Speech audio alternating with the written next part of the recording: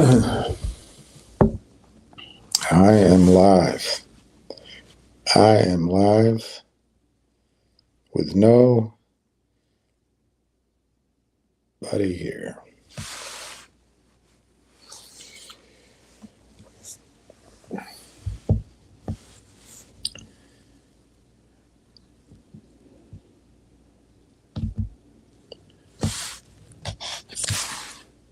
Hello, everybody. I guess I was listening to a song, and just to fill the first few seconds, I'll let you know what it was.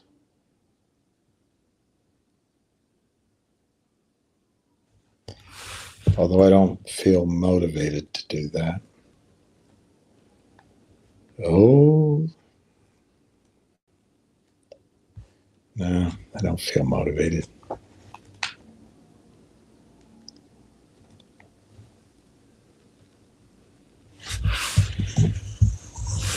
Game undone.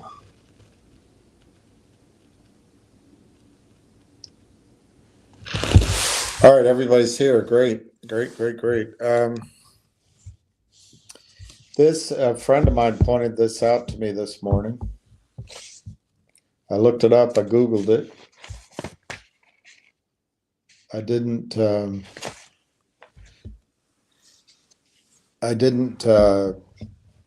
put the article here, but BlackRock, I mean, there's one more. I saved two of these. This one. It has more of a headline.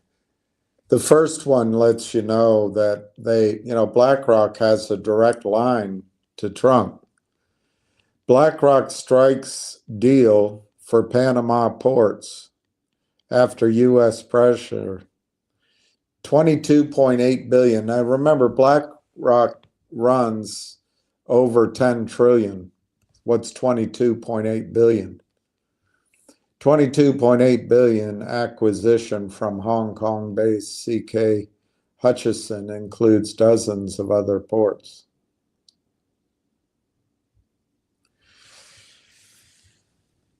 And the gentleman that shared that with me made a pretty good observation.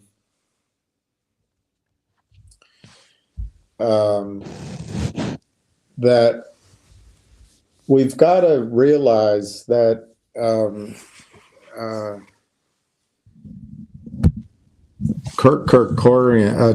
Kerkorian is not a good doctor. Now, we have to realize, I think, that expectations that Trump is going to do something to threaten the viability of BlackRock or others is probably unlikely. So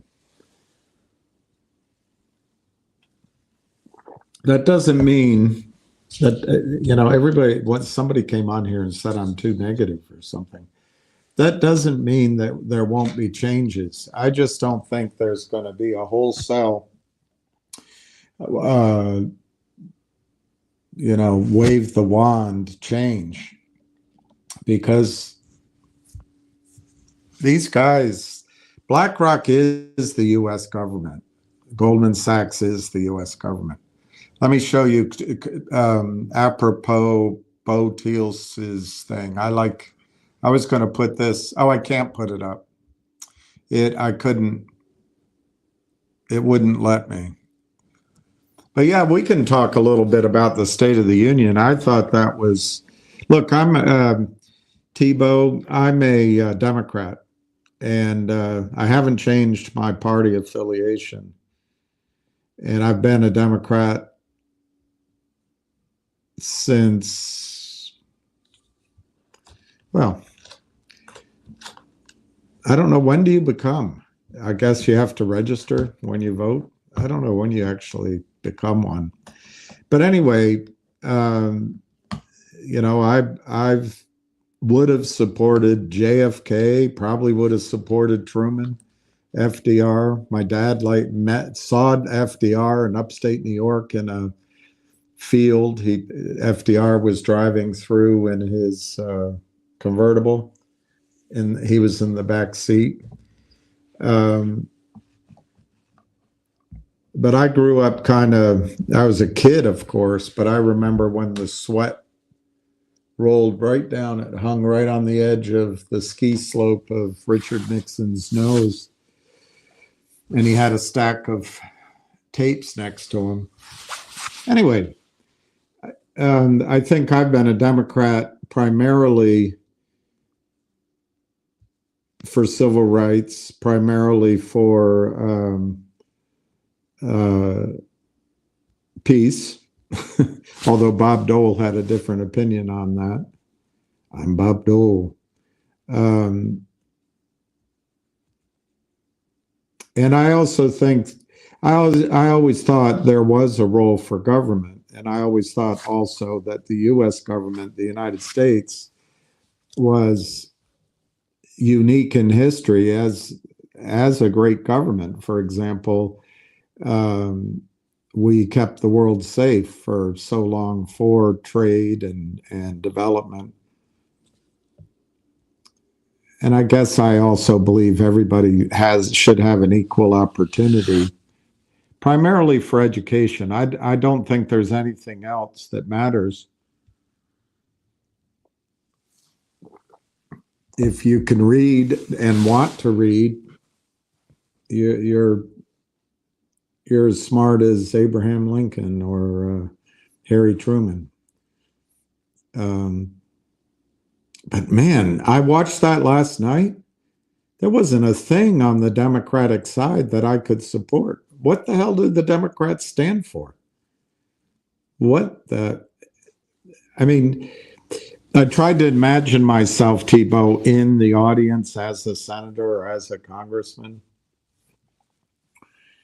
And I think I would have stood up if I'd been there as a Democrat. I would have stood up, and even if I was the only one.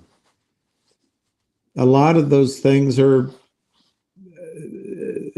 items of care or concern the Democrats had all of my adult life, and now they don't matter. I don't know. It was what a State of the Union address last night by Trump. I think it left the Democrats stunned. They ran out of the place with their tail between their legs. Well, Eric Swalwell ran out to go see his tail. Fang.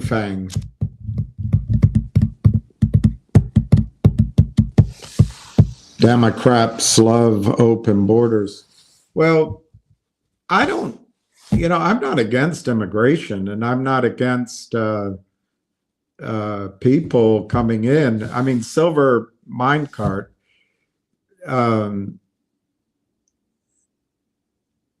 In a normal, strong economy, in a normal immigration process, again, something my father would say, and he would know that was his cone of expertise. But what would come who would come into the country were self-chosen doers, self-chosen, the best of the best, people that wanted to build something, people that wanted to make their life better, people that wanted to excel and make the world better for their children. That's the history of the United States, and I'm all for immigration. I just think, for me, the queasiness of it, I liked knowing that when people came in, they didn't carry smallpox or polio or I don't know, malaria, something with them.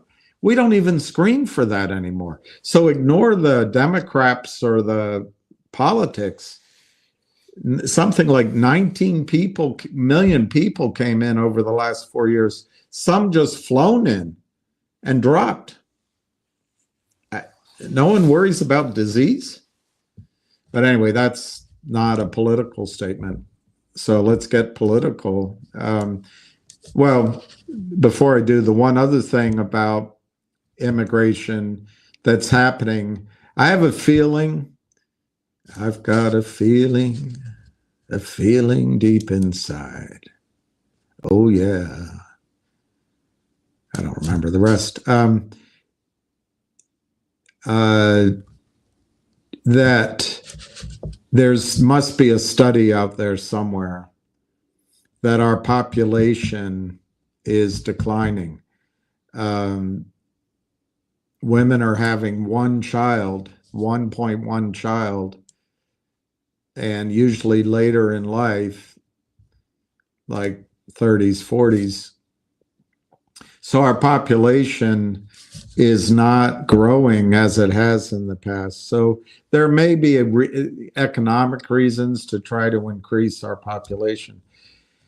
But that's the only two positive possibilities. Obviously, Biden and the Democrats have been cheating on elections for at least since Hillary Clinton ran for office, probably before that.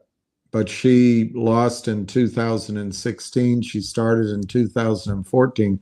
So it's at least a decade of massive Democratic cheating. And maybe they brought in all those immigrants to vote. The other thing is, probably the more likely thing is it's just a way of laundering money. You know, you get big flights and you put immigrants on it and you pay somebody to do it, and whoever that I didn't understand that thing he addressed with Stacey Abrams, but hundreds of millions, tens of millions anyway, or was it $1 billion? Anyway, a lot of taxpayer money went through Stacey Abrams. Why?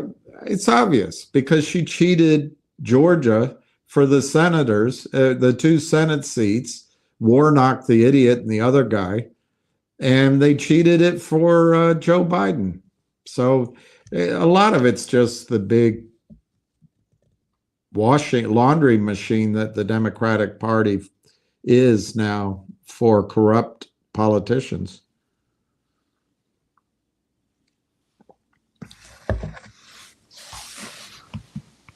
Hey, John Doe. I like Trump's $5 million gold card. I like that too. Canada attracts Chinese wealth. Maybe it's time we did too.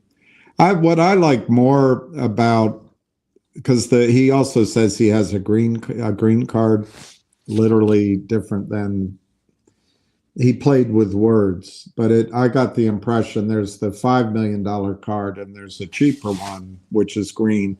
I might have misunderstood it, but his focus is bringing talented people in, just like I was saying, self-motivated people who are going to make their world, our world, better.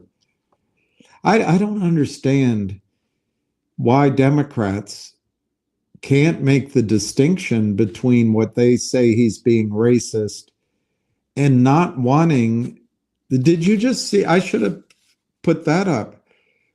And I don't know where I saw it, but the cartel in Mexico, one of them anyway, just chopped up what looks to be teenagers or 20-year-olds, and is like 8 or 9 bodies of tourists, chopped them up and left them. Why would you let that kind of person into the United States? I don't know. Democrats just want the votes. Well, they can cheat the votes. They can cheat the votes. But it's really incredible when you looked over there. Elizabeth Warren went to Harvard, But when you look deeper, she got into Harvard because she said that she was a minority. Is that fair to minorities? Is it fair to us, since she's basically, her judgment ain't all that good. She was right when I read, believe it or not, I read her book on her life and also on credit cards. And I think she's right on credit cards. But once she got into office, she's like any other senator. Great speech last night. It would be great with no tax on tips, overtime, and Social Security. The Democrats don't want that. Obviously, no tax on tips. But if you notice now, tips seem to go to the restaurant. We used to, I worked restaurants. So we used to get our tips ourselves, and it was an honor system. But now with all the computers and the things you bring,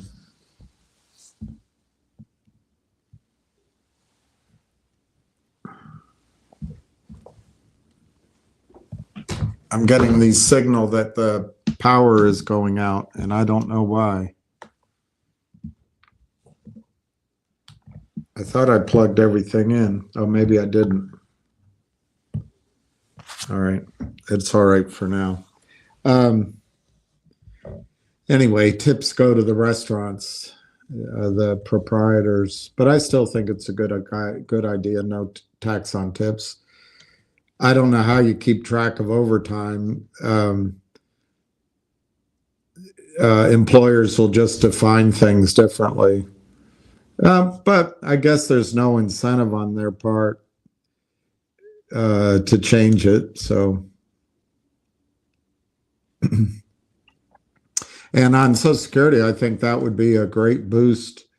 Remember, the baby boom generation is coming up into Social Security, which is basically, as it's implemented, essentially a government transfer.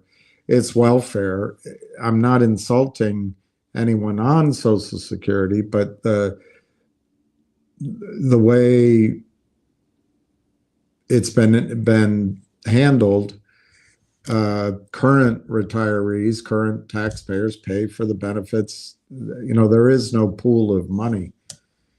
So not taxing it on the one hand would mean more money goes out, you don't bring money in. But one of the theories of economics, at least Keynesian theories, the velocity of money, I guess monetary theory too. The idea that if the money goes to someone, they spend it. I can't imagine people other than the wealthy people getting Social Security. Most people that get Social Security spend it, and that's velocity of money that increases taxes. So I think that's a good idea. Hey, Augustine. Hey, Scott. I'm doing well. I'm a little bit out of it today. That call yesterday was a bit discombobulating. Hey, Zizu. If he can get approved, yeah. If you just tip in cash, this is a non-issue. I agree with you. But guess what? They're going to take our cash away. They're going to take our cash away. They already have. I don't have Apple Pay just for that reason, but how often do you carry cash around to pay for anything? A lot of places around here. How does he say that? Around here?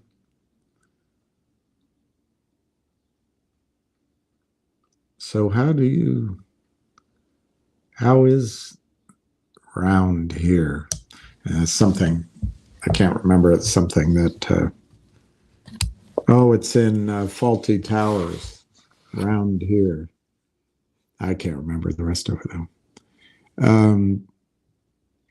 But in this area, no one takes cash. And it's not true, no one, but coffee shops,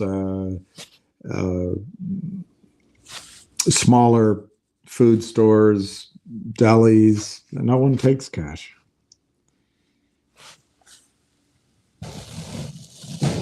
That's true. Employers would have to pay less into the 401k, to the Social Security, to the retirement plan. You're right. Kind of worried about Ham on his trip. Does he even know who to talk to in China? He told me when you're in China, you talk to the man. Talk to the man. I told him he might find out he has to talk to women. Women are pretty powerful in China. Always carry cash. Ham is in China.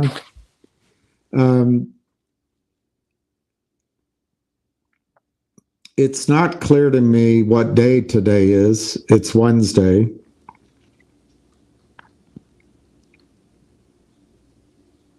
And it's not clear to me which day Ham left, but I heard it's this morning. So I think Ham is in transit, but I don't know that for sure. He's going somewhere, and it might be from tomorrow morning instead of today, but I think it's today. We'll see. He might call in and explain it all himself. I don't know. Yeah. I don't know where he is, though, Susan. I don't know where he is at the moment. I have a pretty good idea where he's headed, but I'm not going to say. That's for him to say.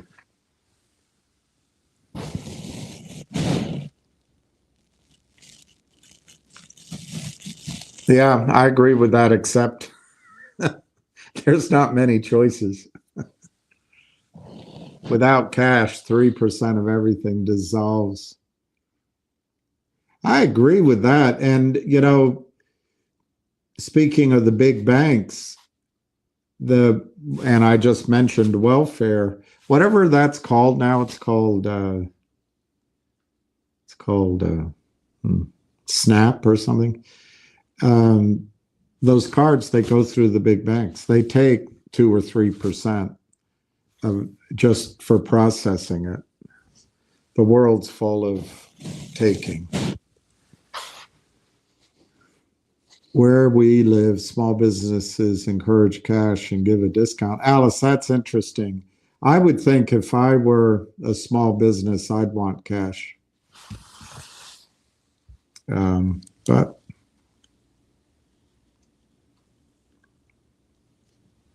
I suspect that you're in a safe area.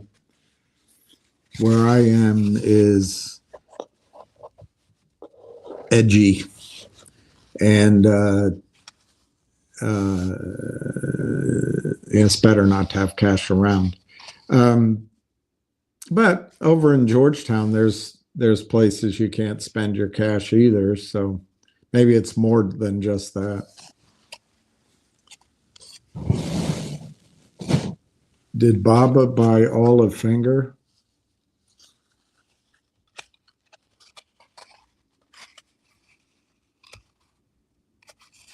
Are you showing your true stripes?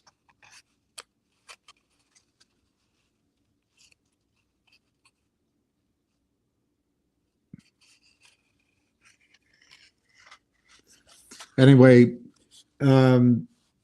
I don't know what's going on with Finger. I don't talk to anybody directly. I find it, if it were in the United States, I would find it highly improbable that Alibaba would buy all of Finger now. I think they would wait till it was much more expensive. Why? Because the business would be more established and predictable and growing. The other thing is, I don't think Alibaba, if it were in a US marketplace. I don't think a company as large as Alibaba, what's been talked about is they're going to go in for 15% of Finger. I don't believe that. That's just, it's too much attention and auditing and effort, and it's too small. On the other hand, watch that I'm wrong. Watch that I'm proven wrong.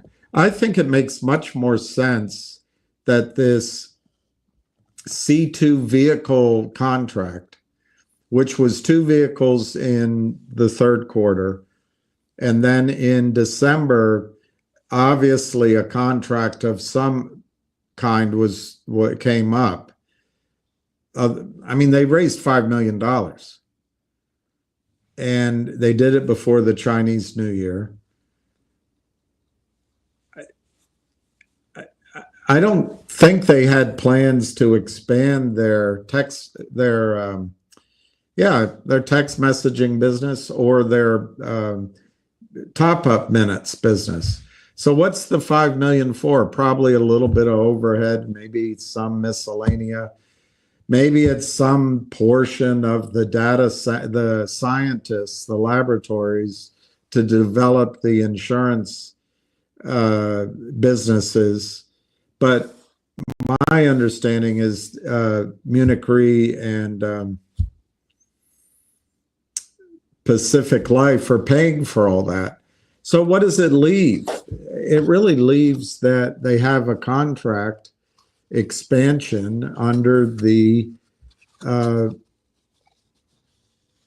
C2 contract, which is these rapid response emergency vehicles, these monitoring vehicles, which can be SUVs, drones, cars, I assume other things too. And in the press release, they name the company. I can't remember the name of it right now. It's like SAIC or DFAIC or FIAC Motors. Well, if you're the motor company and in China, you've got the Communist Party above and down below, you've got capitalism on steroids. Everybody's trying to succeed, working hard, get the contract, do well. If you're that automobile manufacturer, truck manufacturer, and you've suddenly got a group that has, according to the news release, an exclusive contract to supply China with these vehicles, and what Finger Motion has is the data and a little bit of the system, the software, but the rest is all fabrication and manufacturing and putting things together. If your Finger Motion, I have no idea, but if you're Finger Motion, you're a guy in Vancouver, a couple of guys somewhere else, and a woman in Shanghai. How long are you going to be in Shanghai? How do you ramp up 2 vehicles? We have no idea. It's one of the reasons I'm excited to see the year-end report. But what is $5 million? Let's say it's $4 million. How much does $4 million allow Finger Motion to expand its C2 contract? Let's say it's 10 vehicles. I have absolutely no idea. But you're going from 0 with 0 expertise to 2, then you're going to 10. And then I'm sure there's more contracts pending. So you're looking at a situation where if I'm right, the $4 million spent on, in my example, 10 vehicles, it's going to take, what, 60 days, 30 to 45 days to put that all together at best? and then it takes delivery, and then it takes 90 days to get paid. So at best, from December, Finger Motion will roll that money in the C2 contract, and let's say they make 30% profit. So the 4 million, I don't know, turns into 5.5 million. But it's 100 to 120 days from now, maybe 140 days from now. So the 4 million turns to 5.5, and they can do it again. Now they can, instead of doing 10 vehicles, they can do 14. But in that, I have no idea. But in that model, what's the risk? The risk is that now the company DFAIC or whatever it is benefits because they know they're going to have a steady supply demand for vehicles. And what if they make the suggestion to Finger Motion, why don't you do all this assembly at our shop? What's in it for DFIC? What's in it for them is a steady source of revenue and growth. Because if they don't lock it down with Finger Motion, because what the risk is to Finger Motion, what happens? The stock's trading at $1.10, $1.20, and they raised 5 million. And in my, all I can do is use an example. I have no idea what's going on. But in my example, they used $4 million to fulfill the next stage of their exclusive contract. But what if after New Year's, this exclusive contract gets bigger? And so there's a pending RFQ.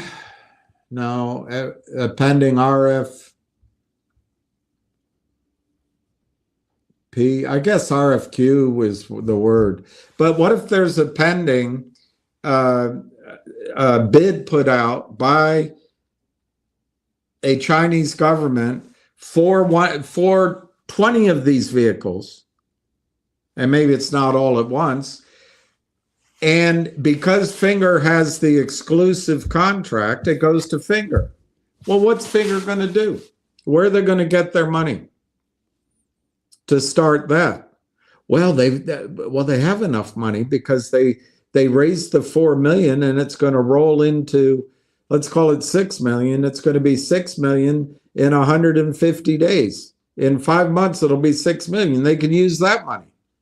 Well, what if the contract is about to be put out for tender, so to speak, let's say in March, and it has a short fuse?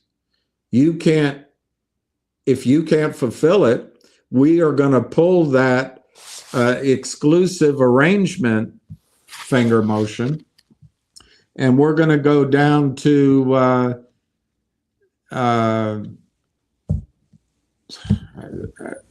I don't know,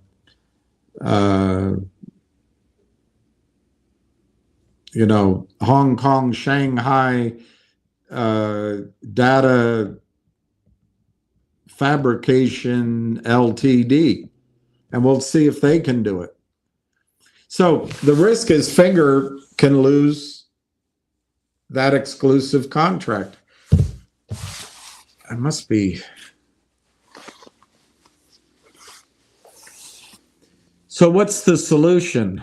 The solution to me would be that Finger Motion would enter into an agreement with DFIC Motor Vehicles such that DFIC, whatever the name is, would either use their balance sheet to borrow money or would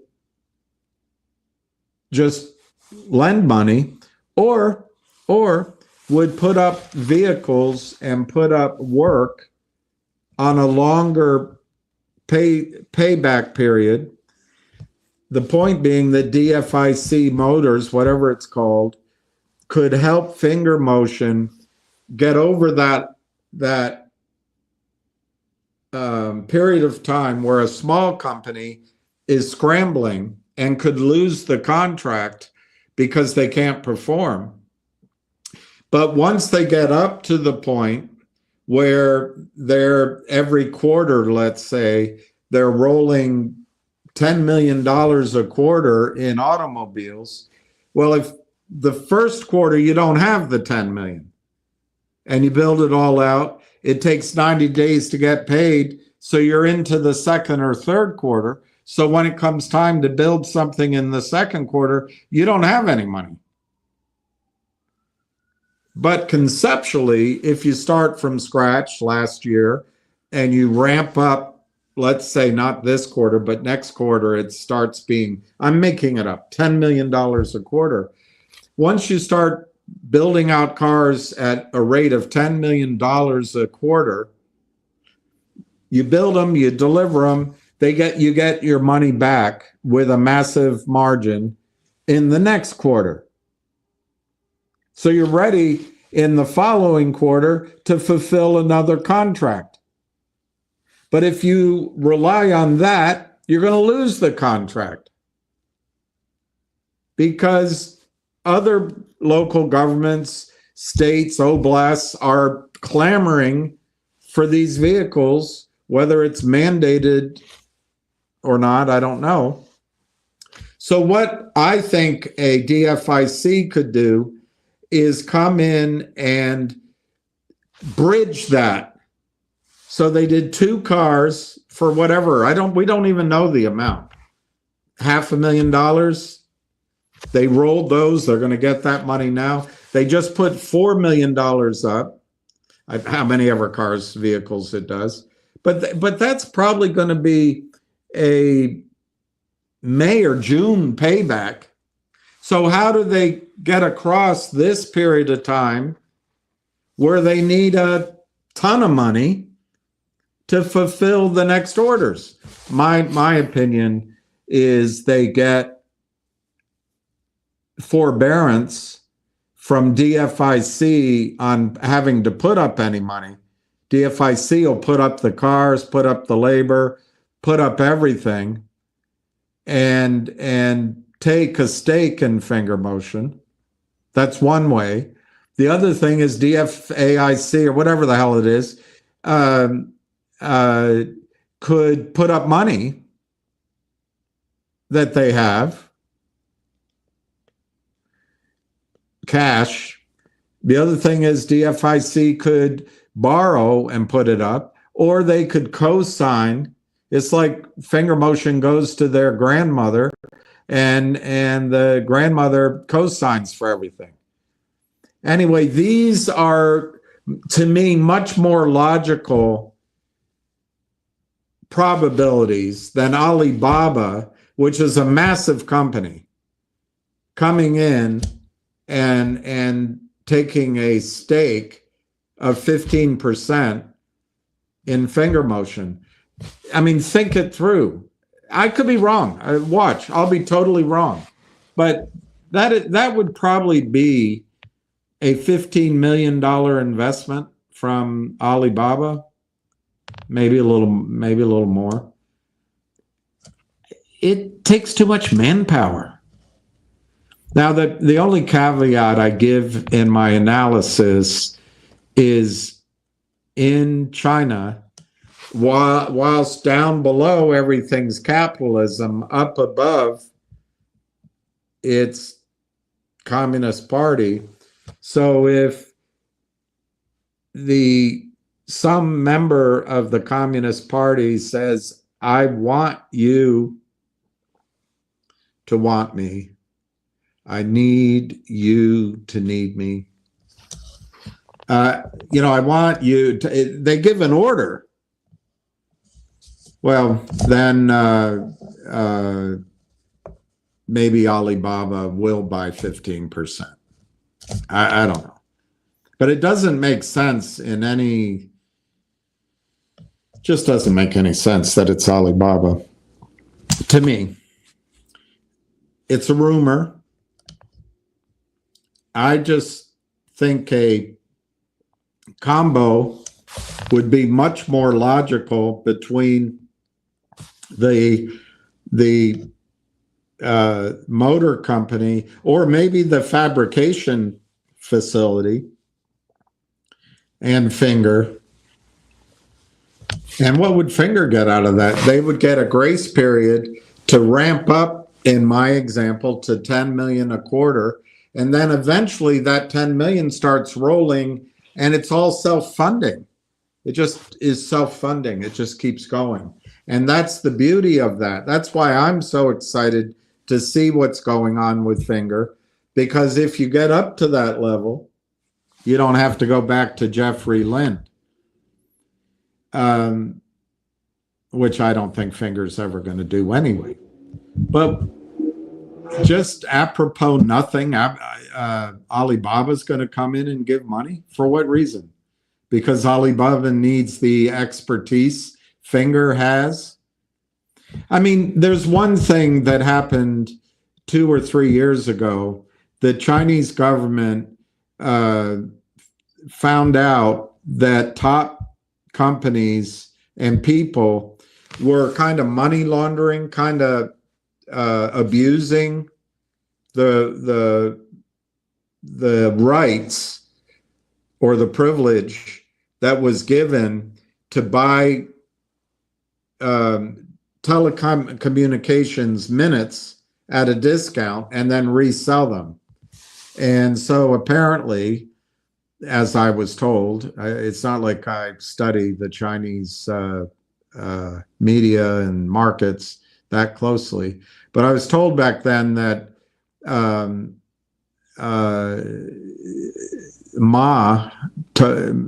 Ma was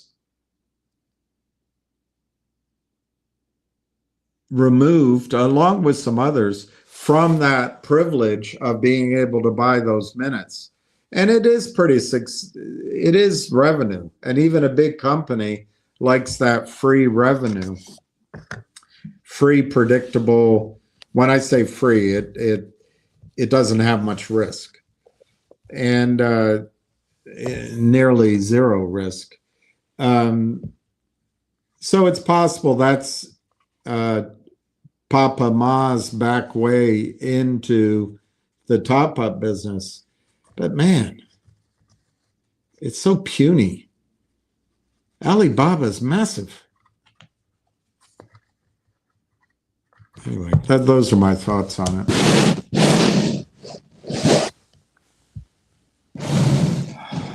I don't know. I don't know if he went. I was asked to go back when I was,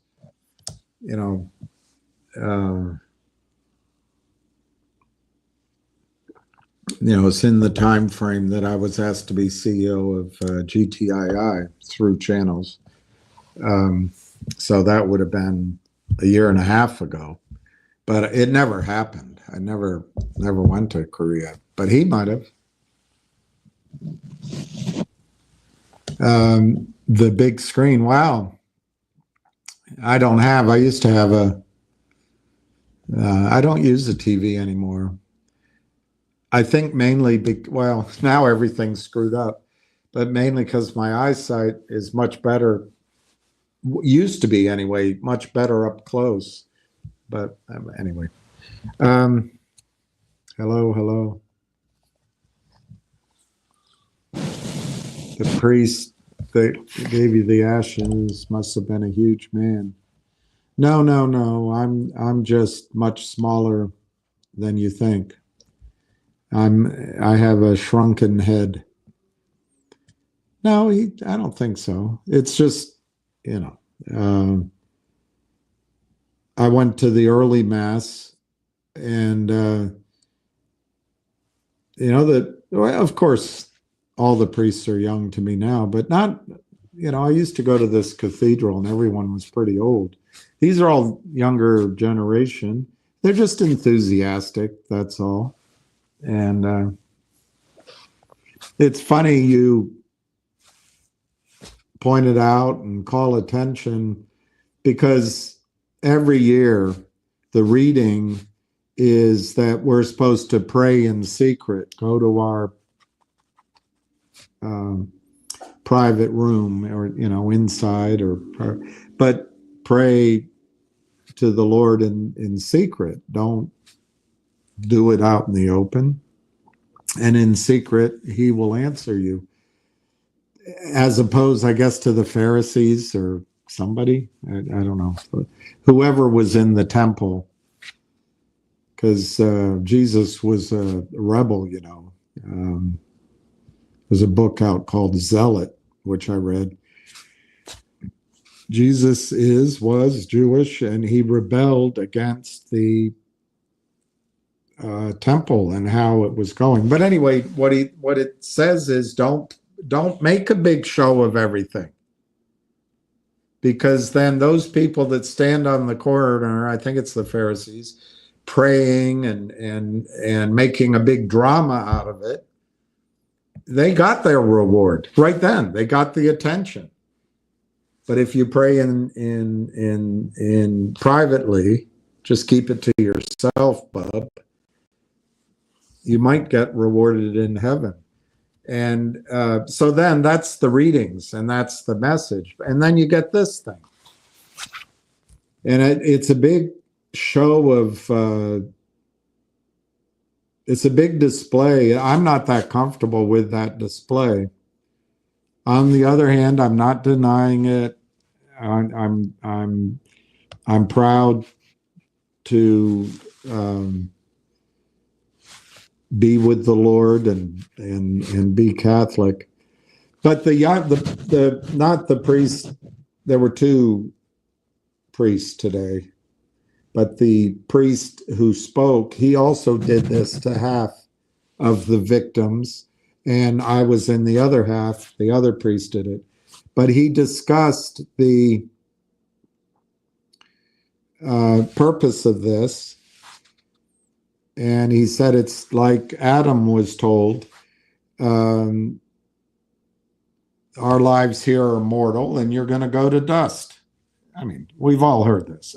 I don't need to, I'm not teaching you anything.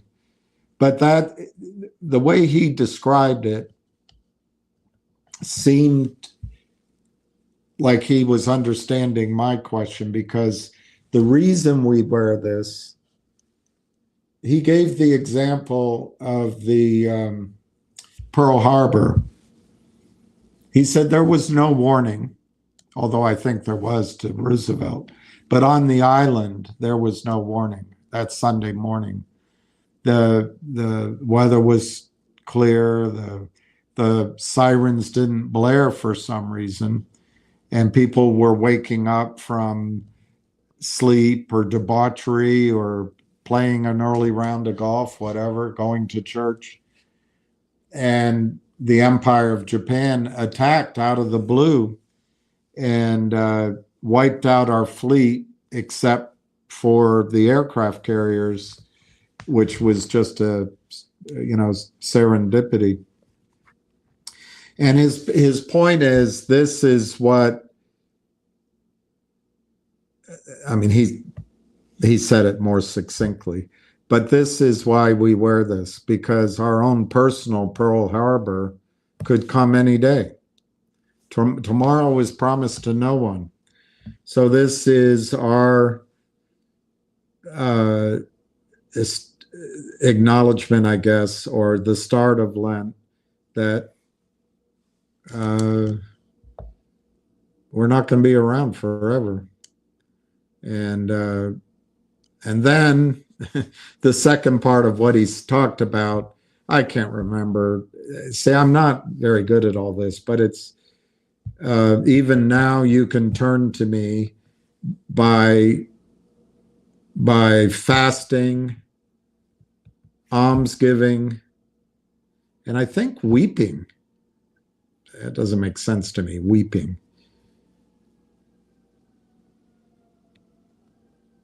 Okay, there were three things. So he went on to say that during Lent, the way you prepare for this future is fasting, charity, and weeping. I don't know if it was weeping. Praying, I guess. The much better word would be praying. Anyway, I don't know. You got to go see a priest. I don't know. I don't know how to explain it any better than I just did. What is a Christian's favorite meal between Ash Wednesday and Easter?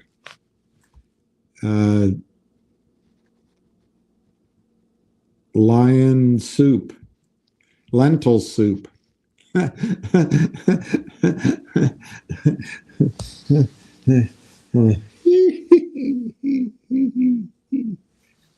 That's pretty good, Big JR.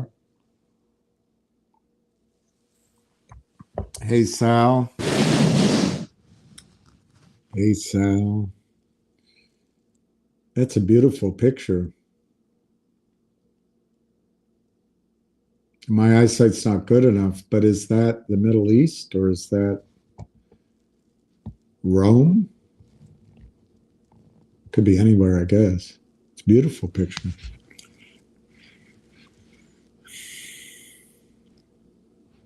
All right, let me see if I missed any questions. I do have a rather loose agenda, but I want to make sure I don't miss any questions because I learned my lesson 2 days ago that these things disappear. Placed an order on G-Bucks this morning at 4:01, sat unfilled. They filled it at 3.95, and now you feel fulfilled. I think G-Bucks looks like, now wait a minute. NIXX. I think NIXX looks like it's finished its downward move. G-Bucks, let's look at the chart. I think they're both gonna trade the same way. I'm optimistic for G-Bucks to turn around, but we can look at a chart.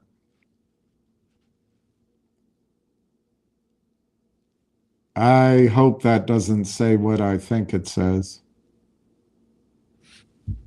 Trump smashed. Hey, Red Hook Texan.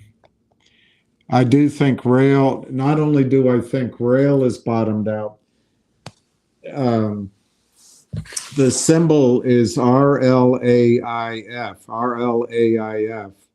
And I've gone through it so many times.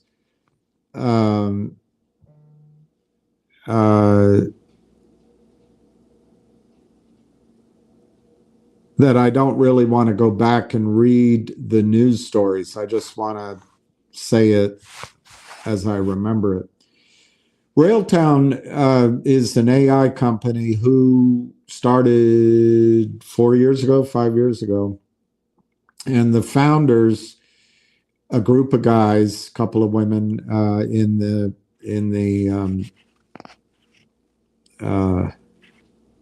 well, anyway, let's leave that out.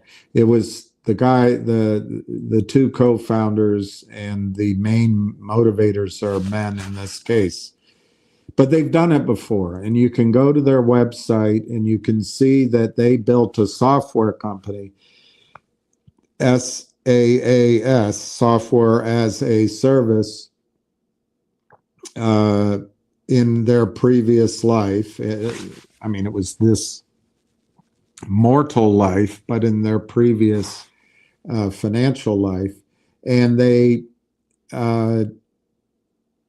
sold it. In one case, there were 6 companies. One case it was sold to Microsoft. That, I believe, was the CEO, Brandolini. One was sold to I want to say Starbucks, and then another to KWB, the real estate company, if I got the symbol right, and then Keller Williams, and then one was sold. I think another one was sold maybe to Microsoft. Anyway, they have built up software companies, created value, and then sold them for big multiple. Well, what's Railtown? Railtown is these same guys coming in with an idea. As I understand the idea is that it use AI to develop a tool. Richard said it yesterday, some sort of model, whatever it is, model, that can go into legacy software, locate the problem, come up with a solution, and fix it, and maybe install new software. So it's using AI to create a software repair, software development, software enhancing tool for companies in their legacy software. And software has been around now longer than Lady Gaga. It's pretty long, 40 years, 50 years. So it's a big market. So they raised, I think, tens of millions. I think it's 60 million or 90 million, but I might be confusing that with the gold company. So it's some big amount of money. They built out this model for AI, whatever it's called.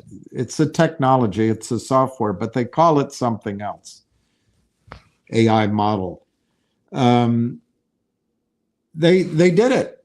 So they did all the R&D, the development. They brought their brains, their teams, their money. They own the item, whatever it's called. And so this model is a closed AI system, and it is proprietary, and it's first.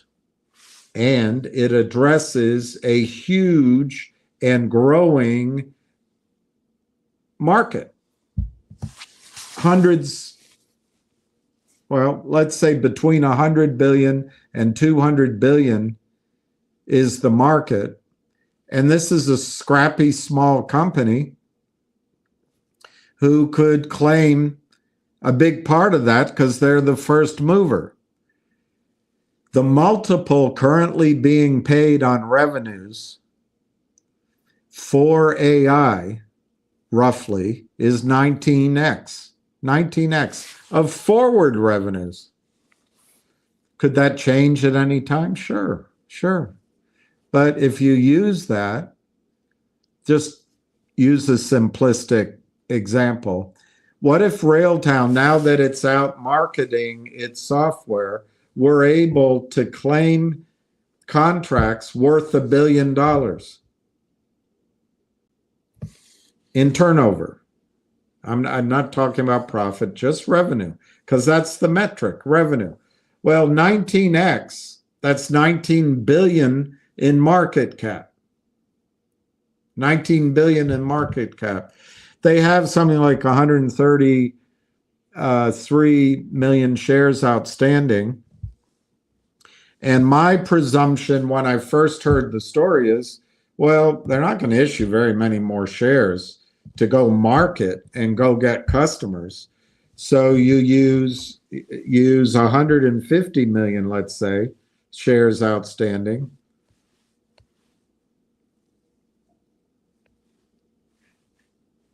So 19 billion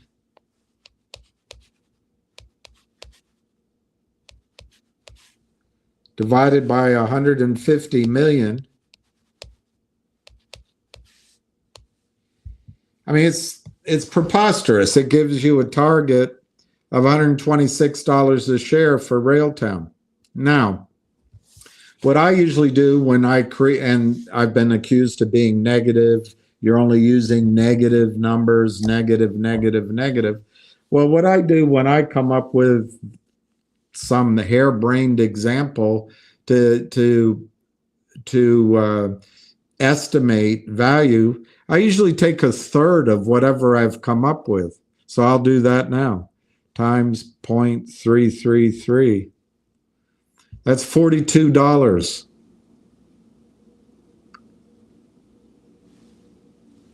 I mean, I think it's reasonable to do it again if you really want to chop it. So in other words, by taking a third of my example, I'm taking it from $1 billion in revenue down to 333,000 in revenue, but I'm still using the 19x and I'm still using a roughly 150 million shares. If I want to presume that the shares might triple, I don't see why they would. Or if I want to assume that the multiple will be less, I don't see why it would in the near term. I could chop that down further. So my extremely optimistic pie in the sky goal, which sounds ridiculous, is $42 a share for RLAIF. Now, that's in a buyout. But something interesting happened from December to January. They made an announcement 3 weeks ago that a company called AI Partnerships Inc., Artificial Partnerships Network, or Artificial Intelligent Partnerships Incorporated, something like that. This company was set up to bring together the cream of the cream. Obviously, when you have 160, it's probably more than the cream of the cream. But it's the idea is to bring the best of AI companies in North America into one partnership so they could share their efforts, the costs of marketing, share teams, help each other out. And further, these companies had wealthy, not all of them, just the best of the best, have wealthy investors, wealthy backers. I understand some of them are billionaires. If you go to Twitter and read Rebecca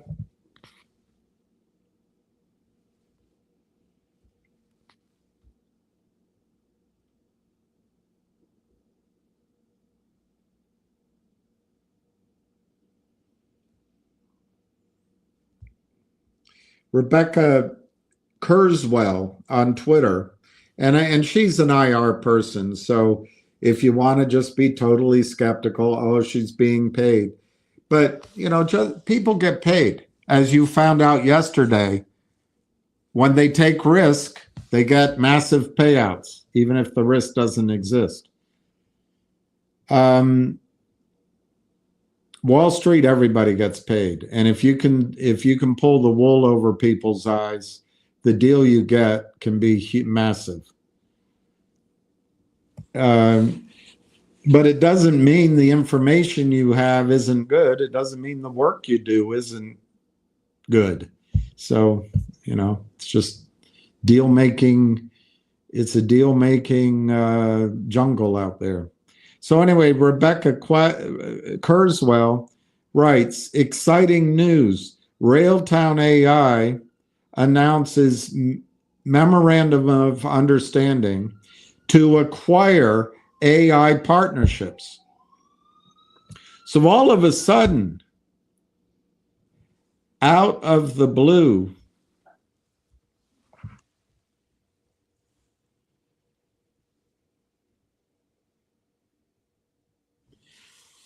the story, as I conceived it,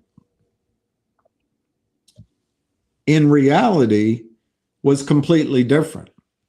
but it was and is much bigger. This partnership, which has 160 best of the best AI companies, which is a new industry, which is a rapidly growing industry, keenly sought after, they're buying the whole thing. They're not flirting with one or two of the companies.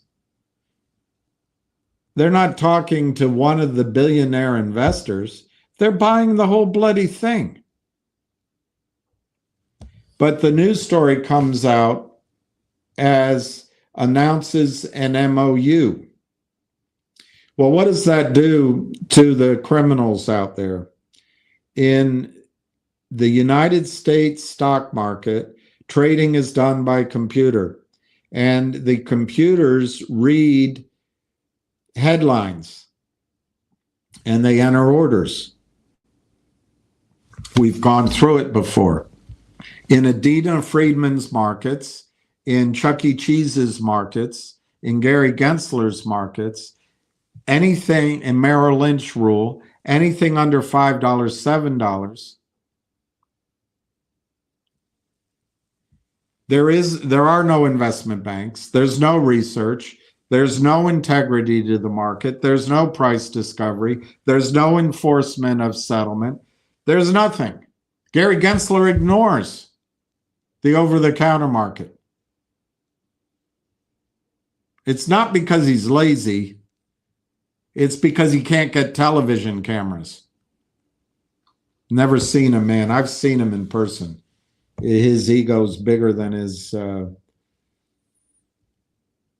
failure to enforce securities laws.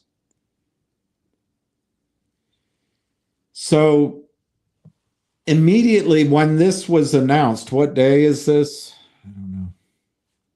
3 weeks ago. The computers recognize, they see MOU, Memorandum of Understanding. It's not final. Sell. To acquire. They're going to need money. Sell. It's got volume. The computers figure out. It's 30 some cents. Sell. Because the company, Railtown, is going to be acquiring AI partnerships, and the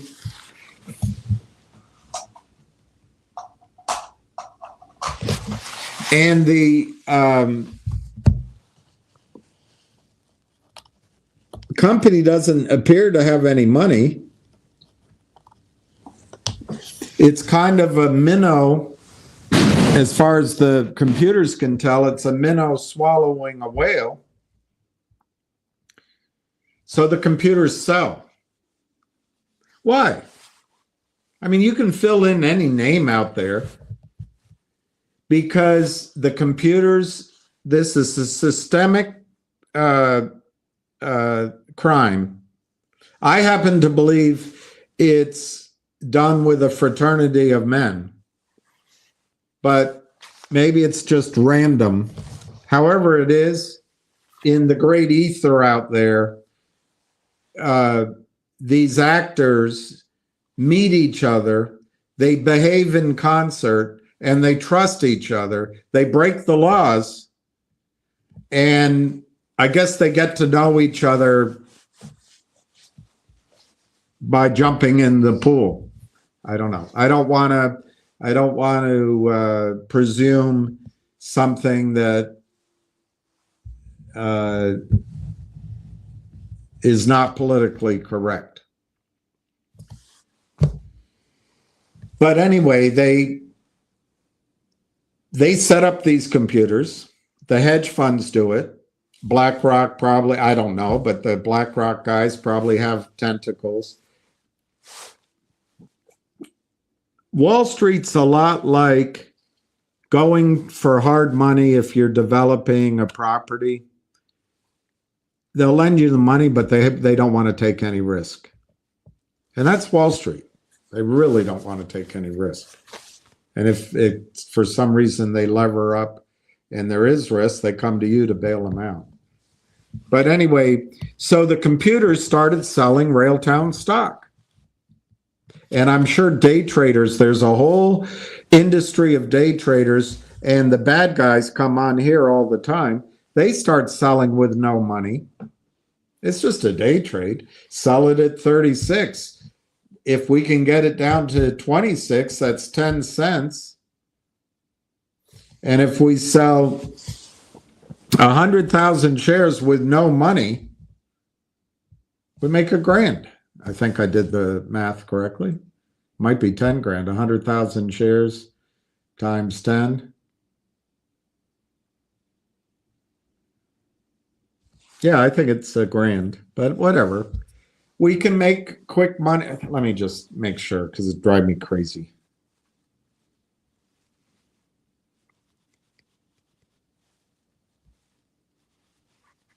It's 10 grand. So these opportunistic guys that come on here and say, oh, William's pump and dump, and William, why do you have hair that looks like George Washington, and, you know, whatever. They dishonestly, criminally, immorally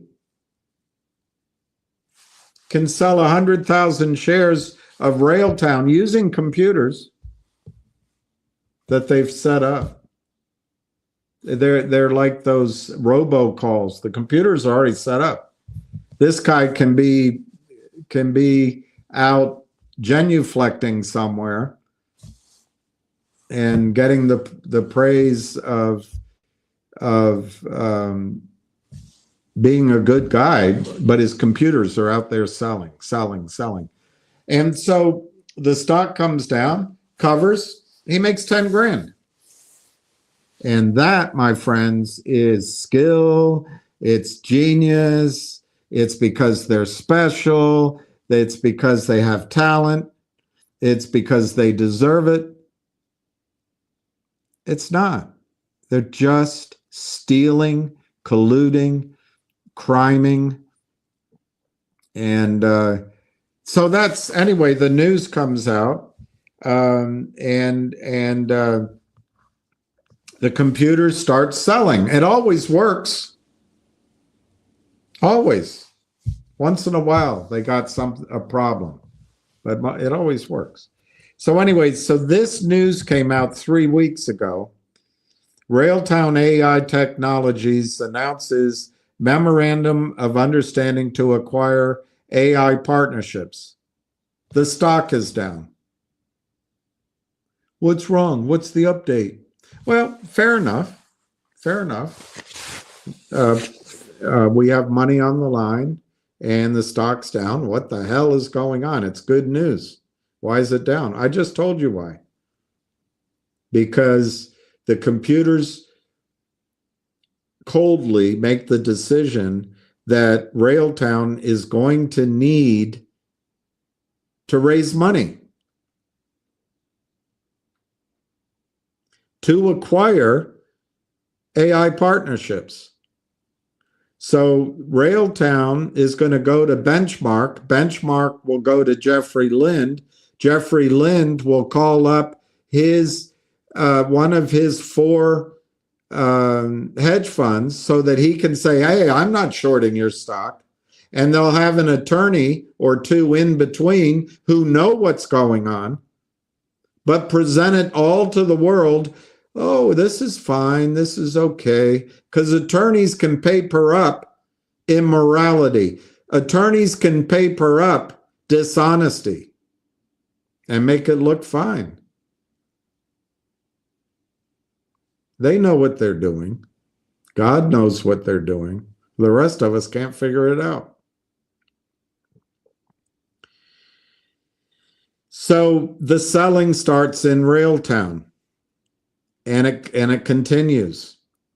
And on Friday, this past Friday, it went low. Why? Because a lot of these computerized guys work on credit extension. They work on the extension of disbelief. There's lawyers in between and boxes to check. So you get a fax. I don't know if people use that anymore, with a signature from an attorney saying this, and this. And over time, you don't check all the boxes, but it comes from the same guy, and the prime broker says, okay, we'll take those orders. And then eventually, the cowboys just sell, the computers sell, and it's accepted without the attorneys doing anything, because it's always worked in the past. They're good clients. There's systems in place. They want the commission. Everybody looks the other way. So this comes out. The automatic computers see MOU, deals not done, and acquire, and they just start selling because they know Railtown is going to go to Benchmark, is going to go to Jeffrey Lind, who's going to go to Anson Funds. And then everybody joins in. That's what the computer, that's the modus operandi. But in this case, it turns out they don't need to go to Benchmark and get referred to Jeffrey Lind and get money from the Anson Funds. Why? Because the people involved in Railtown have money, and it's fully funded, and they have wealthy investors. But the acquired company, AI Partnerships, has 160 startup, well-heeled companies in the AI business with big investors behind them. So they don't need to go get raped by Jeff Lind at all. So in this case, the stock's down, and the day traders, the ones that sold 100,000, 300,000 shares and booked it, moved around, worked with their friends that they just happened to meet in the internets. There's nothing else going on. It's just coincidence.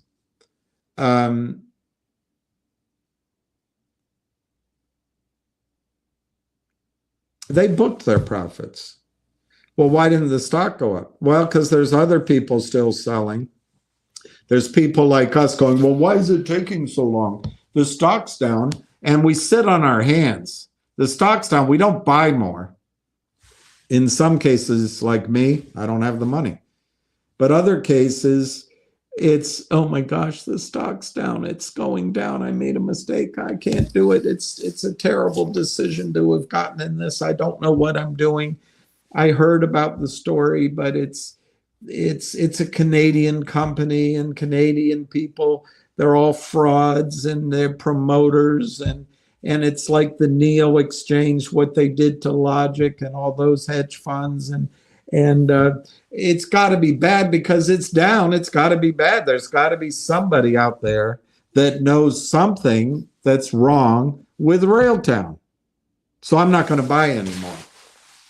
I'm just going to wait to see that it goes up. Then I'll buy. Which, by the way, that's not a bad strategy. People make a lifetime of profits waiting till stocks go up to buy. I would submit to you that's a different kind of investor. That's a day trader. That's a short-term trader, which is perfectly fine. It's fine. It's just different. But if you're like me, the one thing I can give up is time, although I hate doing it, to find the arbitrage between what I expect the value of Railtown actually is right now and what the price says. What do I have to give up, in my opinion? Because I'm just a schmo.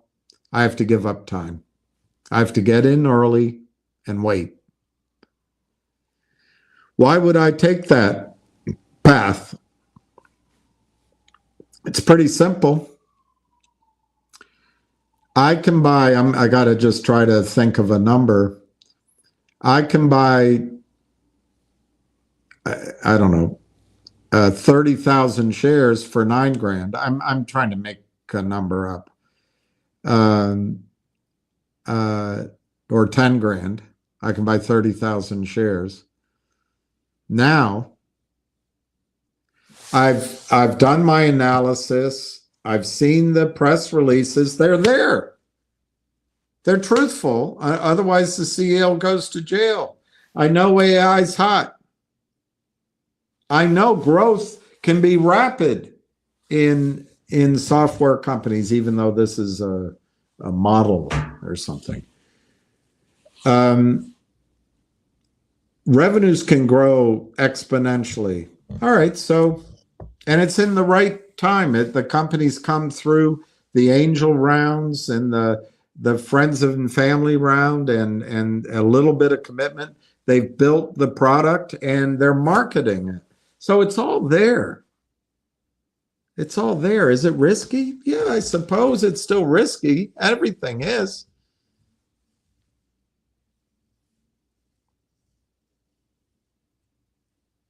But if I put up, I'm trying to do this example in my head, roughly 10 grand, I can own 30,000 shares. Well, I'd rather wait.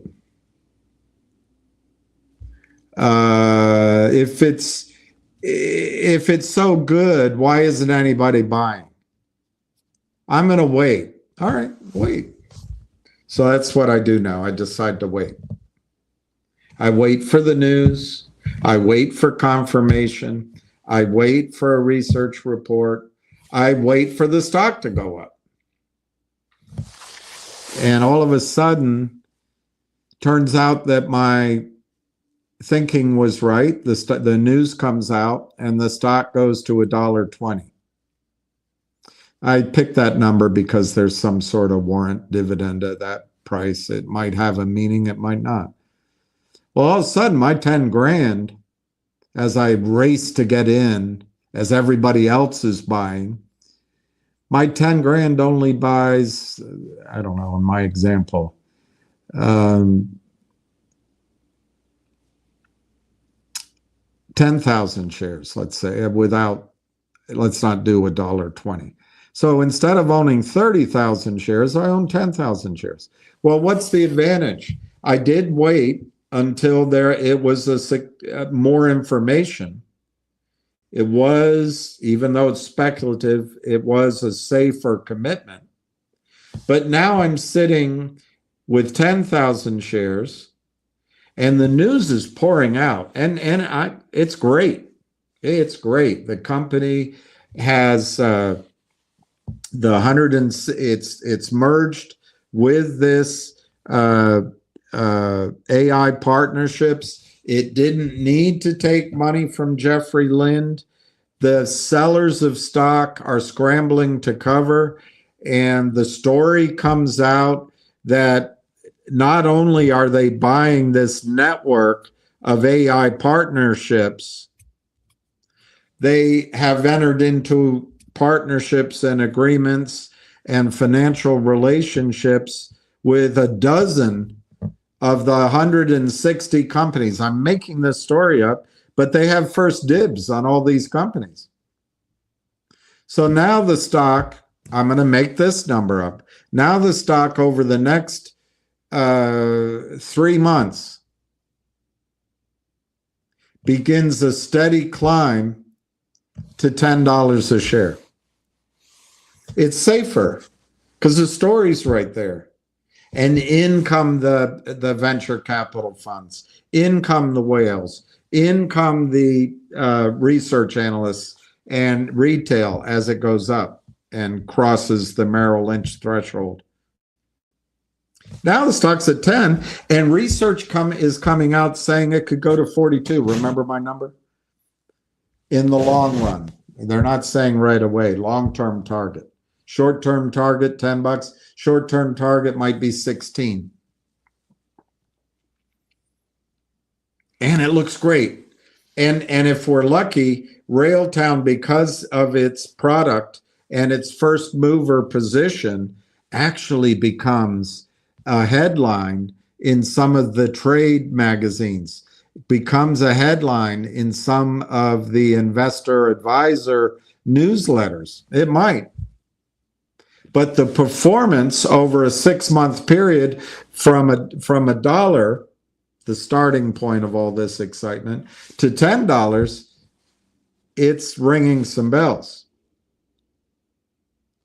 All right. So what's the situation? I was great. I was so smart to wait for confirmation before I invested and get in at $1. That's true. That's absolutely true. That is a way to invest. And it's, if you have a lot of money, it's the best way to invest. And if you're big, as I try to get across to you, big investors, it depends. Everybody's different. They'd rather buy at $1 than at 27 cents, 30 cents. But what's my opportunity cost for doing it that way? I take the same 10 grand. I waited because I don't like this backing and filling and what's going on. I want more news. Well, that same 10 grand invested today, right now in Railtown, buys you, I don't know, 30,000 shares. Well, the same story happens. 30,000 shares at $10 is worth how much? $300,000. It's the same 10 grand, but 10 grand by waiting until I feel comfortable with all the information and it's public,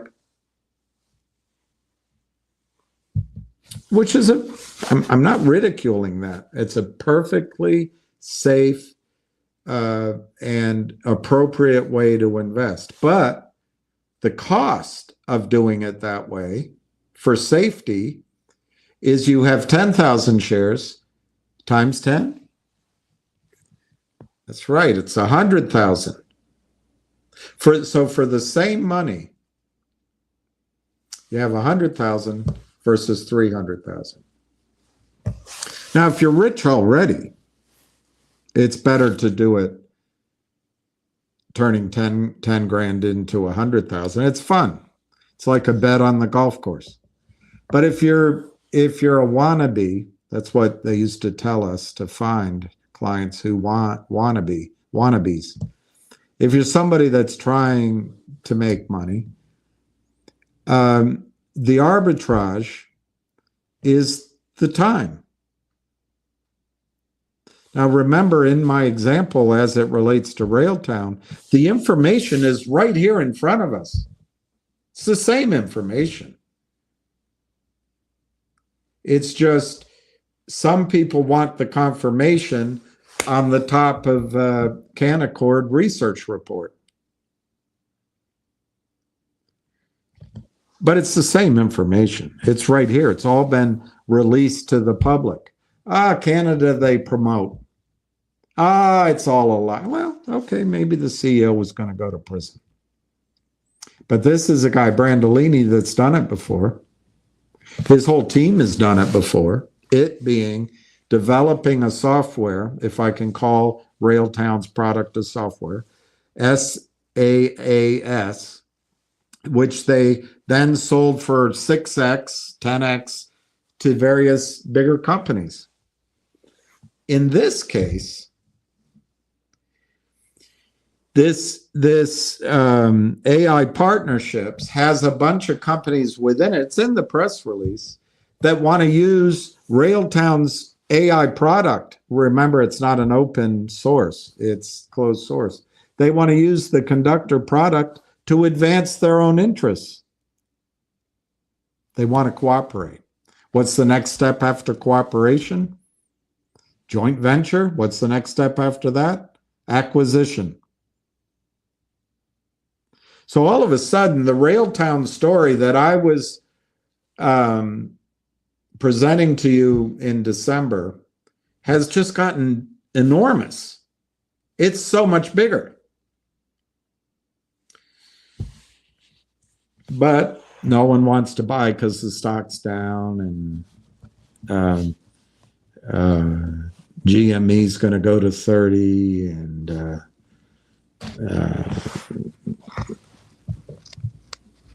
I don't know. I'm trying to think of another stock. I don't want to pick on any stocks. I'd rather be in some other stock that's going, which is fine. I don't care. But what I'm about to tell you is the reason I think Railtown is a screaming trade right now. Screaming.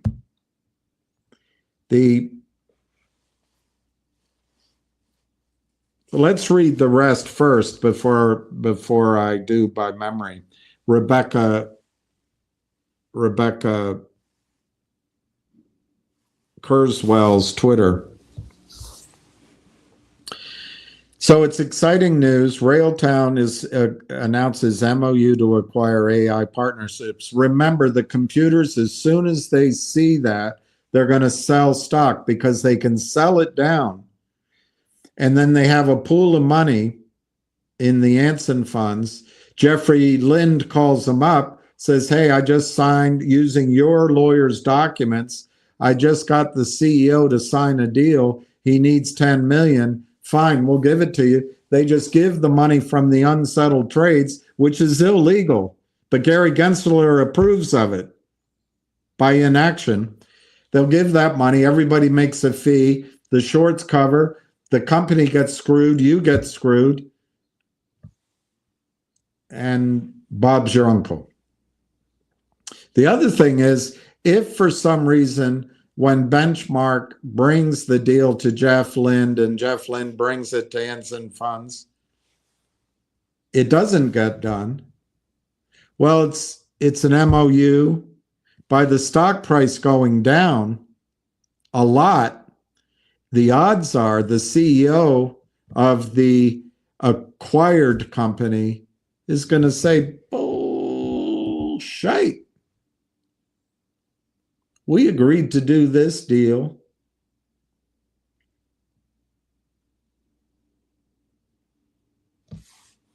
At whatever price. I don't want to make it, it's going to be too confusing.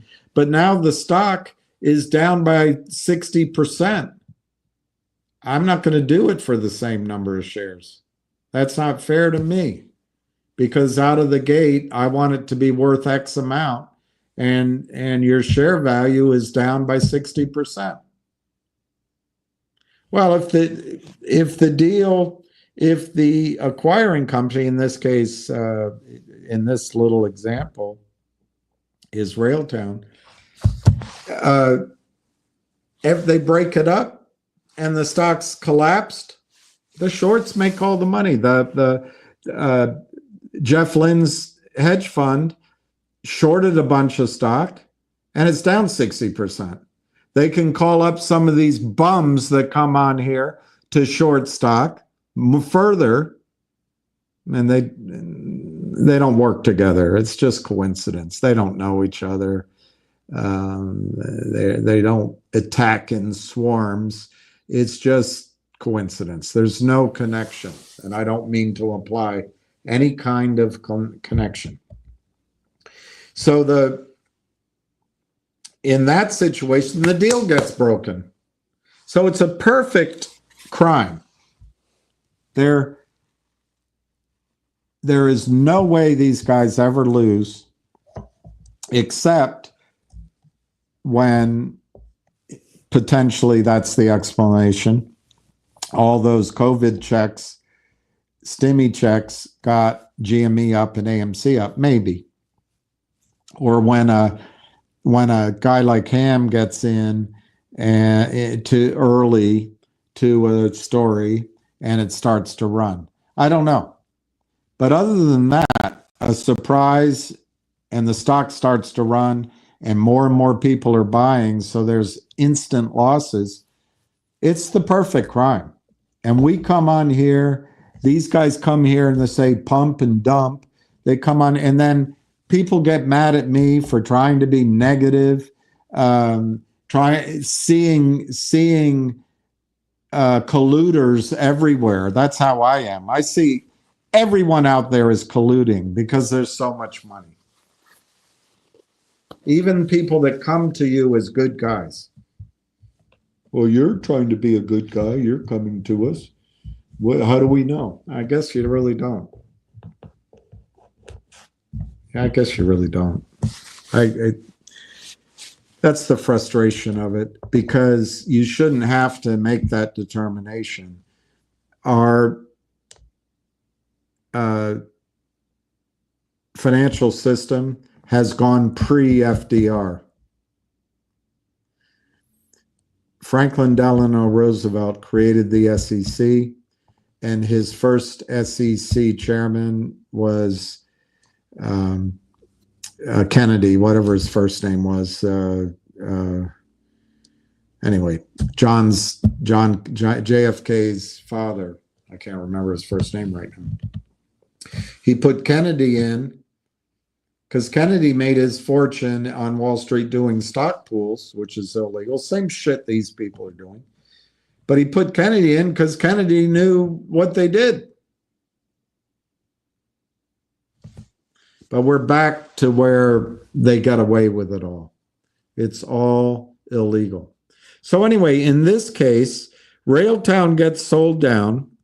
There was a flurry of good news. This is bloody well the best news you can imagine. Let's read Rebecca Kurzweil. Exciting news. Railtown AI announces MOU to acquire AI partnerships. To the human mind, that's great news. This includes John Ruffolo, the financial architect of Constellation, $100 billion valuation. There's another guy, but I don't know her English, why she writes Omers. But anyway, $100 billion valuation, $4,900 a share. Those same guys are in the AI partnerships. Do you think they're involved in this? I don't know. Maybe. So, and then she goes on, investors often ask, when will Railtown have revenues? Well, they're marketing their product, so they probably don't have much yet. But I bet it's been out there now a couple, 3 months. They might have a revenue contract to announce. But she further answers her own question. This is 3 weeks ago. Today's news is the making of the answer to that question. AI Partnerships, the company, the network company that's being bought by Railtown, has 160 companies in its network doing $400 million in revenues. I'm not going to go complicated. Let's assume that not all of those companies are doing revenue. Let's just assume they buy $400 million in revenue, which will be growing. All right. So keep our story close as we finalize the letter of intent.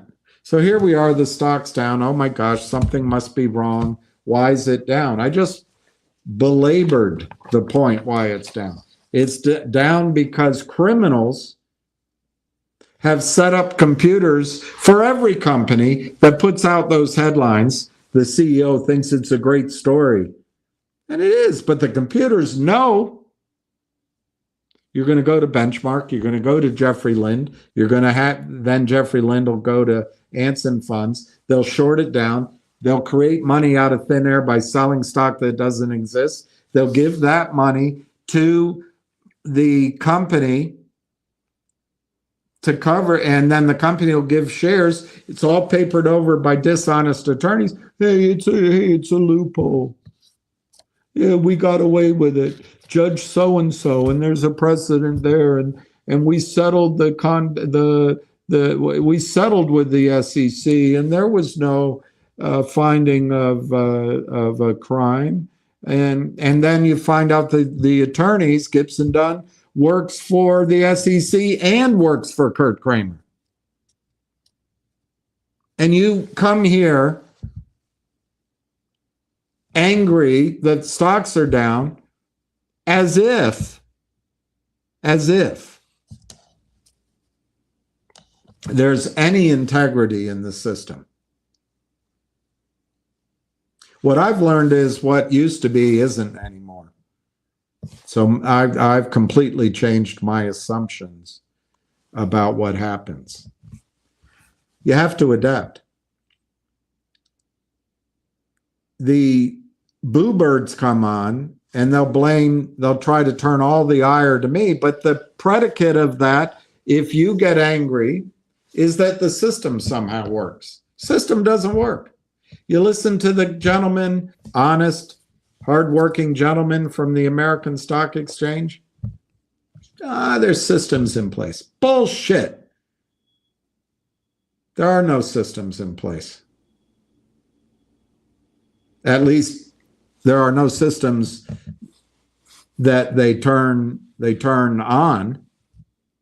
This is a crime that goes under your nose. Gary Gensler looks the other way, and it benefits Goldman Sachs and the big guys. And people that come into the flow like Benchmark, Yorkville, Lind Partners, Geneva Roth Holdings, hire attorneys to paper that all over. But then there's a whole coterie of cowards who come in and day trade on the side and nip and steal and run along and giggle and celebrate and come on here. And it goes with every company. How is it possible? Every year, Adina Friedman's NASDAQ delists 1,000 companies or more. How is it possible all those companies on Adina Friedman's NASDAQ earn the right to be on the NASDAQ by performance, so their business plan is working? And then under her guidance and care, we need you to put women on your board, and then we'll share the American dream with women. Adina, American women own the majority of U.S. financial assets. You are screwing American women, primarily. But anyway, how is it possible 1,000 companies are destroyed on NASDAQ every year, or whatever the number is, without her complicity, without her awareness? She approves this. So does Chucky Cromwell. So does Gary Gensler and Robert Cook and Ann Wagner and BlackRock. So anyway, the sell-off in rail is in that context, that it always works to drive it down. The company's going to go to Jeffrey Lind. He's going to give them a pool of money that his clients shorted, and everybody gets rich. Well, in this case, that's not happening. All right, William, then why is the stock down? I know I've probably lost you, but this announcement came out 3 weeks ago. You can look it up. MOU. All right, so in the press announcement, it mentions that Canaccord Genuity is their investment bank. Canaccord Genuity has institutional investors. It has family offices. It has retail, probably. It also is a tremendous conduit for criminal short selling. But both can be true. Both can be true. So there are good people. I would say 95%, 98% of people on Wall Street, everyone I ever met on Wall Street except for one guy I knew of, and then of course you read some stories, but the people I interacted with, hundreds of people, they were honest. Wall Street's full of honest people. I don't know the law business is, I'll tell you that, but it might be. But I don't think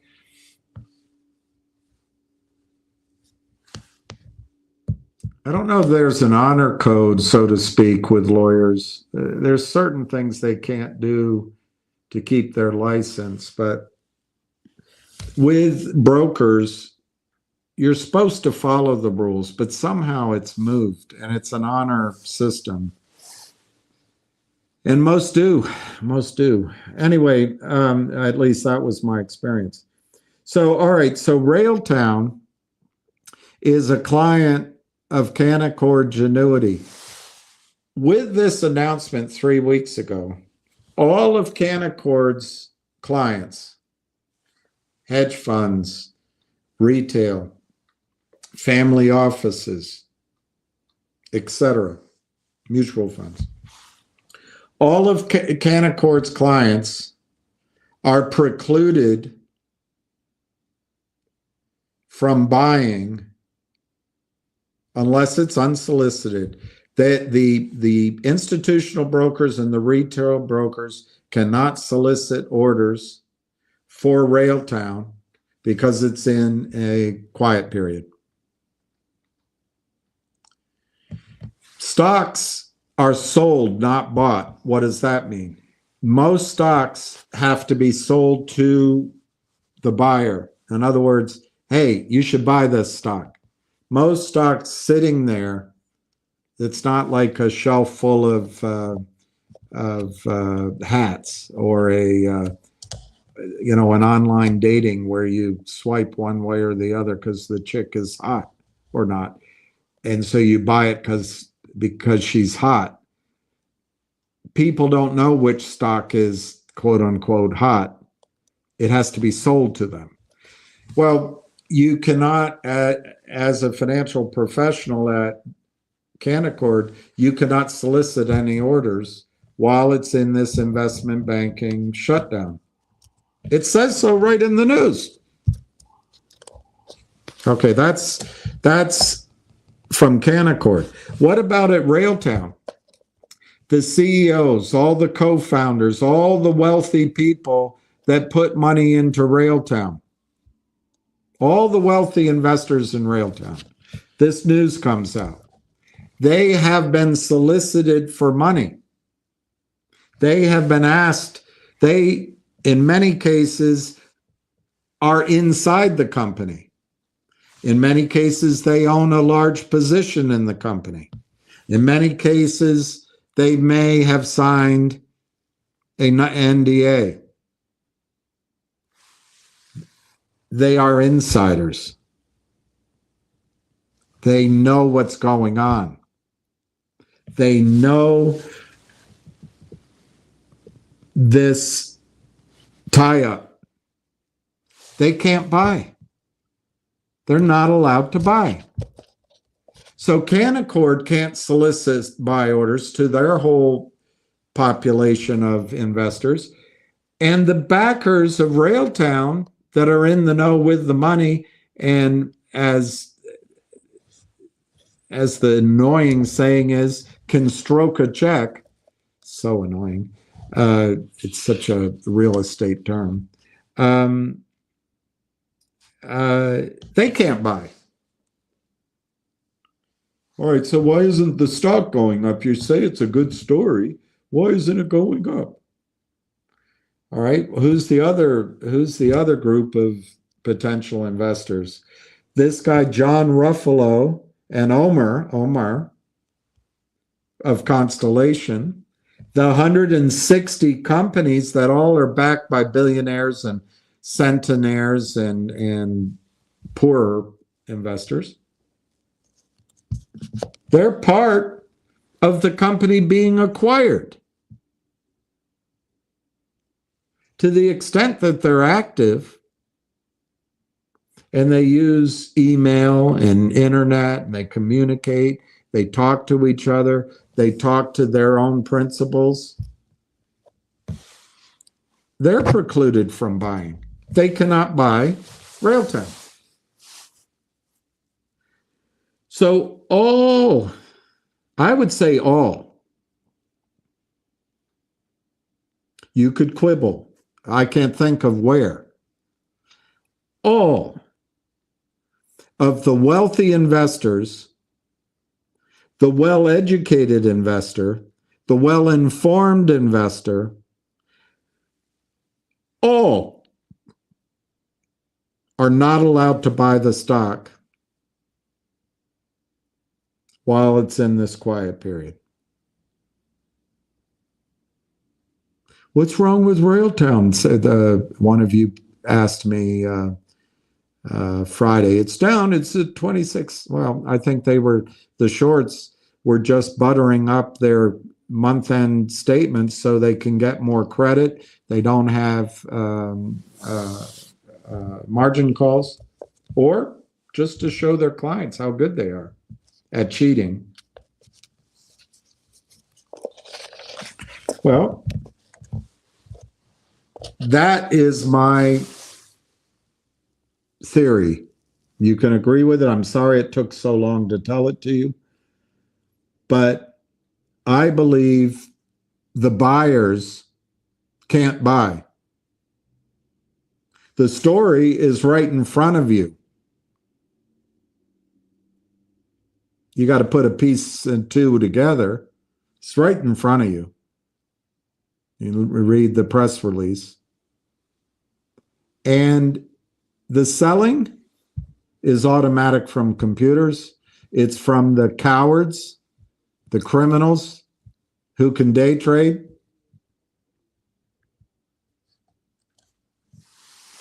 That's it. So how much more time do we have to wait for Railtown to go up? I don't know that answer. But this shareholder approval process in Canada on a proposed acquisition is 4 weeks. Is there more involved in that up in Canada? I don't know. But don't you think the majority of shareholders have already approved this? It's probably 8 guys and 1 woman.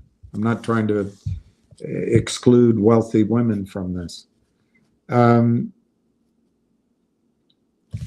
don't think you have much longer to buy Railtown, but you'll wait. You'll wait till it goes up. We're all amateurs here. We all wait till it goes up. I think the entry point for Rail at 27 cents, 28 cents. I think it's the last time to buy it here. Is it risk-free? No. Is it financial advice? No. Could an asteroid hit Toronto? Yes. Could, I don't know. Could Trump ban all AI in the world? You can't use any AI. Yeah. I mean, you can come up with things, but it's such a short window to implement this. I don't see those risks. You can own probably as much as 5 times Railtown by buying it now instead of waiting. But waiting might be what you do. All right, I'm sorry. I wanted to talk about Railtown the last few days and I haven't, but I really think it's a screaming buy. All right. Bo Teese was number 1. Hey, Nayrod, let me go down to the bottom. You like it better when Joe Kennedy. My brain. Yeah, I think, Drew, I think finger looks, let me just look, let me pull up these stock charts. I've been saying it. I think finger looks risk reward, great entry point, lots of things coming on, momentum. I think now's the time to buy finger for let me put your name up. Yeah, Drew. I think finger is now's the time to buy finger. You could have bought it last week cheaper. But here's what happened. Finger got crushed in December by the frankly, Roth Capital did this deal with short sellers. That's what happened. Roth did not place this stock with people with cash. They may have had cash, but they didn't put it up here. What happened is Roth got the deal.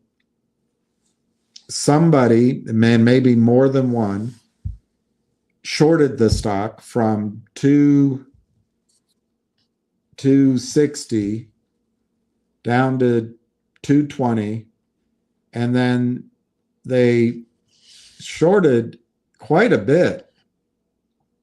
Now, I don't know what average price they got, but the stock gapped from $2 down to the offering price at $1.50. So all Roth Capital did is put out a document, call a fund or more who had sold stock all this time, and they got finger motion to issue shares, which went to help cover, maybe cover all of the shorts, but help cover the shorts. So Roth Capital facilitated giving finger motion its own money. In a normal, well-run market, finger motion could have done that bit of investment banking on their own. They could have hired an investment bank, done a road show, and sold the stock at $250. But that's all Roth Capital did. Anyway, what the chart, oh gosh, I lost the chart. I got to start over. So the chart shows a complete disaster in finger motion. It was, as my friend taught me years ago, when a stock goes sideways for a long period of time, it destroys the trade. And that's what happened here. So it gapped down, disaster. Everyone was hoping it would turn around right away. I was not so sure. So now we look at it for December to February. It built a triangle, let's call it, a pennant. And so it took time. It takes time to go through. And then it broke out of the downtrend line. It broke through the 20-day moving average and went to 140. It obviously, that's a breakthrough resistance, and it's a breakthrough the downward trend line. It goes up, and what usually happens, always happens, stock comes down to test that. That becomes support. So depending how you draw it, I'm not good at drawing it, the stock came down to the trend line, but it took another, well into the middle of February, 3rd of February. It rallied again above the 20-day moving average and then pulled back down. And then the criminals came in, pushed their selling, because they're just trying to make quick profits every day. They don't care about the story or the news. They just want to sell it at $1.33 and buy it back at $1.20. They do it all day long, and then we go, is there something wrong? So anyway, the stock traded down to the support, which is clearly there at around $1.10. I can't tell which, it doesn't have a number, but I think it kind of looks like it's at around just over $1. Came all the way back down there by the end of February. Then it rallied sharply, as finger motion does. And finger motion went from about $1.05 to $1.40. It went through the 20-day moving average. It punctured the 50-day moving average, which is resistance. Of course, the next day, it opened at, actually, I think it opened up a little bit, but they ran it down to the 20-day moving average to test the resistance becomes support. So they came down to test it. And it's all computerized. That's why it all hits these numbers. And then the next day, and I guess it closed down there. Yeah, closed down at 125. It actually went above 140, but it closed down at 125. It's hard to read. I don't know if that's the next day. But anyway, the next day, the stock, during whether at some point of the day, tested the 50-day moving average, but it went below the 20-day moving average. So that was the washout. They were trying again. That was pretty good volume. And then the third day, it rallied back to the 50-day moving average, which is coming down rapidly to meet the 20-day moving average. Then we just, a lot of noise. Today or yesterday, Drew, and I can't, it's very hard to read this chart, so I'm giving you broad stroke. Today or yesterday, the 20-day moving average crossed the 50-day moving average. That is a bullish sign. The 20-day is crossing the declining 50-day. I think it is. Let me make sure I'm reading the color right. Yeah. I'm sorry, I got it wrong. The everything. I'm like that econ professor. I got it all wrong. The blue line is the 50-day. So the 20-day is crossing the 50-day, but it's a very bullish sign. Very bullish sign. And guess what? Today, Drew, you're exactly right. It's crossing. The stock opened up. It looks like it pulled back down to 123. And I think right now is trading at 133.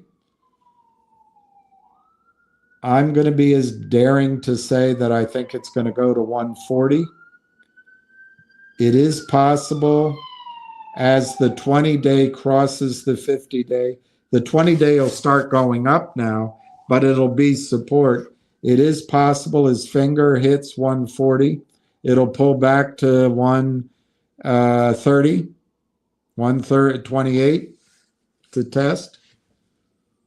But I think your next move in finger, after a little bit of consolidation, will be through 145, 150, and then it'll be through 150, 155. And Drew, I'm going to be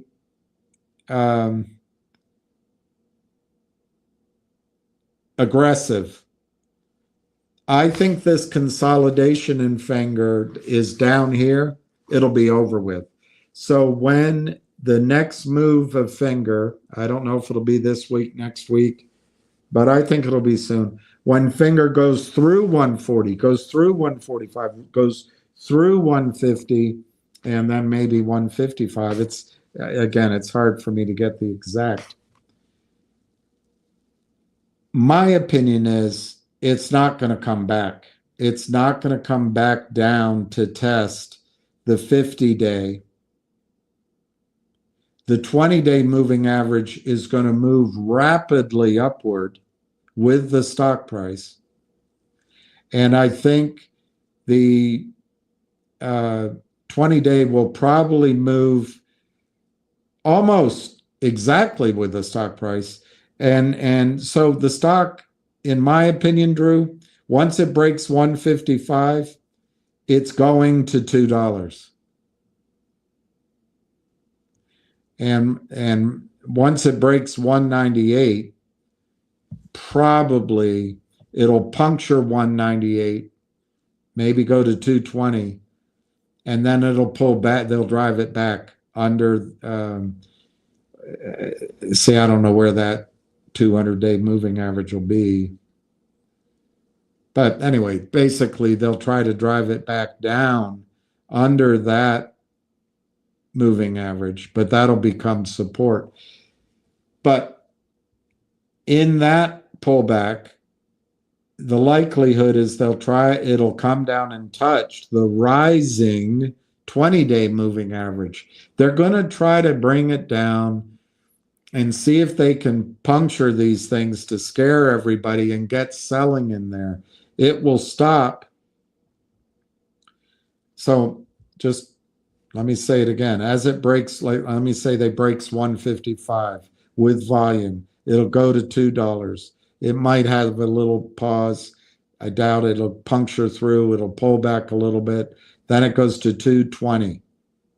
At that level, I think they'll bring it down under $2, and I think they'll get it down to the rising 20-day moving average. I have no idea where it'll be, but I'll put it in a guess. I think it'll be 180. So they'll probably pull it back, try to scare you out, shake you out. But at that point, I think the stock will be finished with all this crap down here. It'll rally back to 220. It'll have some difficulty getting through 240. But if it gets through 240, that'll be the fourth time. And then I think the next target is 320. So I think Finger is very strong right now. I think Finger is a great buy right now. There's lots of bad actors. Yeah, I think the one that married Jennifer J-Lo's pretty bad. Ben Affleck, he's a bad actor.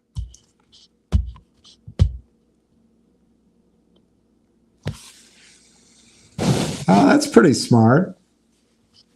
That's pretty smart, Ben. Hey, John. All right. I assume that Ham's not coming on, so I want to educate you on something that's coming in your lifetime.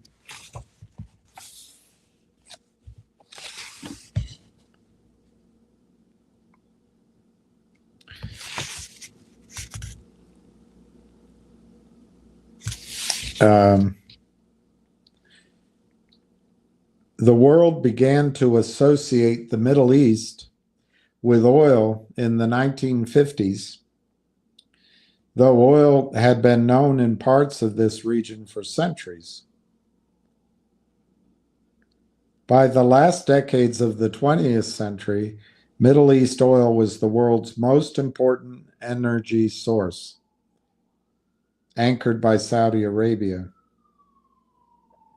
The story of Saudi Arabia's ascent to the top position among major oil-producing nations, and as you know now, the United States and Russia are ahead of it. But stories, you know, the broad stories that change, same.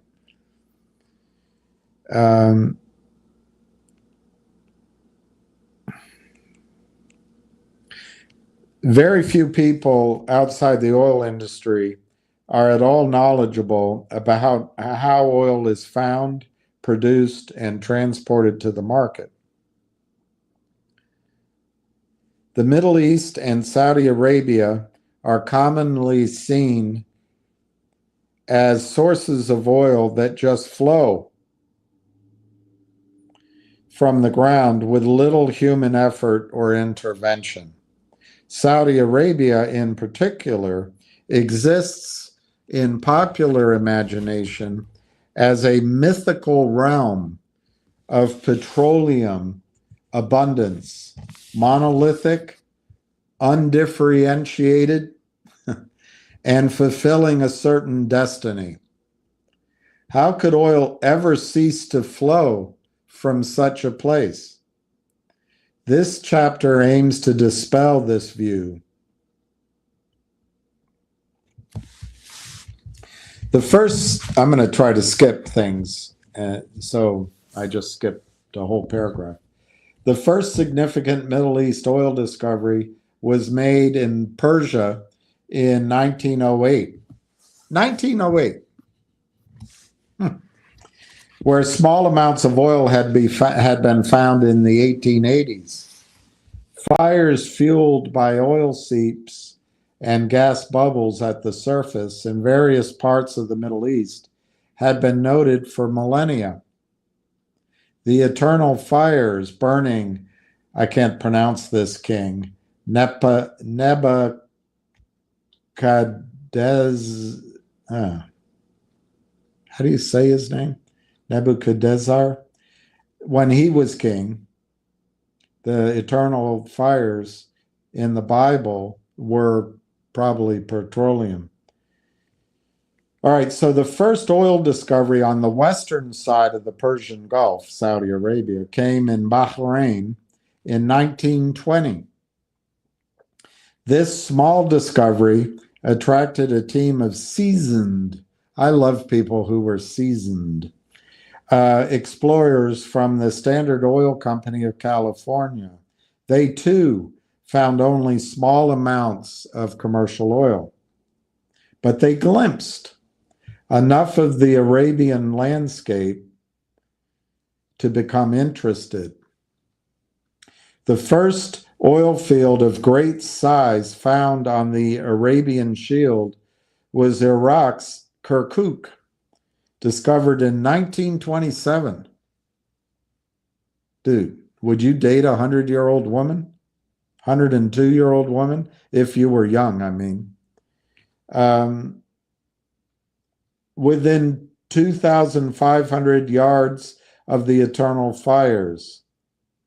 The Kirkuk discovery kicked off an aggressive search for oil throughout the Middle East. Kirkuk has remained one of the great supergiant oil fields of the Middle East for 5 decades. This was written, I don't know when it was written. I know when it was published. 2005. So this is 20 years old. This narration is 20 years old. 2 more decades. So the Kirkuk discovery has been a supergiant oil field for 5 decades, and it accounts for 50 to 70% of Iraq's oil production. Of course, we went in and bombed it, and then Saddam Hussein destroyed it. We rescued it too. All right, so Kirkuk's production still represents about 30 to 40% of Iraq's oil output.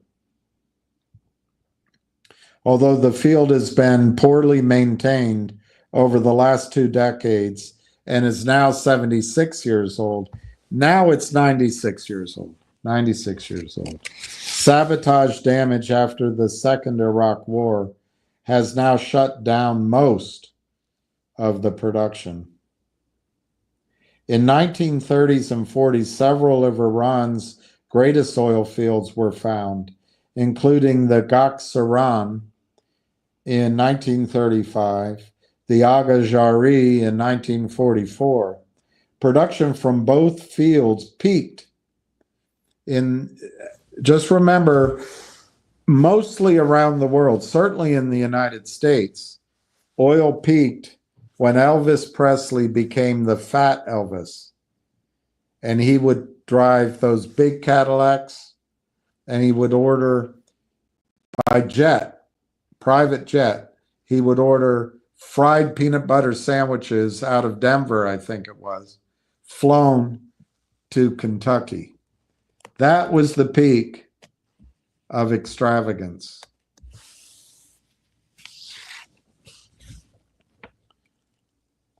Production from both fields peaked in the 70s. Today, these once great fields only produce 10 to 15% of their peak rates. That's Iran. That's Persia.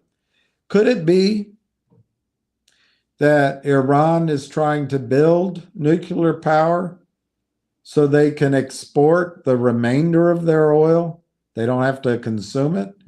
I know that doesn't make sense. They're bad guys. They want to attack Israel and they're terrorists. They fund.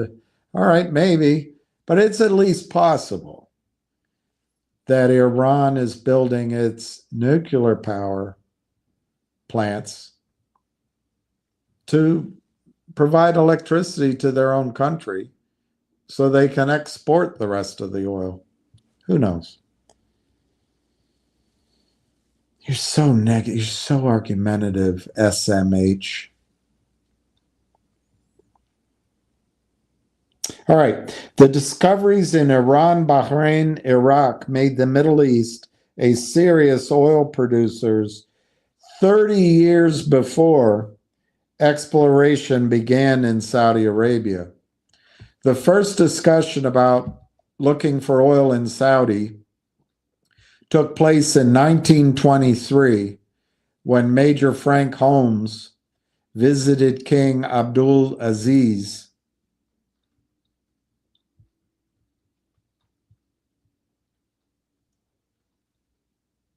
So Holmes obtained the first oil concession in Saudi Arabia's eastern province, but he also secured the concession in the area of Kuwait, where the supergiant field, the Bergen oil field, was ultimately found. And he had a concession in Bahrain. Anyway, so he borrowed money from Abdul Aziz, the king. It's nice to be king. But the king didn't have much money. So he faded from the oil scene. He might have become one of the wealthiest people on earth, but most people don't even remember his name. Holmes obtained the Bahrain concession in 1925. This concession was quickly farmed out to Gulf Oil, movie stars, Texas Tea. But Gulf's geologists soon reported that the one promising oil formation in Iraq and Iran, the Oligocene Miocene, was absent in Bahrain. Gulf sold its Bahrain oil option to Standard Oil of California, SoCal,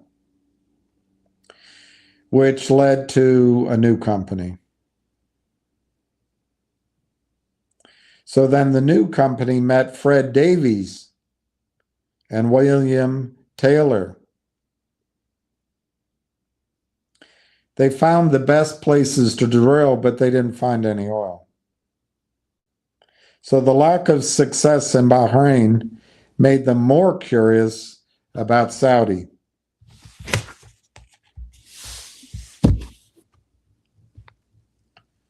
So another character came into the story in Saudi Arabia. The British political agent, Harry St. John Bridger Philby, who first arrived in Arabia in 1917. St. John Philby ultimately became best known as the father of Kim Philby, Stalin's principal English spy in World War II.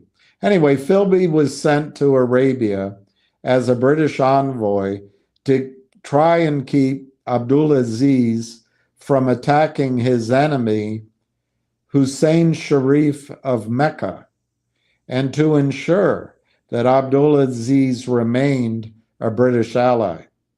Philby quickly established a warm and close friendship with Abdulaziz, which lasted 35 years. After Abdulaziz established Saudi Arabia, he convinced Philby to convert to the Muslim faith. Soon Philby was part of the king's Privy Council. By this time, Abdulaziz had become aware that several American companies were interested in testing the oil potential in his realm. He was also growing desperate to find new sources of revenue to replace the declining fees collected from the dwindling number of pilgrims going to Mecca.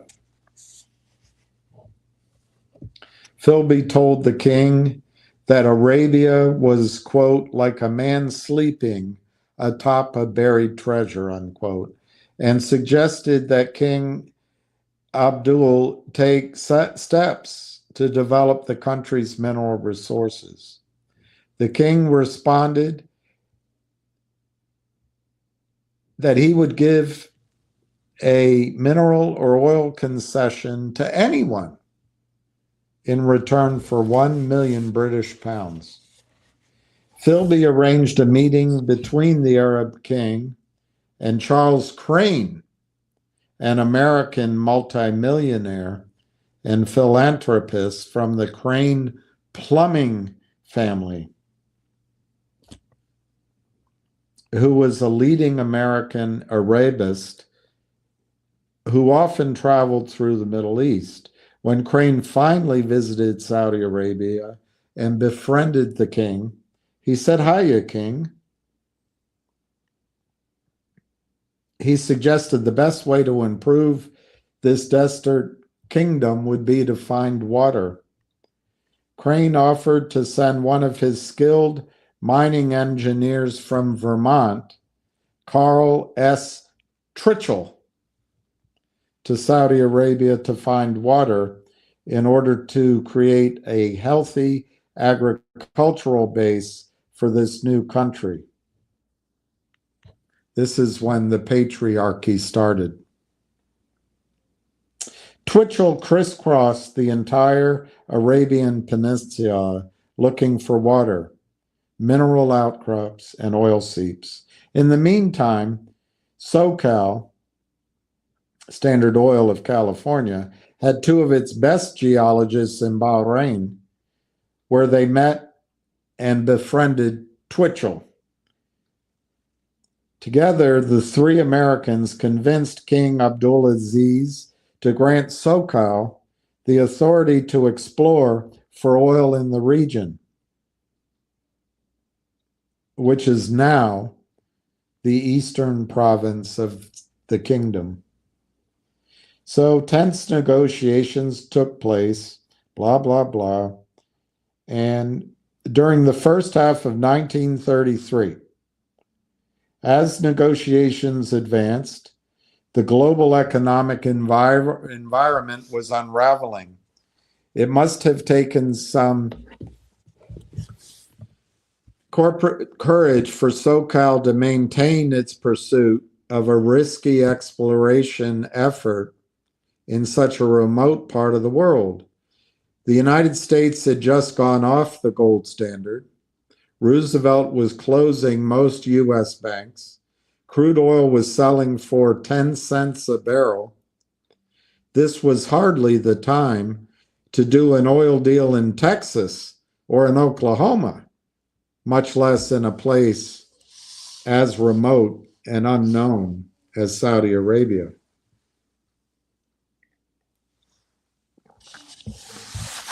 Despite these economic uncertainties, on May 29th, which is Bob Hope's birthday. It's John F. Kennedy's birthday.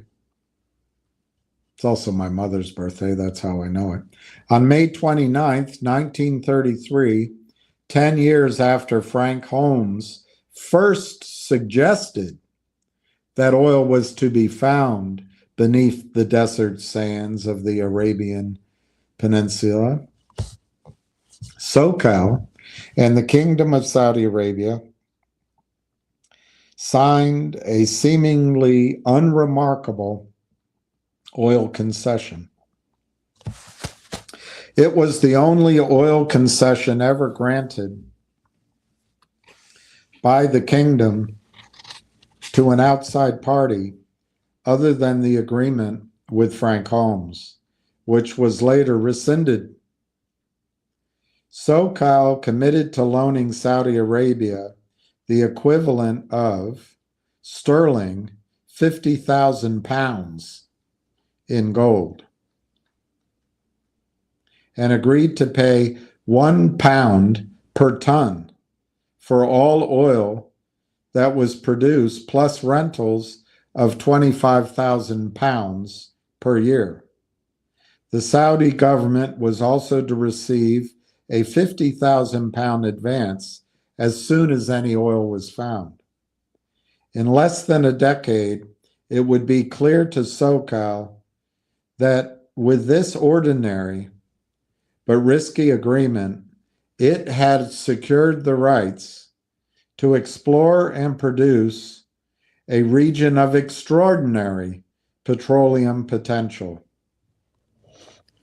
After Abdulaziz read the final draft agreement, he turned to his finance minister, Abdullah Suleiman, who, by the way, not for nothing, I believe became my friend's client, but it might be his son. But I believe that man right there became my friend's client.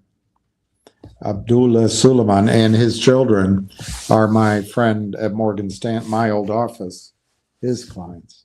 Anyway, he turned to his finance minister, Abdullah Suleiman. I met him.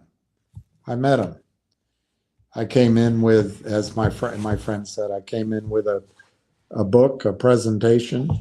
I had to sit, I had to drink this tea-like thing until I had to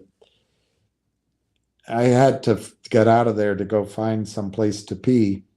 But I sat and we looked at the computers, and his English wasn't good, and we talked, and we sat, and his glasses were filthy. I wanted to reach over, pick them up and clean them, but they were these thick glasses. He's the single largest retail brokerage client in the world, and I'm sitting with him. He's a nice man, but we didn't hit it off. He didn't say, how's it hanging or anything, and he didn't want to talk about, my ideas of the origin of the universe or anything. He wanted to talk about the market and everything. So I kept bringing it back. I was showing an oil deal, and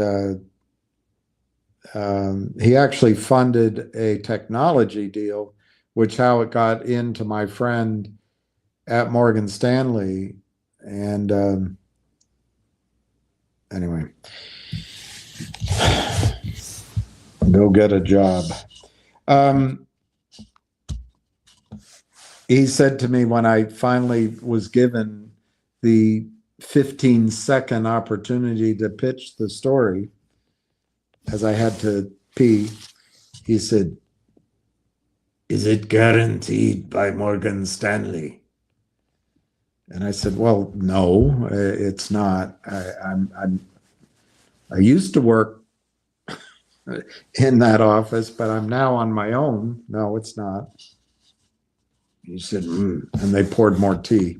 And then my friend said it. I came out, I called him, and I said, "I'm waiting outside of Sheikh Suleiman's office. I'll be there. I had to wait. And he pulled up in the taxi with somebody. We went to lunch. He burst out laughing. He said, "You went in with one book, one presentation book. You came out with 6." Anyway, so the king, Abdulaziz, read the final draft agreement. He turned to his finance minister Abdullah Suleiman, and said, "Put your trust in God and sign." As it turns out, God was clearly looking out not just for Abdulaziz, but for his subjects. God must have been looking out for all of the advanced nations of the world as well, as it would take only another 2 decades for these nations, the world around the world, to develop a ravenous appetite and critical need for the oil that lay beneath the sands of the Standard Oil of California concession. This 1933 concession gave SoCal the exclusive rights to prospect for and produce oil in the entire eastern province. Around 1970, the concession was reduced to a smaller area known as the retained area. The original concession was subsequently extended a further 6 years to make up for all the time the exploration efforts were shut down during World War II. SoCal also got a preferential right to match any other offers to look for oil beyond the narrow confines of the eastern end of the eastern province.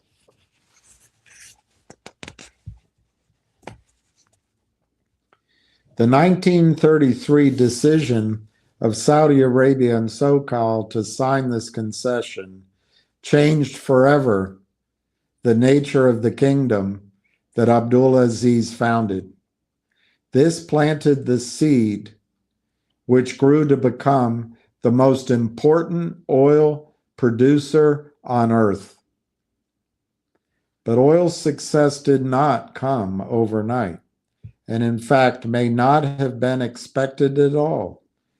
Some longtime observers of Saudi Arabia have maintained that the king would never have entered into this agreement had he really believed there was any oil. Others have argued, however, that Abdulaziz would have had to deal away oil rights even if he had known his oil resource were vast, just to satisfy his great need for hard currency.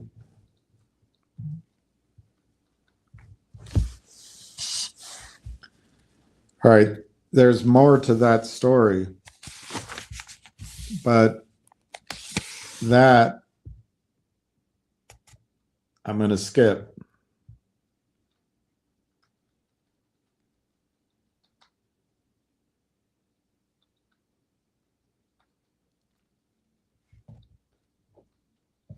Okay, in the 1990s, the Society of Petroleum Engineers chapter in Dhahran, Saudi Arabia, which is the headquarters for Saudi Aramco, arranged an interview for their members with Nestor Sandy Sander. Sander was then 85 years old, and he was the last living geologist who had worked for Aramco before World War II. He's credited with writing the report that recommended the Abqaiq structure located about 20 miles west of the Dammam Dome discovery.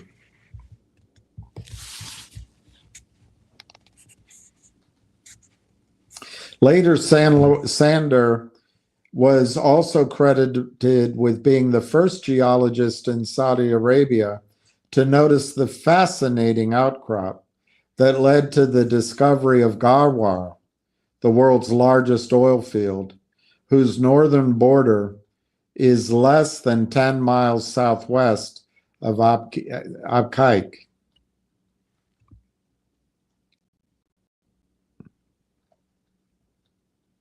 Sander gave in his lecture a great deal of credit for unlocking the oil secrets of Saudi Arabia to the super quality of Max Stenke's geologic reconnaissance. I skipped over that. We'll talk about it later. They had an airplane. They scanned the landscape, and they looked for these. I forget the term. We'll find the term here. It's a simple term, but they looked for the structures. So Sander arrived in Saudi Arabia in 1938.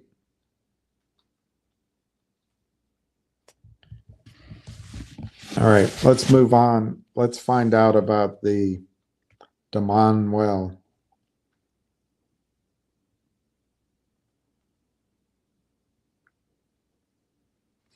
The first well drilled on the Daman Dome initially produced over 6,000 barrels of oil per day, but quickly petered out. Then they drilled on wells 3 through 6. As they drilled these wells on the Daman Dome, and this is in, I don't know when, the second well watered out, or it started producing water more than oil. Then drilling on the Daman number 7 well began in the summer of 1936. The well had problems. Fred Davies and Max Stenke were called back to San Francisco, where a detailed assessment was conducted so that SoCal's board could decide whether it was time to pull the plug and abandon the Saudi Arabian venture altogether. The drilling costs at Daman were high, and the results were discouraging. The stock market was sinking to new lows almost daily. This was not the time for a risky venture. On March 3, 1938, the day so-called executives met to decide whether or not to pull out of Arabia, word was cabled to San Francisco that the Daman 7 well had blown out and was producing 1,600 barrels of oil per day. Within a few more days, the well was producing close to 4,000 barrels a day. The Daman number 7 well would continue to flow for another 44 years until it was finally cemented in 1982 after producing 32.5 million barrels of oil. This well ushered in Saudi Arabia's oil era.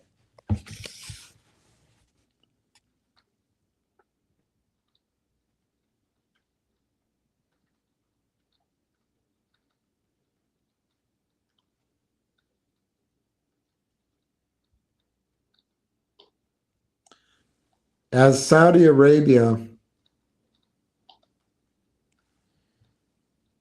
geared up its SoCal geared up its Saudi Arabian oil campaign, it soon brought in Texaco as a partner to help fund the expensive Daman drilling and to gain Texaco's marketing facilities for the crude oil they were hopeful of discovering. The name of the operating company was changed from California Arabian Standard Oil Company to Arabian America Oil Company, or Aramco, in January of 1944. The final two Aramco shareholders, Standard Oil of New Jersey, Exxon, and Socony Vacuum Mobile were both recruited in 1946 to provide more capital. All four partners would own 25% each.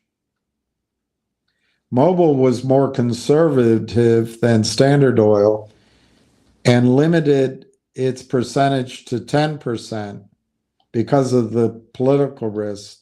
Thus, three more partners, the other three partners ended up with 30% each, and Mobil kept 10%. These four of the original seven sisters, Exxon, Shell, BP, Mobil, Chevron, Texaco, and Gulf, that's the seven sisters, became the sole owners of Aramco. Okay, so the World War II brought expansion of Saudi Arabia's oil business to a standstill, although they kind of looked around. When World War II ended, Saudi Arabia was producing 60,000 barrels of oil per day. That's when World War II ended. The Abqaiq was discovered right next to the initial Daman well on the eve of World War II. This find ultimately became one of the most prolific and most reliable producers of all time. The name means father of a sand flea. Abqaiq turned out to be picture perfect, perhaps the best oil field the world has ever known in terms of size, productivity, and the extremely high quality of the crude it produced. A smaller field, much inferior in reservoir quality, the Abu Hydraya, was also discovered in 1940. At the same time, Aramco geologists were completing the first surface mapping of a structure called Harad, far to the south of the Abqaiq and Daman, but nothing was done about this prospect until the war ended. It was at this time, with the Daman and Abqaiq in the discovery column and few other prospects identified but not drilled, that Everett de Gaulier appraised Saudi Arabian oil potential and reported 2 billion barrels proven reserves, 5 billion probable, and 20 billion possible. Those are the three P's. These numbers were exciting in the 1940s, but even his possible reserves underestimated the potential by an order of magnitude. As soon as World War II ended, drilling commenced once more in the kingdom. A new field, the Qatif, was found 15 miles north of Daman, and in 1948, an exploration well drilled to the northern end of the massive anticline. That's the word I was trying to remember, anticline. They found them by flying over them. Massive anticline structure, which had been mapped just as World War II began. This well, the Eindar number 1, was a success. At that time, no one realized that this well had penetrated the northern end of the Garwar. In 1949, another discovery was drilled 170 miles south of the Eindar in the Hardar region.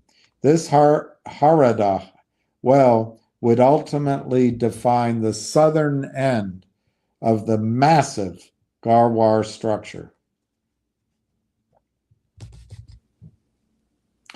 It took several more years before they linked these two wells, and they determined that they were the part of an enormous geologic structure stretching 174 miles from the north to the south and 16 miles from west to east.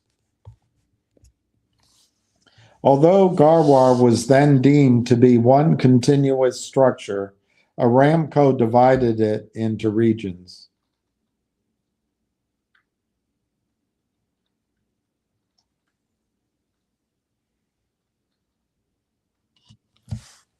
They had other discoveries.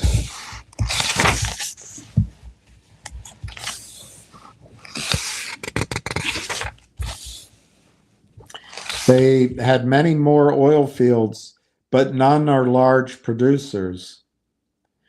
Shabah was the 28th oil field found in Saudi Arabia and the last of any great size. Two other fields, the Barkwan and Marzouk, were found in 1969. In the decade of the 70s, 27 more oil fields were found. A further 7 fields were found in the 1980s. And with a single exception, none of these discoveries ever produced any notable quantities of oil and gas. The exception was the Hatwa field discovered in 1989. This led to a discovery of a cluster of a dozen nearby fields, collectively known as the Hatwa trend, with peak production of about 200 barrels per day. Another dozen or so fields were discovered in the 90s. Once again, none became large producers. Is Saudi Arabia simply waiting for the right time to bring these fields into production? Or have testing or initial production failed in these fields so that full-scale development is not going to happen? The answer may lie in water encroachment. Anyway, let's skip all that. And new technologies, gas injection, water injection, an oil juggernaut. So let's talk, let me quickly tell you about Saudi Arabia's big 7 fields. I got to find where he lists them, because he did list them. It's been years since I read this book.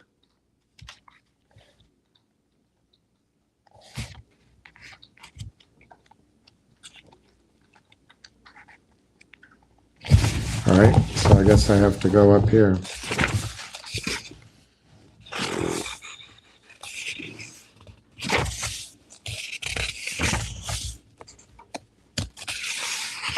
There's so much interesting history.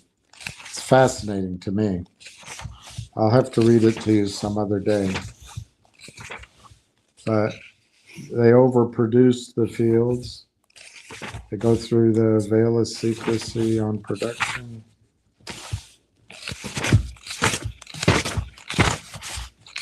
Let me look it up in the table of contents.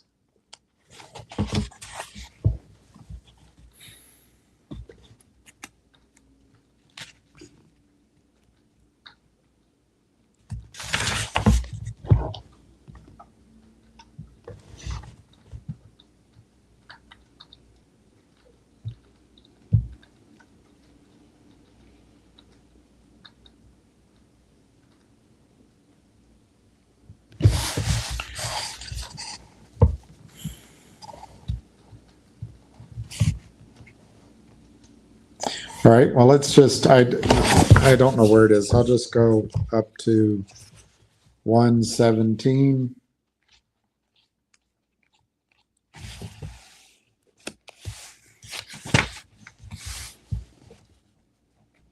The Saudi oil and gas resource base, concentrated, mature, and unverified. Saudi Arabia has been the world's largest oil producer for several decades. This was in 2005.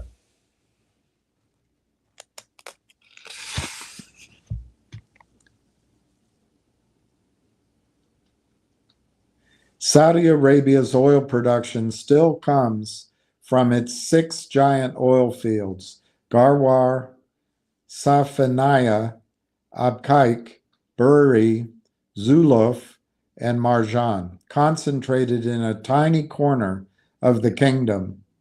And this has been the case for at least 30 years.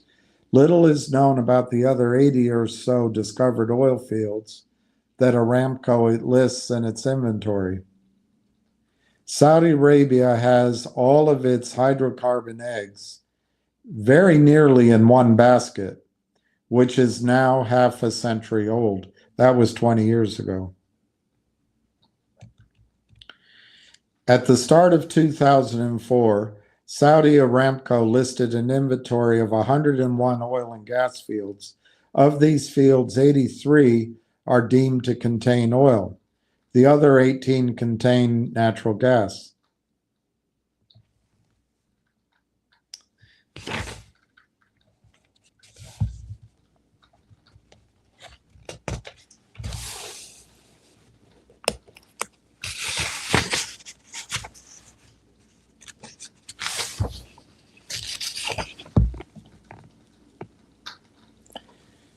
The sustaining bulk of Saudi Arabia's oil production comes from 4 supergiant fields and originates in producing reservoirs at vertical depths ranging from 4,600 and 9,900 feet. The largest and most productive of these 4 noble fields, Garwar, is the king of kings in the world of oil. Since it began producing in 1951, Garwar has generously bestowed over 55 billion barrels of high-quality Arab light crude on an oil-thirsty humanity. By the way of comparison, the largest United States oil field, Prudhoe Bay, has produced something over 10 billion barrels and is now estimated to contain 13 billion barrels of oil.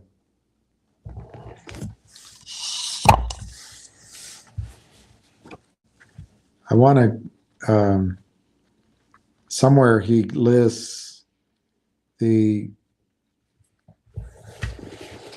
discovery of oil worldwide.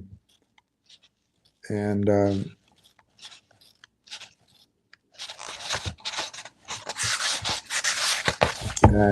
I should have prepared for this. I'm sorry. Let's skip over it. But suffice to say that the Garwar field is just simply massive, and it's in a category of its own. All right, he has a table here. Peak output for the main Saudi fields.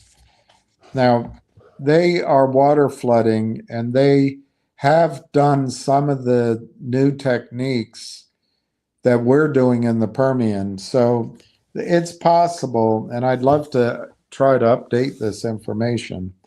But as of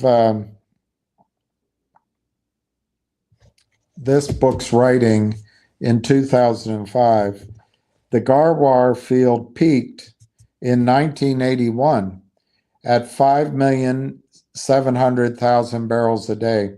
I think it's been able to still do something like 4 or 5 a day.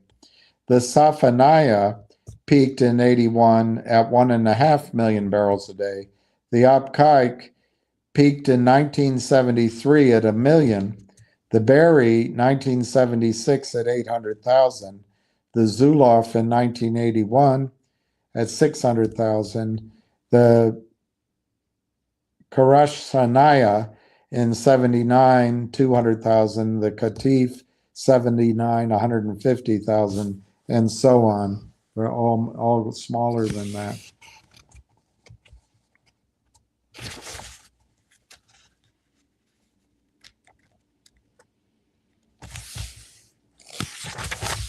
I'm going to skip all his discussion, and I'm going to skip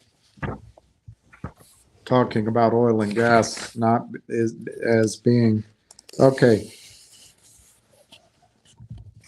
Here in 2005 is an assessment of 12 Saudi oil fields, and I'm going to skip around just to try to move it along. Garwar, the king of oil fields. Garwar is the greatest oil-bearing structure in the world.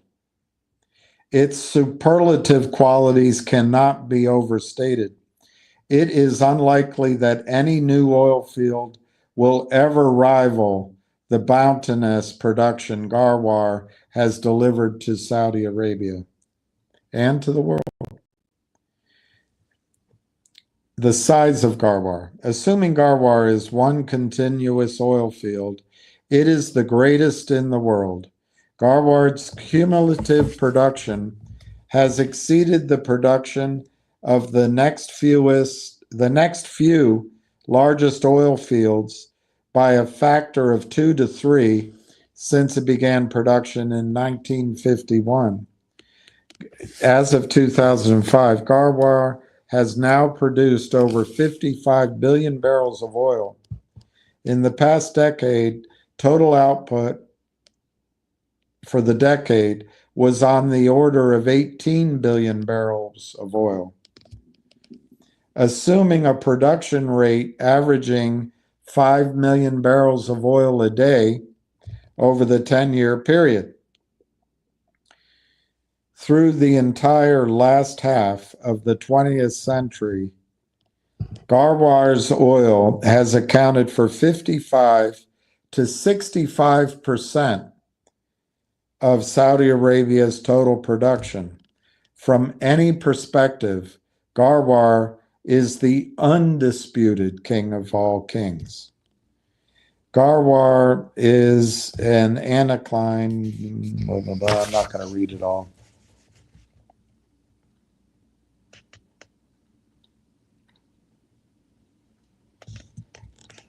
Okay. The contribution Garwar makes to Saudi Arabia's oil output was kept a state secret for some 20 years, beginning in 1982. In 1999, there's a paper that said that it was still producing, 1994, sorry, that was still producing 5 million barrels a day. The New York Times investigated it back when the New York Times was a real newspaper.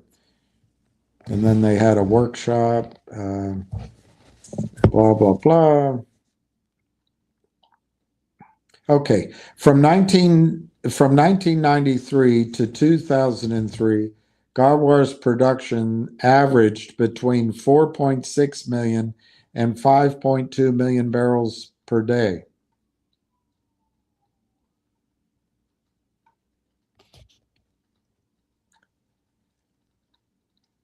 And there's water. There's water being produced.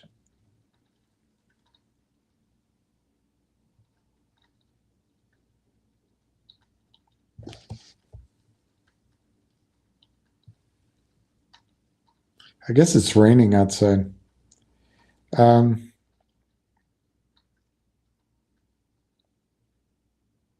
right, I'm going to skip through all that because it gets complicated and I don't think it helps.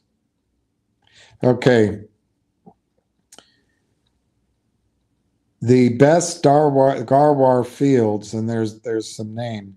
The reason they're so great is there's fabulous permeability, low viscosity, high porosity, and a thick, thick column of oil. All right, the Arab D reservoir, I've read this to you before. The Arab D carbonate rock formation has provided virtually all of Saudi Arabia's sustained production, occurs in the kingdom's eastern province between 6,000 and 7,400 feet below ground. It is a large, impervious, anhydrite seal topping the Arab D formation, which has prevented oil leakage from the reservoir trap into shallower formations.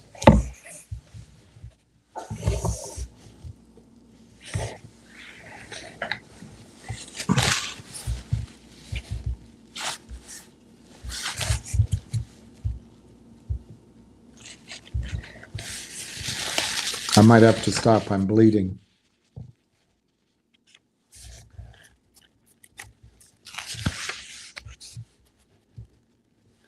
The first oil flowed from Garwar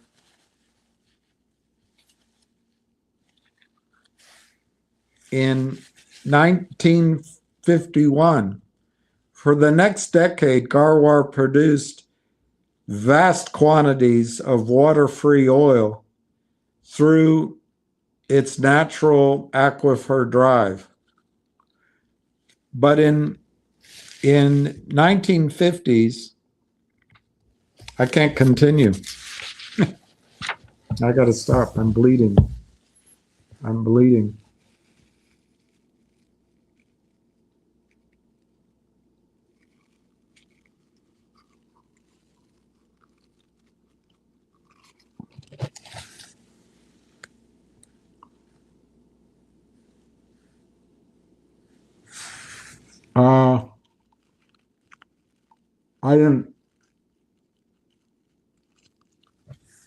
I'm bleeding. I don't know why I'm bleeding.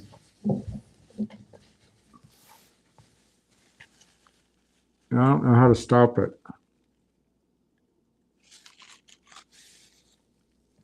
It might stop naturally.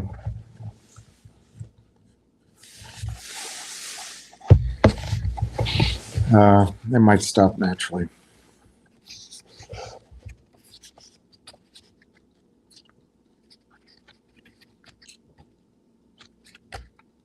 Anyway, the Arab D is a zone that just flows magnificently, but it then needed water flooding to continue.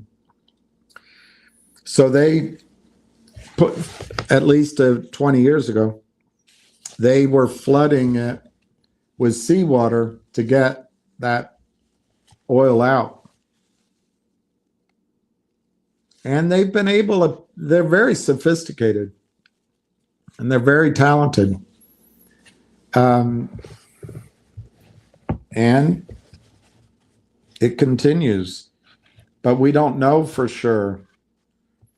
But the key about that Arab D formation is it can fault out. It could stop overnight. We'll read about it another time because my darn mouth is killing me. But I want to read to you the reserves.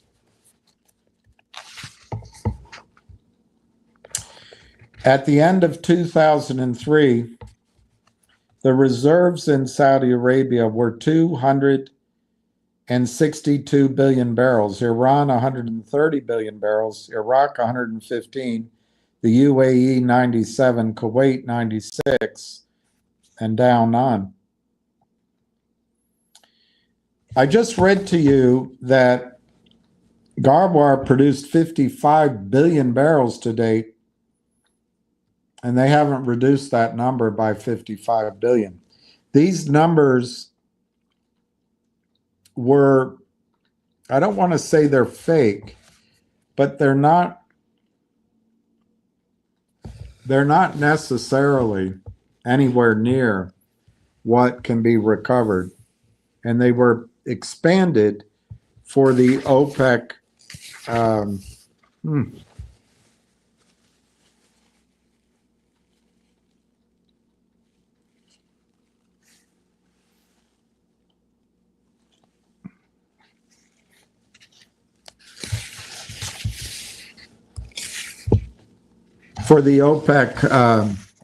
quota system.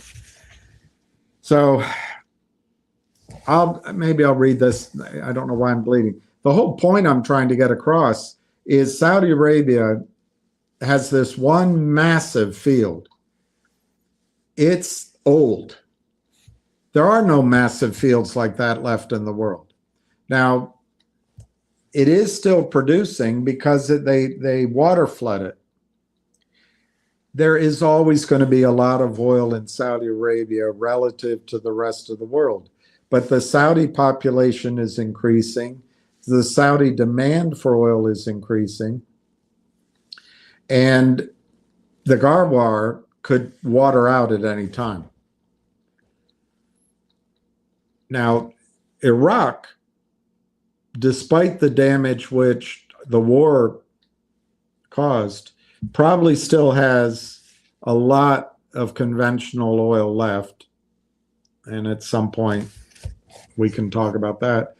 Libya, where Hillary went in with such great success, has oil reserves. The UAE, I wonder if it's in this book, but in the world, at least 2 decades ago, 15 years ago, the three countries that could still turn on the tap and pour more oil were, to my memory, Libya, UAE,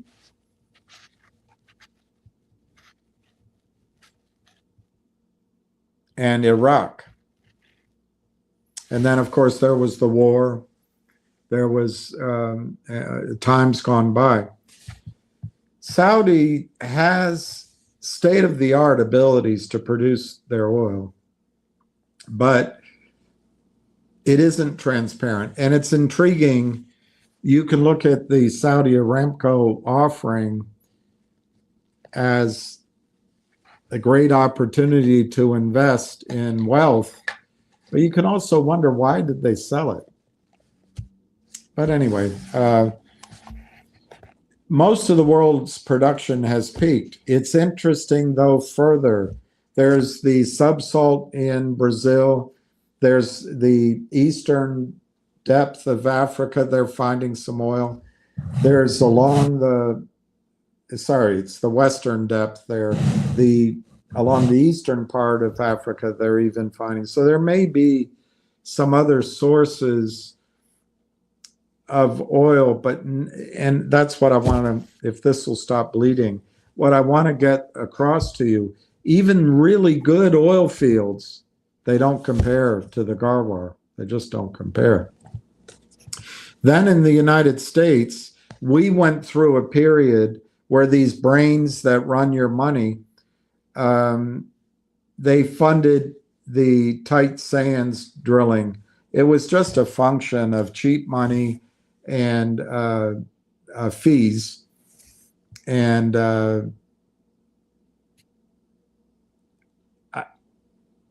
some of it will continue and will be profitable, but a lot of it probably never will come back. I don't know. The natural gas wells being drilled in Pennsylvania and Ohio, some of them are gigantic. And New York, they've banned drilling, so it's possible it extends up into New York.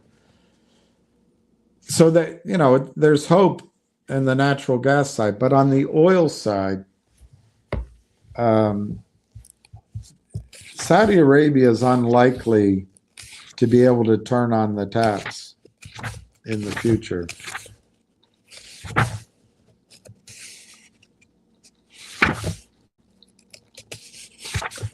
All right, my bleeding has stopped.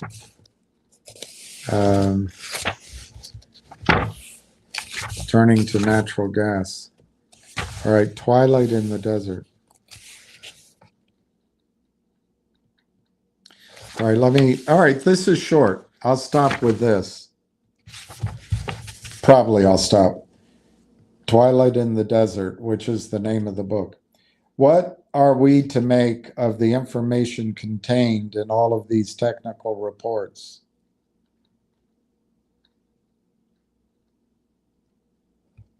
On the face of it, this information should make us skeptical, at the very least, of the two principal claims endlessly reiterated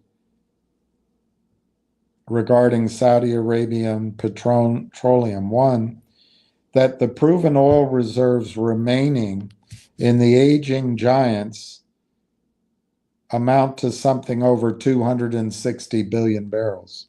Two, that the desert kingdom will be able to raise oil production to 15, 20, or even 25 million barrels a day.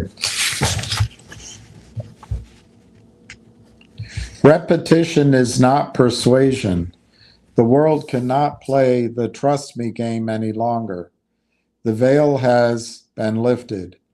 In the absence of detailed and verifiable data to substantiate the Saudi claims, the emperor has no clothes, is his contention.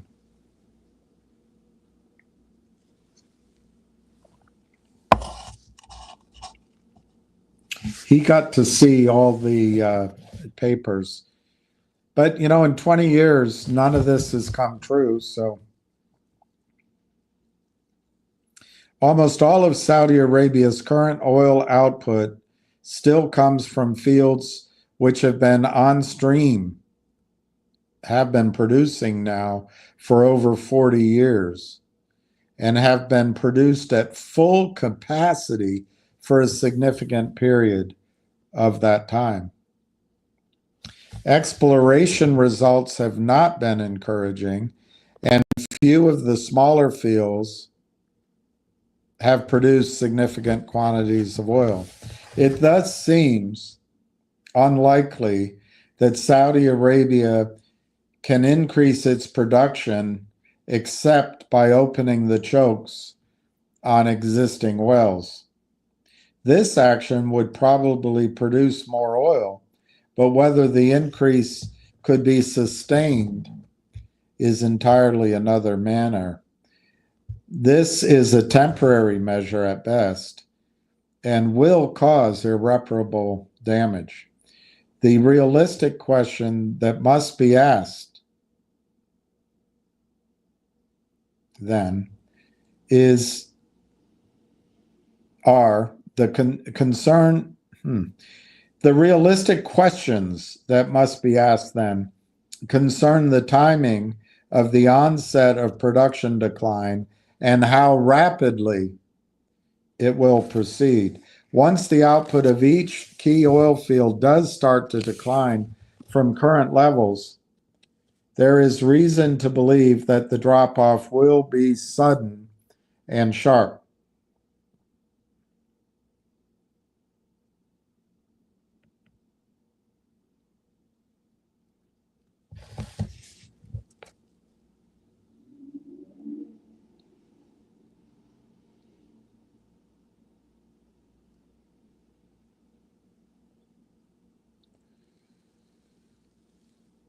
Saudi Aramco has successfully maintained its oil output by using advanced drilling and completion technologies in the mature giant fields, very similar to Texas for us.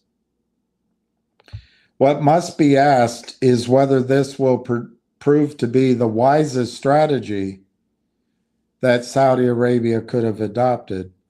Did Aramco and the Petroleum Ministry choose to maintain high rates of production for the present at the risk of reducing ultimate oil recovery? Will the last effect of these aggressive production methods be to steepen declines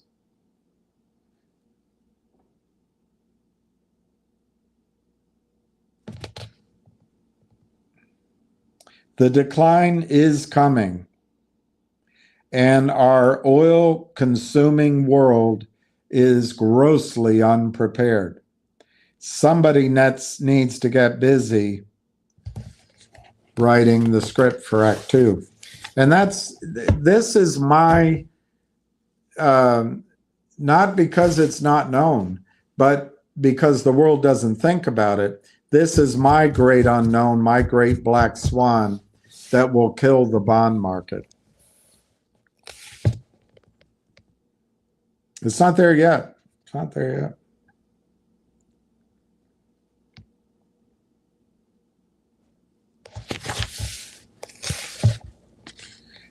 Estimating oil reserves, a voodoo science. That's right. The mystery of Saudi oil reserves. sharp decreases and wild increases.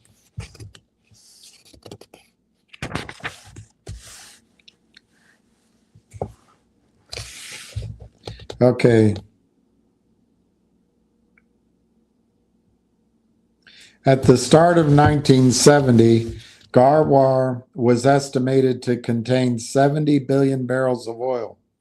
Remember, they've now produced 55 billion. Through the end of 1975, changes in reported proven reserves went lockstep with the oil that Garwar produced during these years. So in other words, in 1976, in 1970, Garwar was estimated to contain 69.6 billion barrels of reserves. In 1976, the proven reserves number stood at 63.2 billion barrels. It went down. They produced oil. At the start of 1977, a major downward revision took place, and the new remaining proven reserves dropped to 45.5 billion barrels. They've never figured out why that happened. He goes through the other big fields. So in total, reported reserves for Saudi Arabia's key oil fields, in 1970, they totaled 156 billion barrels. By 1973, 149 billion. By 1974, 116 billion. By 1975, 114 billion. By 1976, 133 billion. At the start of 1977, 100 billion. These fluctuations remain unexplained. Why did they drop so much?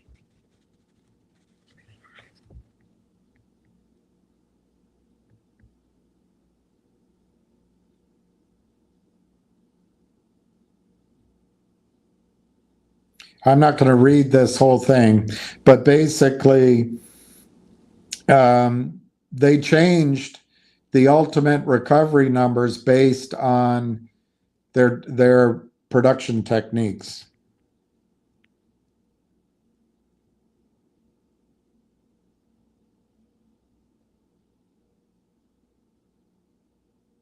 Okay, there was a you're not old enough to remember, but there was a large production increase in Saudi from 5.4 million barrels a day in May of 1972 to a stunning, at that time anyway, 8.3 million barrels per day in September of 1973.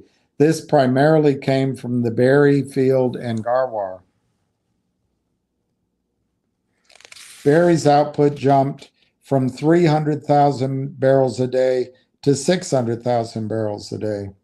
At Garwar, he goes through each breakdown. I don't want to read, it's too boring. All right, so Berry and Garwar, mostly Garwar, accounted for over 5.2 million of the 8.3 million barrels produced during September of 1973. Many Aramco experts, American ones anyway, were convinced that producing, and the Saudi experts are great, convinced that producing at these high rates would damage the Garwar field, which would reduce the amount of oil which could ultimately be produced.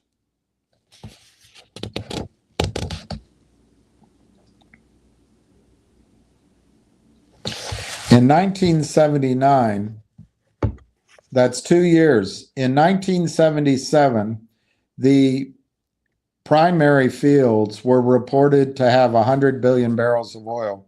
In 1979, Aramco stopped reporting field by field proven reserves. But the countrywide number they reported was 150. So in 2 years, they increased the proven reserves reported from 100 billion to 150 billion. By 1982, they jumped the proven number reported to 160 billion barrels. This may have been accomplished by simply transferring probable reserves to proven, which maybe you can do that. In 1988, a second and larger increase of 100 billion barrels was announced. Thus, Aramco boosted its proven reserves by almost 150% in the first 9 years after Saudi Arabia assumed full control of the company. The resulting reserve figure, 260 billion barrels, is an extraordinarily meaningful number for the world's near-term future. This is as important as world GDP, world population, climate change. Anyway, 260.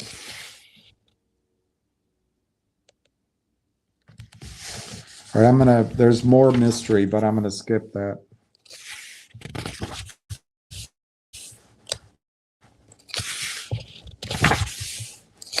Facing the inevitable, the dimming future of Saudi Arabia's oil industry.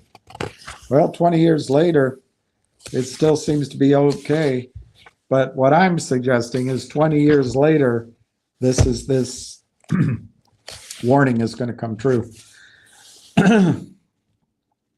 All right, comparing Saudi fields to other giant oil fields.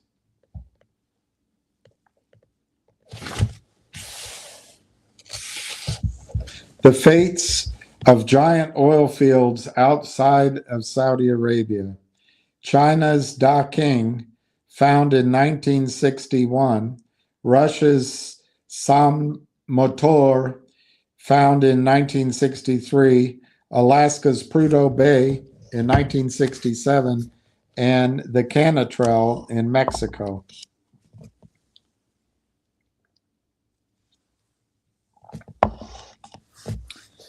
The Prudhoe Bay in Alaska and the Samotor field in Russia were both estimated to have 10 to 15 million barrels recoverable of an OIP, original oil in place, of double that.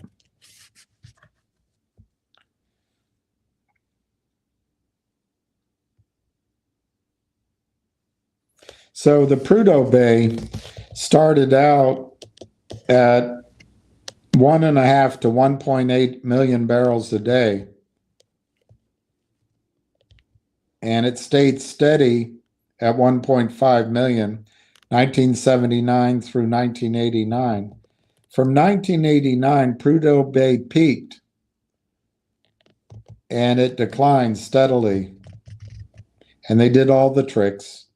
By 2004, Prudhoe Bay's oil output averaged 350,000 and 450,000 a day.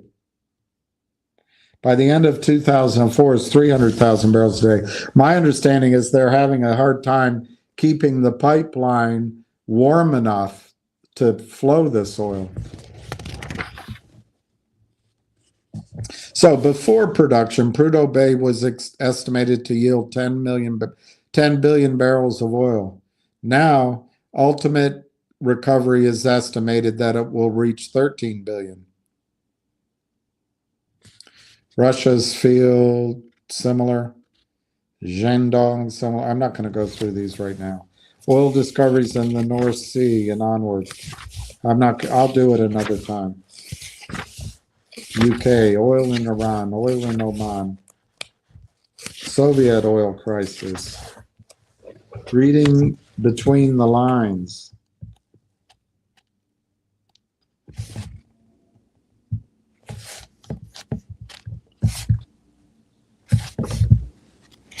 All right, I'm going to skip it. I'm going to take, I don't know how many people, I don't know how many people are going to wait, but I'm going to go use the loo. I'll be right back, and I can answer your question, Richard. I'm going to think about it as I'll do my thinking, walking.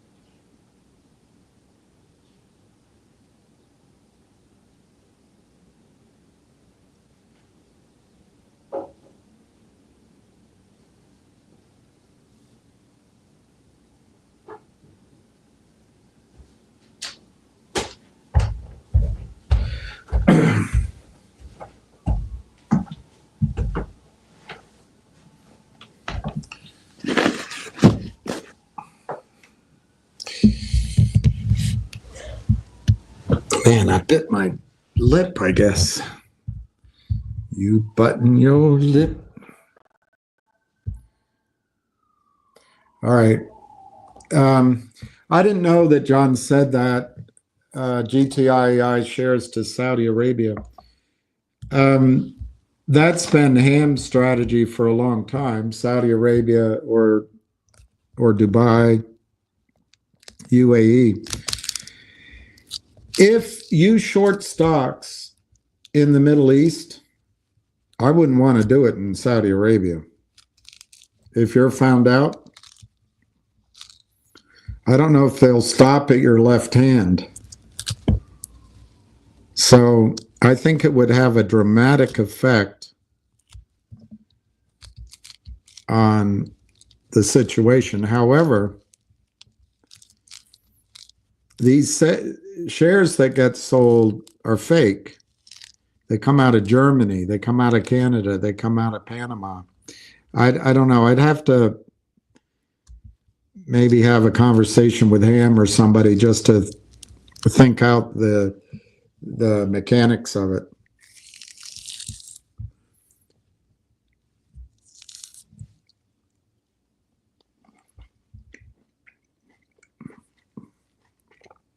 It's my lip.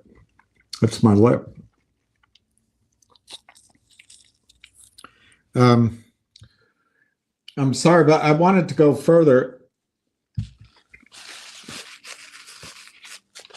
But we'll do another time. Let's look at stock prices.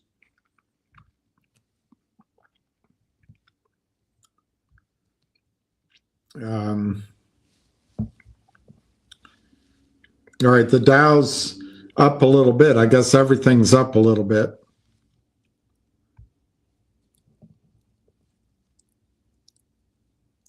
Stocks rally as Trump delays auto tariffs. BlackRock's Panama Canal deal is just its latest Trump-era win.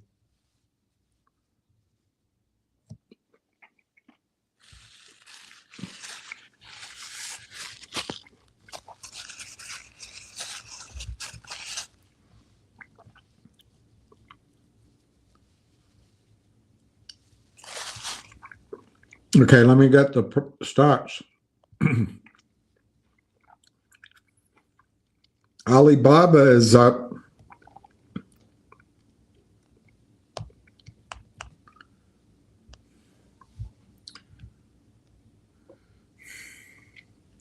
NIXX is up 9 cents.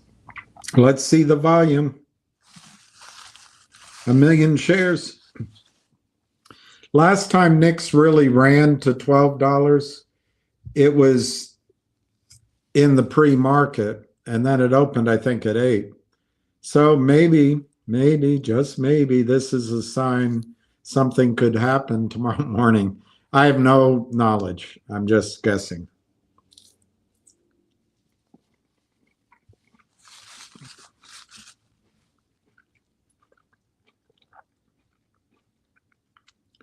Let me look at Rail.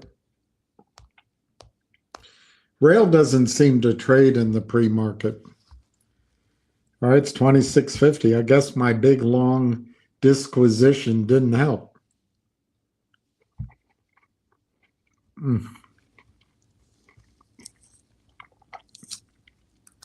18,000 shares.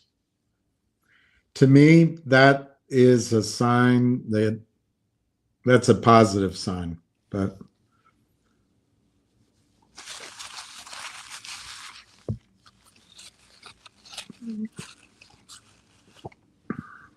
even Yahoo has a 1-year target of $2. I don't know how they come up with that, but they have a 1-year target of $2 on Rail. And let me look at Finger. I think Finger might be making its move. Yep, it's up 12 cents, 138. I think Finger might be the last chance to get on that train.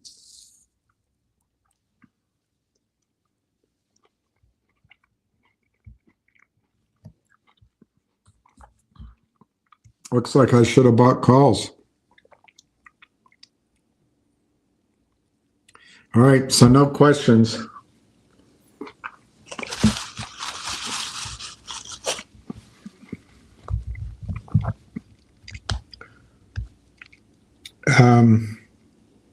We've got 10 minutes, so I'm going to point one other thing to you.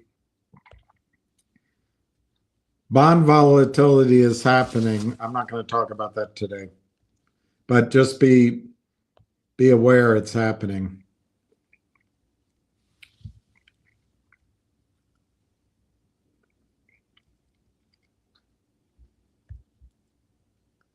Of course, I can't find what I wanted to show you. Darn it. Oh, here is it.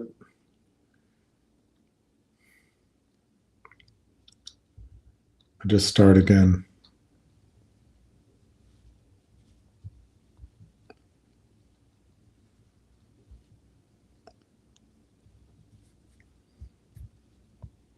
So Byron King is a guy I followed a long time. I used to get his service. I think it was free, but I can't remember. But he's up at the PDAC, which I've gone to, which is the largest mining conference in the world. It's up in Toronto. Prospectors and Developers Association of Canada. 35,000 attendees. And this is what's going on. And this is what's frustrating to me, because I'm trying to raise some money for mining. And, quote, the biggest problem you guys have, unquote, said a major bank, quote, you have too much damn money.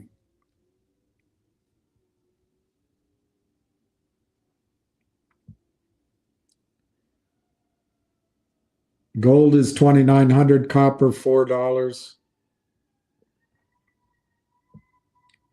Anyway, I don't want to get in. I'll read this another time. But you should own, he's saying, what should you own? Physical gold and silver. Gold is money. And then he says funds. You can let a fund do it, professionally managed. He likes the Van Eck Gold Miners Fund, GDX, $13 billion.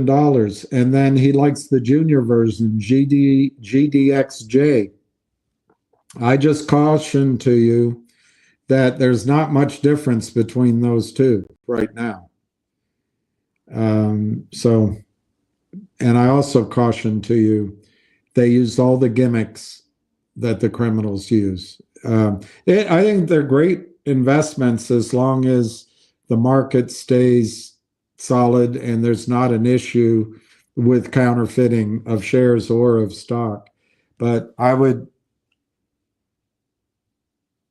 like them. But anyway, it's a good place to start for the funds. Then there's the Sprott Gold Miners Fund, SGDM, and he has a junior fund as well, SGDJ. You can find it all on the Sprott website. But then he talks, just like I've told you, when you want to buy into the miners, he says stay with the big ones and the general ones at first, right now anyway. Newmont Mining, NEM, 47 billion. Barrick Gold, GOLD, 30 billion. Kinross, KGC, 13 billion. And he likes Freeport McMoran, FCX. That's the copper play. But here's the reason I wanted to bring this to your attention. But the main takeaway from the PDAC is that the mines and minerals sector, in other words, the prices in miners is moving. Cash is flowing. Profit margins are growing. There's a great sense of optimism. The tide is rising, so consider getting on board. That's what I wanted to tell you about that. Finger 140. All right.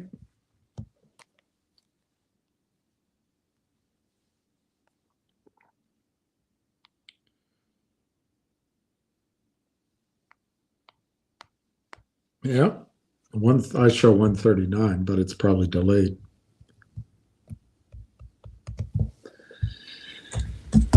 Well, there's no questions, so I probably should hang up, but maybe should we wait till 4 o'clock to see how everything closes? I think I bored everybody by talking about oil. What I'll do is I'll try to write a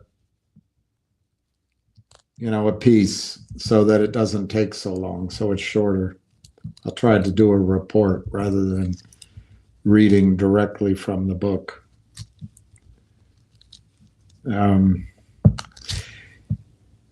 Pete, the thing I'm trying to get people to see is even Trump is wrong, in my opinion. Although the United States has changed the game for oil, and it may delay everything for a while, but all fields decline, and there aren't bigger ones to find, maybe up in the Arctic, maybe. But at some point, we're going to have to deal with a planet where the inexpensive, cheap gasoline, cheap oil is going to disappear. And I think that's going to threaten the financial markets.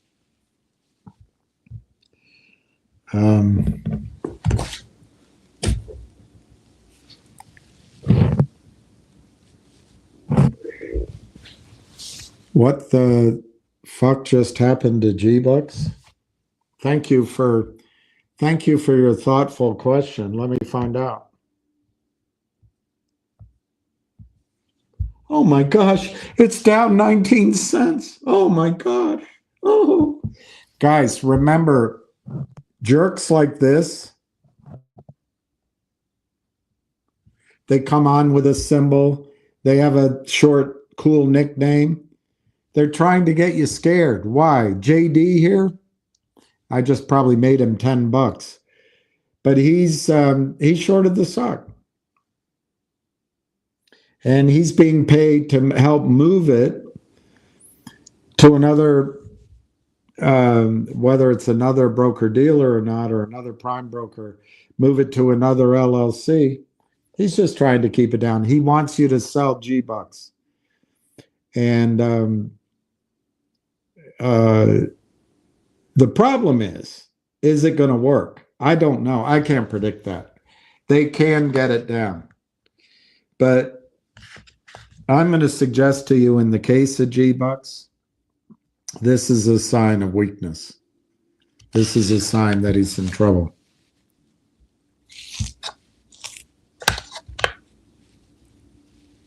Well, this is, Scott, this is the thing I'm trying. That's a big book, and no one reads it, and no one wants to hear it. So I'll have to.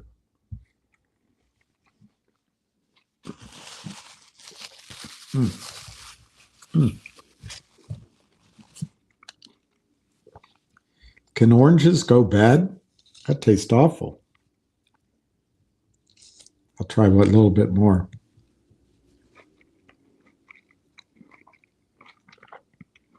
I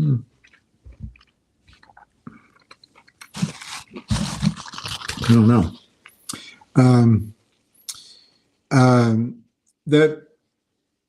The oil business it's very complicated, and it's certainly been over time that a lot of people have called for peak oil and unavailability since the first well in Titusville. And there are optimistic ideas about oil. One is nano recovery, some sort of, and I think Exxon's investing in that. There are these other sources of oil, like the subsalt in Brazil's big. But it's so complicated. It takes years. So part of what I'm talking about is a panic in a decade, a 5-year, 10-year period. Maybe they can recover oil at some point later. The other thing is population can decline. The big thing is alternatives like nuclear power. Nuclear power is frightening. I used to listen to everybody say how great and safe and all that. What happened at Fukushima, and just happened across the island, but it's not in the news. There had to be another major break. Every time, the other night I ate salmon, and they had seaweed on top. I tried not to eat the seaweed. Hillary Clinton signed into, with all of her expertise as an attorney and as a wife of a president and as a whiner, and then she became Secretary of State. So she knew with her decision that she should sign an agreement with Japan that we would buy their fish and their meats and their seaweed and their produce right after the Fukushima accident. But she also put out an email to her, at least her closest friends, during that accident, crisis, catastrophe, to stay indoors. So she actually knew how dangerous it is.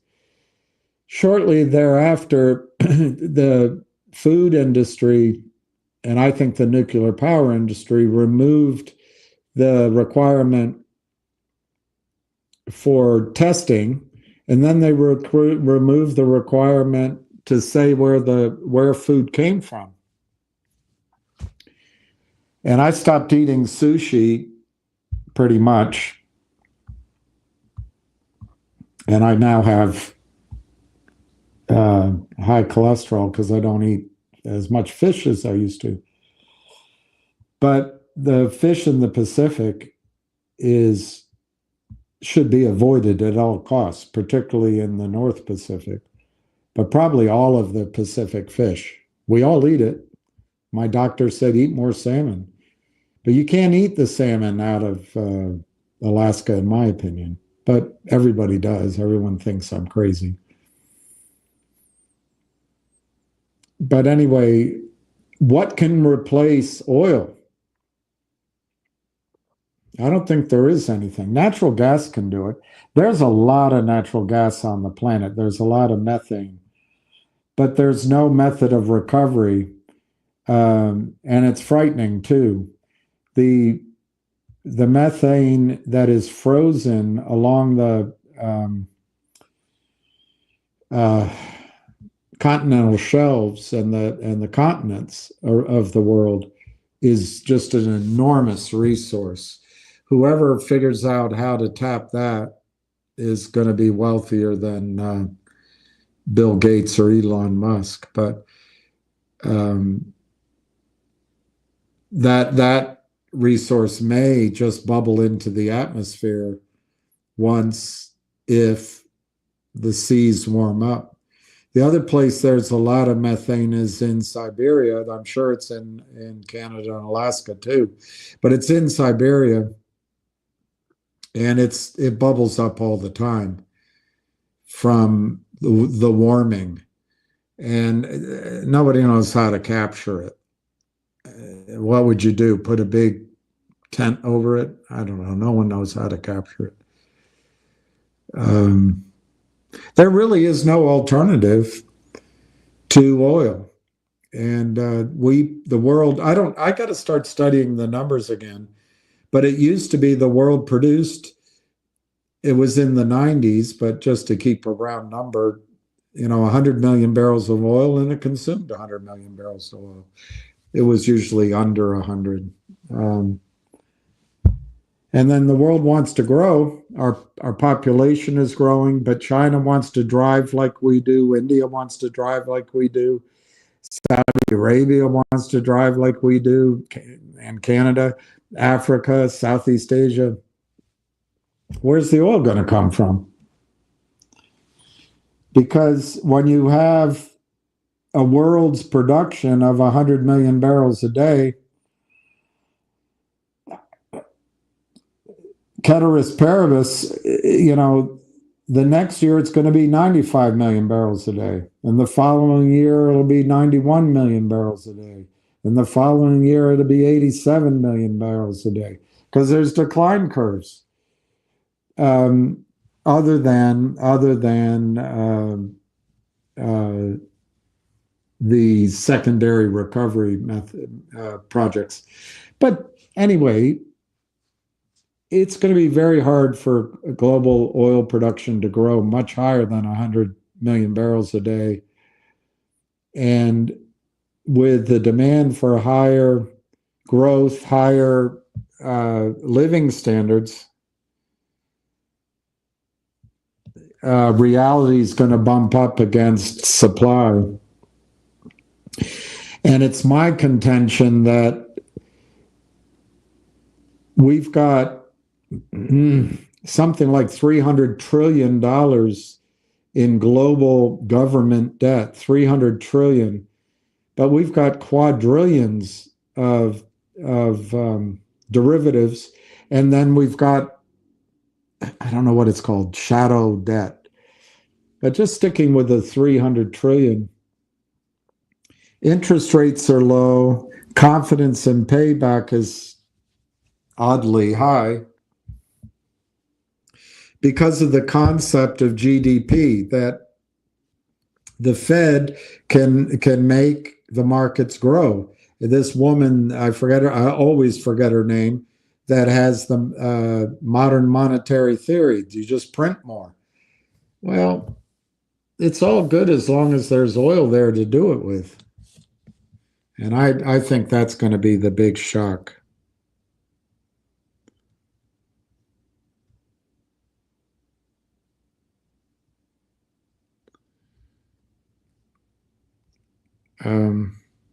I'm looking to see where the price is closed.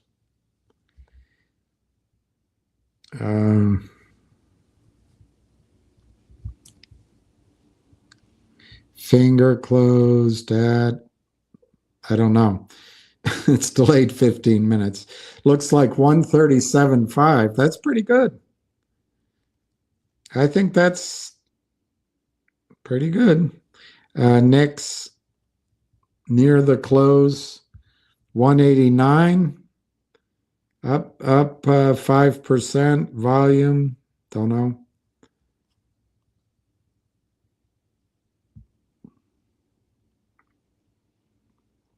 A million. So look out for NIXX tomorrow morning. I don't know. Could be. And then Rail, I like that Rail's volume is low. It confirms what I was trying to explain as my theory. Nobody can buy it. We already bought all we can, right? And nobody can buy it until the news comes out. Do you know what happens when you, no, that doesn't work. But it's, when you hold the lid down on a boiling water and it blows off the top. Once the news is out, it's like taking the top off boiling water. There are some bad ones coming out.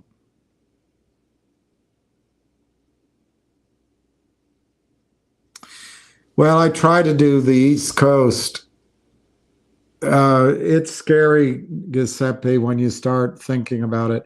I do eat salmon because it comes from the Atlantic, but the radiation that comes out of Fukushima comes out two ways, and we'll ignore the enormous amount that came out during the accident.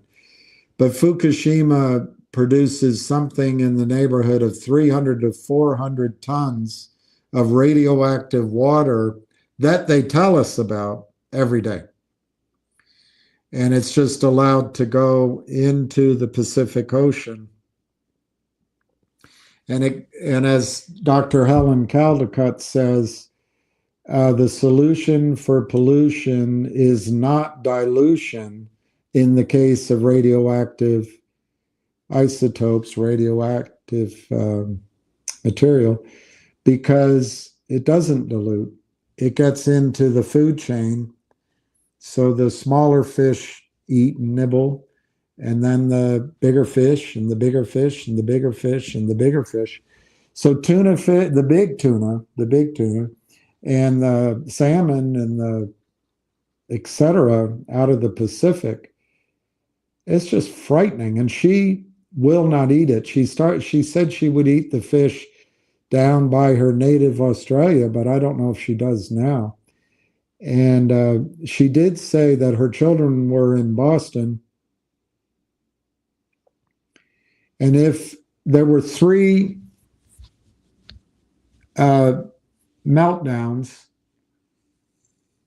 in Fukushima, and she said if the 4th, it wasn't operating, but if it collapsed, I think it was building 4, collapsed, she would call her children and get them out of Boston. It did, as far as I know, it did collapse. There's been more earthquakes, but no one talks about it. No one talks about it. So anyway, the radioactive water, it's as if you threw, I don't know, 400 elephants in the water every day that were radioactive. It's been going on since March 11th of 2011. It gets in the currents, it goes up to Alaska, and the currents go all around the world. So eventually, it doesn't matter where the fish is, it'll get around the world. But for a period of time, probably, fish in the South Pacific and in the Atlantic and the Mediterranean is okay. Okay, second source of radiation in the northern hemisphere. The two hemispheres of air, they actually don't intermingle. So the southern hemisphere and the northern, they don't really mingle. I can't remember why. It's something to do with the winds and the spin of the earth. But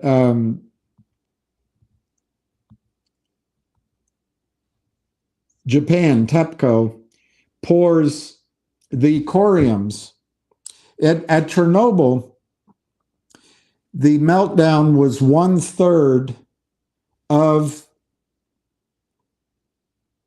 the core of the fuel. 1/3, but it also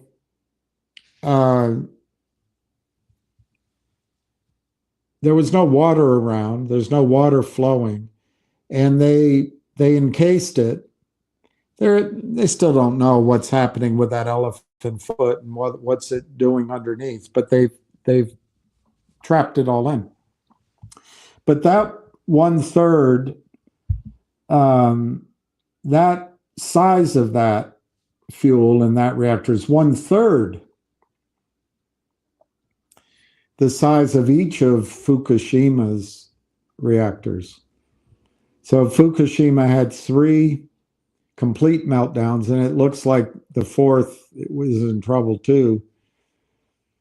And the way, I don't think it was Raytheon or that construction company that begins with a B, but an American construction company worked with Japan. And to save money, they did 2 things. They destroyed the 80-foot, 85-foot rock face. In other words, they brought the reactor, they placed it down at sea level by destroying the cliff that it was on. So they brought it all down to sea level when they built it. They built on top of an earthquake zone, but they also built on top of a river of water that comes from the mountains, but it's underground. So it collects all the waters, that's the rainwater, and it comes underneath where Fukushima's reactors are. So they knew that this was an earthquake zone, and I presume they knew that it was subject to tsunamis. But to save money in the ongoing operating costs of this, they built it down by the sea. So they brought an 80-foot wall would have stopped a tsunami. By bringing it down, it posed a risk. Then the other thing they did to save money, they took a reactor design. I think it's Westinghouse, but I could be wrong. They took the reactor design that the United States used on its naval ships, its submarines, and they just made it bigger. So they designed reactors which it saved money because they didn't have to get all complicated. These were reactors which in a smaller form powered a submarine. But a submarine, where do you put the waste? On top. So they built these reactors and they stored the waste on top of each reactor. I think reactor number 3, they were changing out the fuel rods. So there was, I don't think it was active, or it was, but I'm not sure all the fuel was out of the reactor. So that was a small blessing. But since then, I've heard that also has melted down. The others were active. I think reactor number 2, they used moxie fuel, which is taking It's highly toxic. They take the radioactive material, particularly from weapons manufacture, from making plutonium and they reprocess it as fuel. And this waste are isotopes and whatever you call it that have never been, they've never existed before. So obviously, as human beings and species, we have no defense. A lot of radiation in space and from the sun, we're protected from because of our iron, our magnosphere. It's called magnosphere. Anyway, our iron core.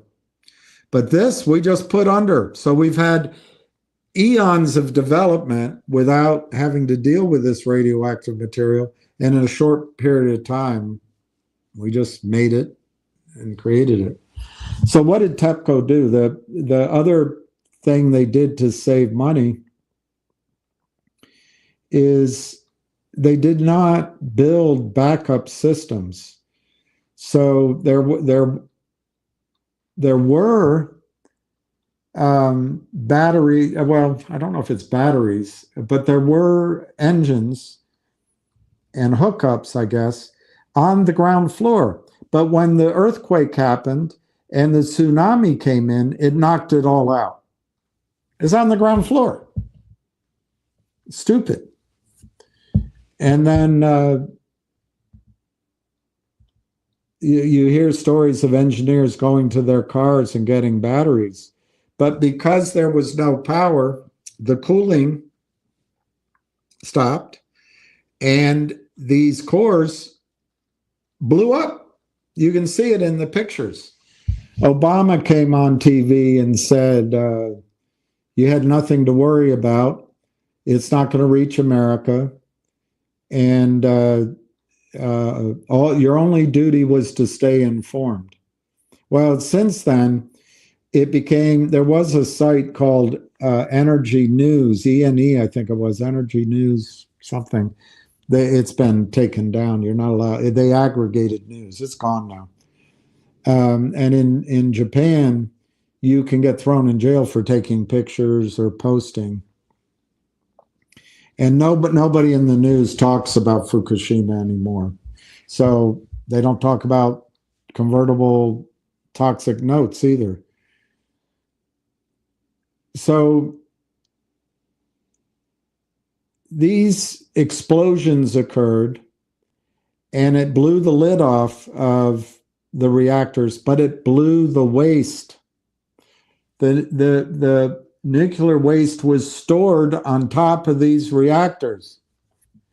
That waste, just a tiny bit of it, if you're in a warehouse for, I don't know, a minute, 5 minutes, you're dead. It's just highly toxic crap, and it will be around forever. Well, it blew up into the countryside, into the waters, but then nobody talks about that. It's all gone. I think lawyers in Japan and dishonest operators at TEPCO, they came up with a strategy of taking the waste around the plants and burning it in different parts of Japan. Ostensibly, you can burn it, it cleans up the matter. No, you can't burn away radioactive particles. So what it does, it gets up in the air, and their whole point is in the future, if there's a blob of, what's that?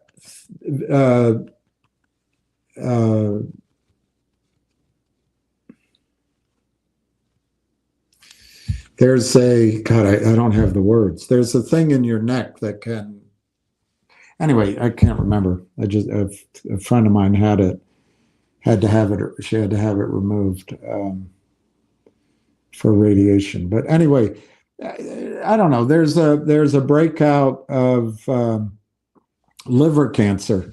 Well, if it's around Fukushima, they know they can sue TEPCO. But if they burned the waste around the country, it's gonna break out everywhere, and it'll be hard to determine what the cause was, because you can't trace radioactive.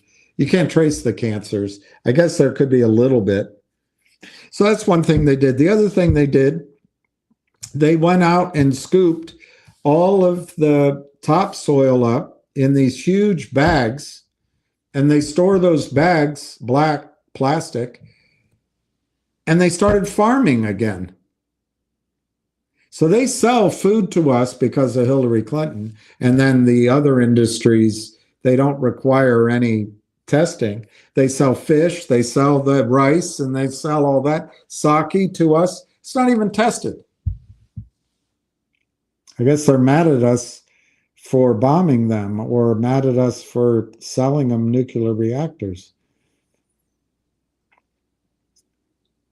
The nuclear waste is gone. It's all over the place.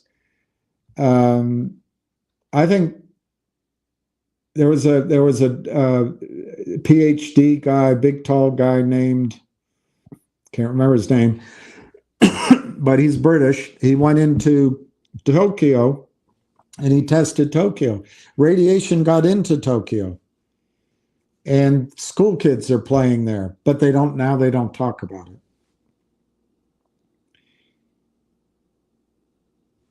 Well, after all of that, the coriums, they couldn't control. In Chernobyl, they have it basically under control, although nobody really knows what's happening immediately below it. But these coriums, and just imagine them, they're active, they're burning, and as they go through concrete, go through rock, what happens to all of that? The robots were breaking down. Humans couldn't go in. They sent the homeless in, who didn't know any better, to do some cleaning up. But anyway, these coriums are large. They're 100%. They started 3 times the size of Chernobyl, and they're going through the ground. And the water that comes through underground passes over them and goes to sea. But they're hot. So what what TEPCO does is they take seawater and they spray it on these 3 coriums, and there might be a 4th. And they're pouring it on the coriums every day. So the water evaporates and goes up in the atmosphere.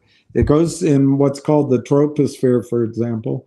And if you remember from being alive in World War II, Japan, when they got desperate, sent balloons across the Pacific with bombs on them. They just made air balloons, and big ones. They went up to the troposphere, and in 3 days they were over Minnesota, over Chicago, over New York. It didn't work, but that's what's been happening. They've been spraying water on those coriums for every day since March 11th, 2011, and that radioactive material gets up in the atmosphere and it spans the hemisphere. Primarily, it's the northern hemisphere, but it won't take long. I don't know if 10 years is enough time, but it won't take long for the ocean currents to bring any other radiation down to the southern oceans and the southern hemisphere's atmosphere. But I don't know what the good news is. I can't think of any good news on it. I do think the radiation concentrates into the food, so maybe in that sense it's taken out of the water. but that food dies and goes to the bottom and gets eaten. The thing that terrifies me is that something like 50% of the world's oxygen comes from, the small things like plankton. And if the plankton is dying, what does that say for our oxygen? And Giuseppe, I don't know if you notice, but a lot of sharks are coming up and eating human beings. A lot of whales are ending up on the shore.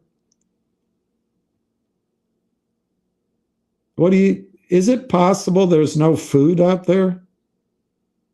Is it possible the food is gone? I don't know, but it's scary stuff. Scary, scary stuff. And so I try to eat fish out of the Atlantic, but it's probably just lying to myself because rain occurs in the Atlantic too, and the air is air that came over from Japan. But I think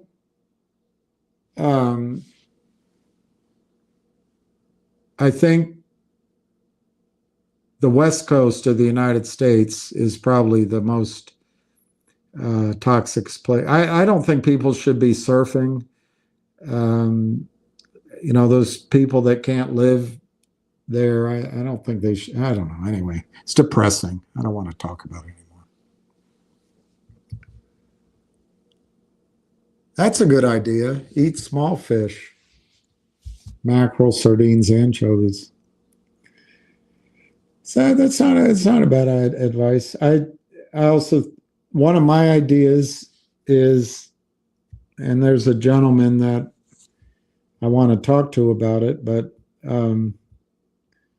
if you have clean water sources, I think in the future there's going to be enormous demand for water which is pure, but I also think food and fish grown with that water is going to be in huge demand too. But there's not much demand for it now because nobody's worried. One thing Dr. Caldecott said that scared me. No, it wasn't she. It was this woman from Michigan.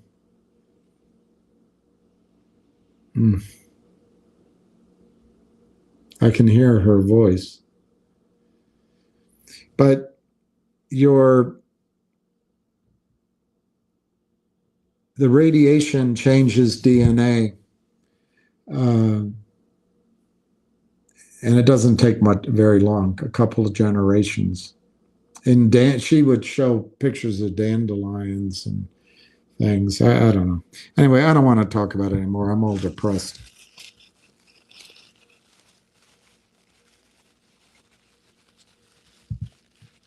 Wow. Wow, you're down to 170. That's amazing. Yeah, I'm going to stop being a machine right now because I'm tired. Finger's a great stock too. Daily cost average, or I don't know what the D stands for, but I assume it's cost average. Downward cost average? I don't know what the D. I've been adding Finger and XRP. I think finally there's going to be a run in Finger, but this time,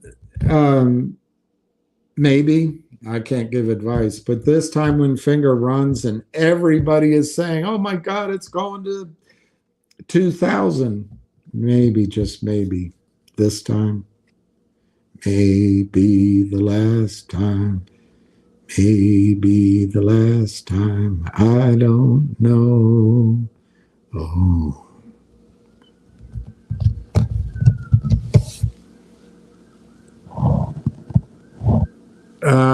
Do I still have G-Bucks? I don't know.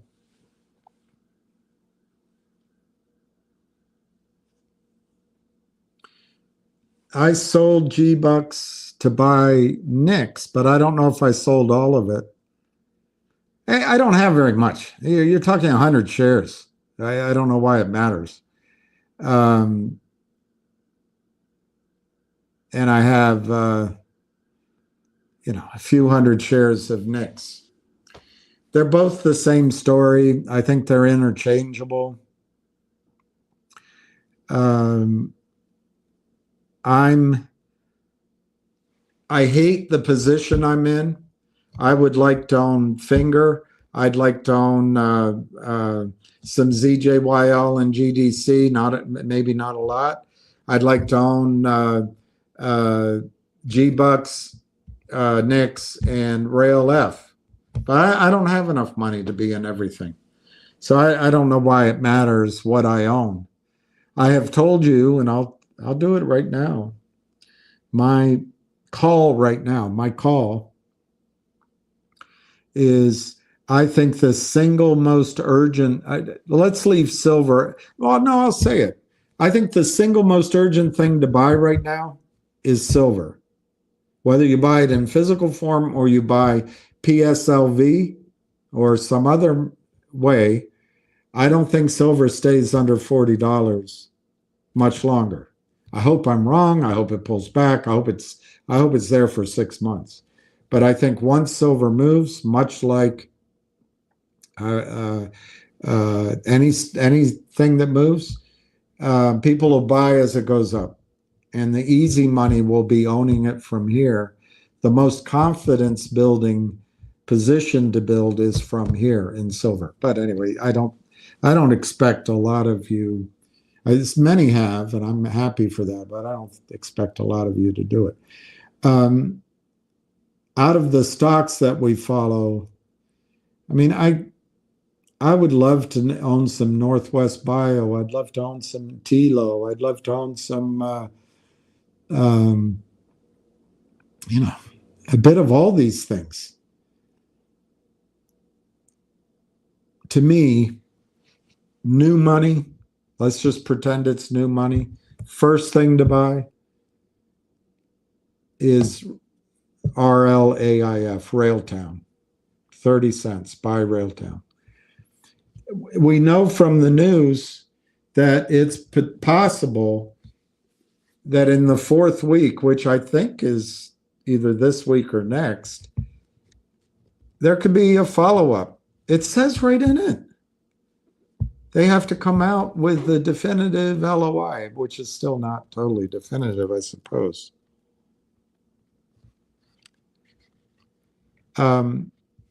That's my number one. It's not because I think it's going to squeeze.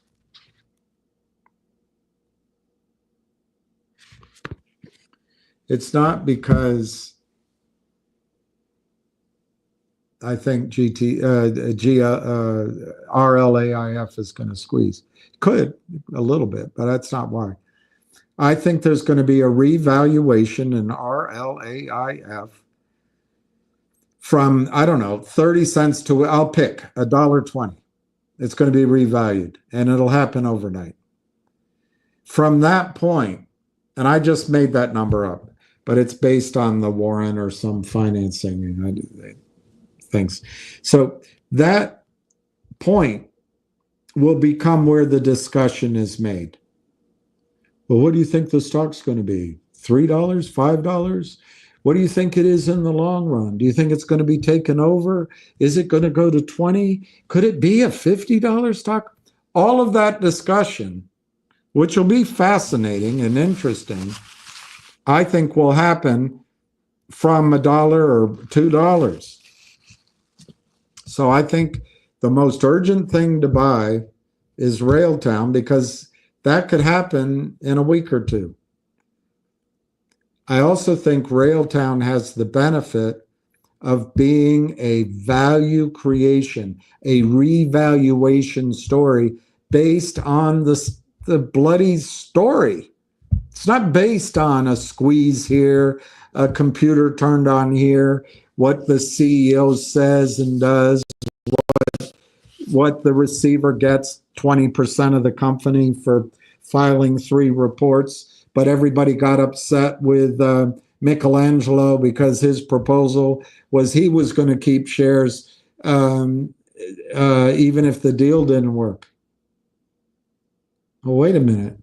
Well, the receiver took risk. Well, yeah, how much risk? How much risk? How much risk? He's making 70 grand on the cash side. Did he put up money? Did he bring the deal? Most of the data was provided. What risk? As I understand it, I've been thinking about the rationale. Most receivers stretch it out, so they take all the money, all the cash. And so in return for not behaving like most receivers, the better deal in the pro forma, he should have 19% of the company because he's taking risk. Who took the risk? You guys did. I did. Buying stock. The whales. I can't believe whales want the receiver to have 20% of the new co. But whatever. I think the answer is they should cap it. You know, and to get 10% of the shares recovered, and the shares had to be expanded to absorb the new co, well then, you know, I don't know. I still think it's a lot, but it's a percentage of the new company. It's not that much. But in this case, this guy just said they're going to move the stock over to Saudi Arabia. What if you got 19 million shares and it's squeezed? How many shares do you have? How much money did you pay for GTII? 19 million shares, 3 reports. But what's the risk? I got to say, I know his presentation was bad. I've met with him. I think he's got a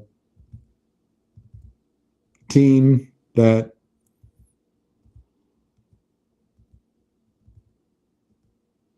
for me, just, you know, he's got everything covered. But at least with the Trento mine deal, and I'm not saying that was a full form deal. I think given those two choices, the right choice was made. But I think if everything had started a little earlier, the Trento mine deal could have been, because I don't think, I haven't spoken to him, but I don't think Michelangelo came in with a fill or kill, this is how it's designed.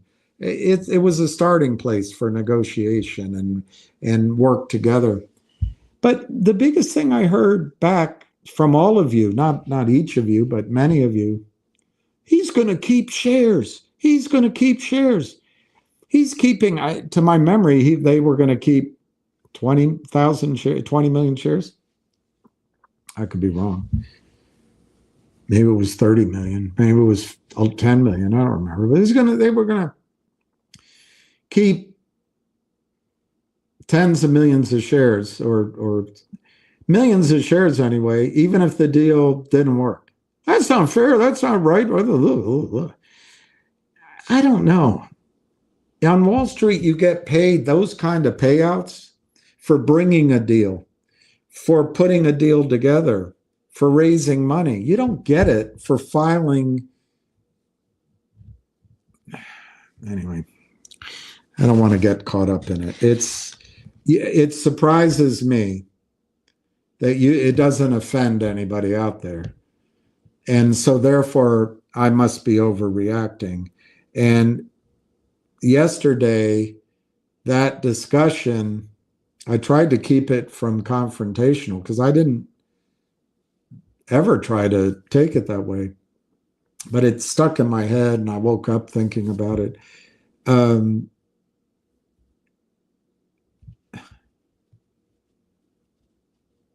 There's no whale who would allow that outcome.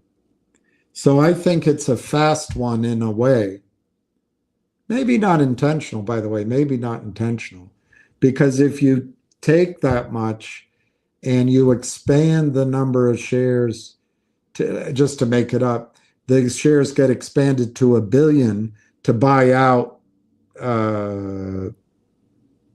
or to reverse split AI versity. Well, then in that case, 20 million shares is 2%. Still a lot. I still, how much did you pay? Do any of you own 20 million shares? But you're starting to get into a range as a percentage of the company that, all right, whatever. That's where I think the answer is. And I don't know if the receiver, the judge, can still change it. But I think there should be a cap on the percentage of the company. That's what I think. But what a coup. What a coup. What a coup. I think it's been about 4 months' work, 70 grand from the cash. It's probably going to be another 3 months at least work. So call it 7 months, 70 grand coming in, 10 grand a month cash. But that's risky.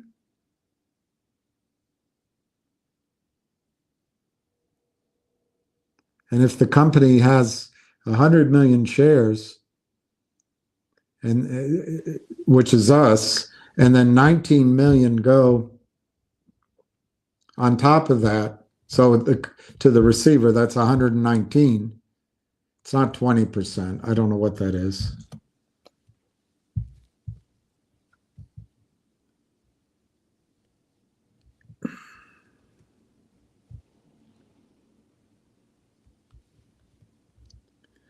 That's 16% of the company. The whales down in Puerto Rico, who I know, they put up more money. They put up huge amounts of money.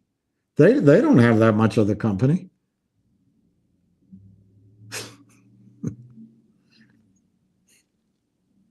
Nobody gets that much. I could work for 3 years raising money for a company and be the only source of the money, and I wouldn't get that much. I might get that much in a combo somehow, some sort of combo of some cash and some warrants and some stock. Maybe. But if it's that high, it's usually a shitty deal. But not. That's for work, taking the risk, paying your own way. Michelangelo, albeit he may not have done a good job. I'm not saying the quality of the workmanship. I will say that effectiveness of work matters as well. That's my whole argument about Railtown. But man, I met with those guys. I met with those guys 1.5 years ago, and now he's got a new guy. But they spent money. They traveled. They a lot of money. A lot of money. I don't know the number, but I wouldn't be surprised if it's hundreds of thousands, 100, 200,000 over time. But, that's their risk. I'm not saying that anybody owes them anything. But everyone reacted I'd say a lot of people called me. Did you see that? Did you watch it? And I did try to watch a bit of it. And I agree with people's reaction, by the way. And I just forget how many shares they were going to keep. But then on this call yesterday,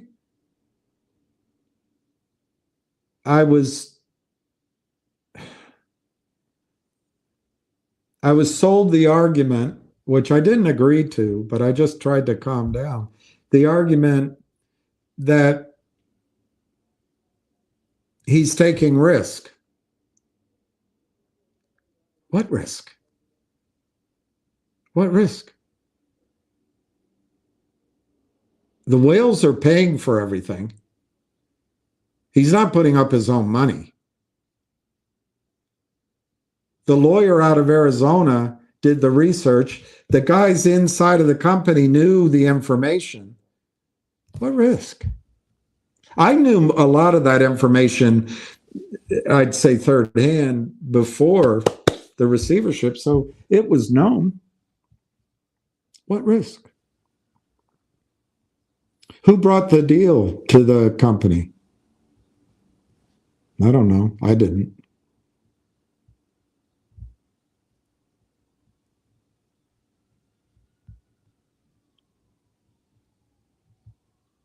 I guess the risk would be if you didn't stretch it out, you could stretch it out and get everything for the receiver before you ask the judge to make a decision. So out of the 700,000 they're recovering, according to the argument I was given, most receivers stretch it out and spend it all. In this case, they didn't. Well, are we getting that 700,000, that 600,000? It's probably going to go pay for lawyers, and I don't know. I just don't see the risk. I also don't see why a whale who is organizing this would allow it. So I think the solution is to cap it off. That's what I think. Cap it as a percentage of our company. So yeah, you can have those shares subject to a cap on a percentage coming out of the, and otherwise there's no fairness in this. No fairness. I don't know how I got off on that subject. I guess because I blurted out GTII when I was saying G-Bucks. But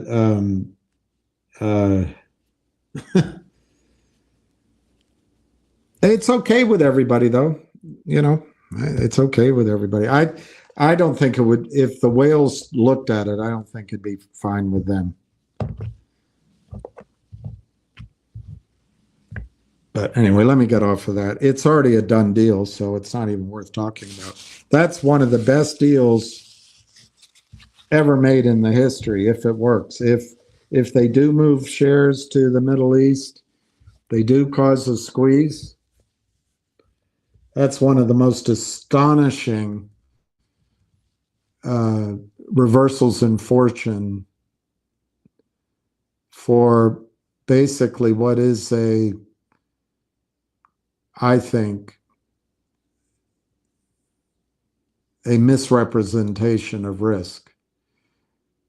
So I will defend, even if one thinks his ideas needed more formation, his presentation, and his concepts of how money was going to come in and from whom, and all of this, the translation from being a real estate leaser to being an executive in a mining company, that may not work. But I'll tell you one thing. That guy went out and he risked his own capital, his own time. He sweat underneath his arms. That's why you get paid on Wall Street. You put yourself in positions where you're trying to create something and you're nervous and you're sweating and you're putting up your own money, your own time, and a lot of time and contacts, and you're bringing something. And if it works, you get 5, 10, 15%. But when you're on the professional side, I don't know, a lawyer, accountant, auditor, secretary, you don't bring the shell, you don't bring the deal, you don't bring the information that's provided, and the court itself gives the power, and you're getting cash for sure. What's the risk? What's the risk? I got upset about it months ago when I read it in the filing, and I said, it's going to be 10% of the cash, 10% of the stock. And there was blowback to me. Oh, that's and it's not, that's not how it is. Well, it is how it is. Just heard it.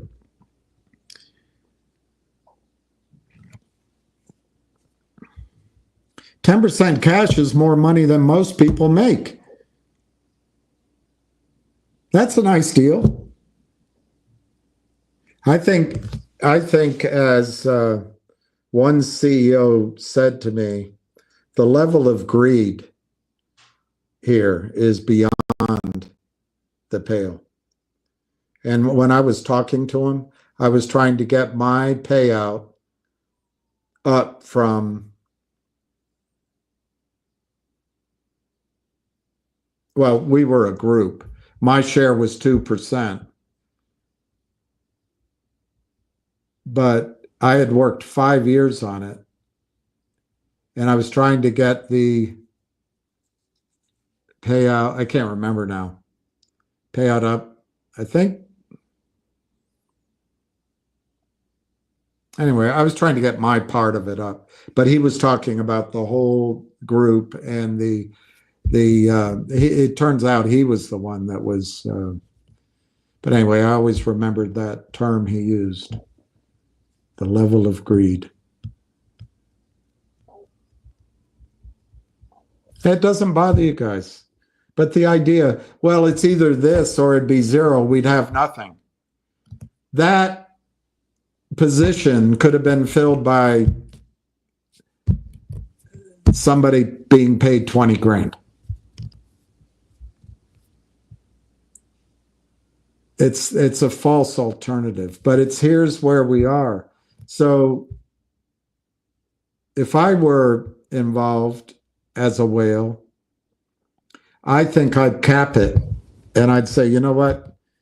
The original idea was we were going to have 2 billion shares or 1.5 billion shares. Now we're going to have 100 million.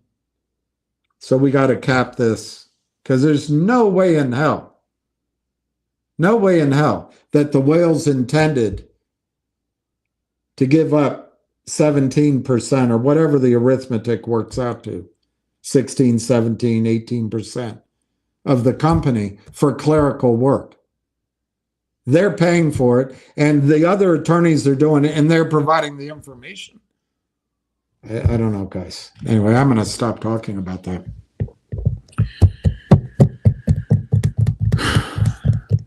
Do I still have G-Bucks? I don't know is my honest answer.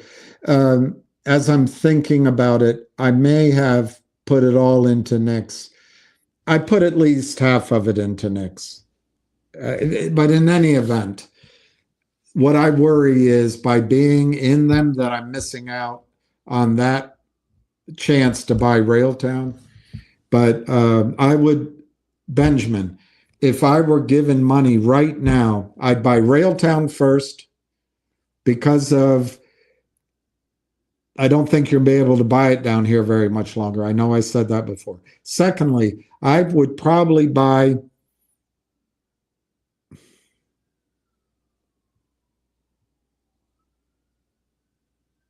I think actually right now, if you gave me 20 grand, I'd put 5 grand in Rail, 5 grand in Finger. So in other words, if you only gave me 10, or if you only gave me 5, I'd probably put it in Rail. If you gave me 10, I don't know how to come up with a plan of action. If you gave me 10, I'd put 5 in Rail, 5 in Finger. Right now, believe it or not, Finger looks really good. And then on a chart in the story, then I think I would go, this is tricky.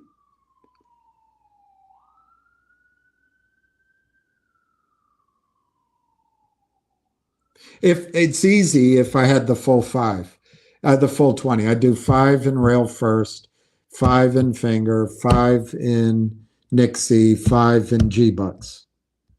But if I only had 15, Which one would I pick right now between NIXX and G-Bucks?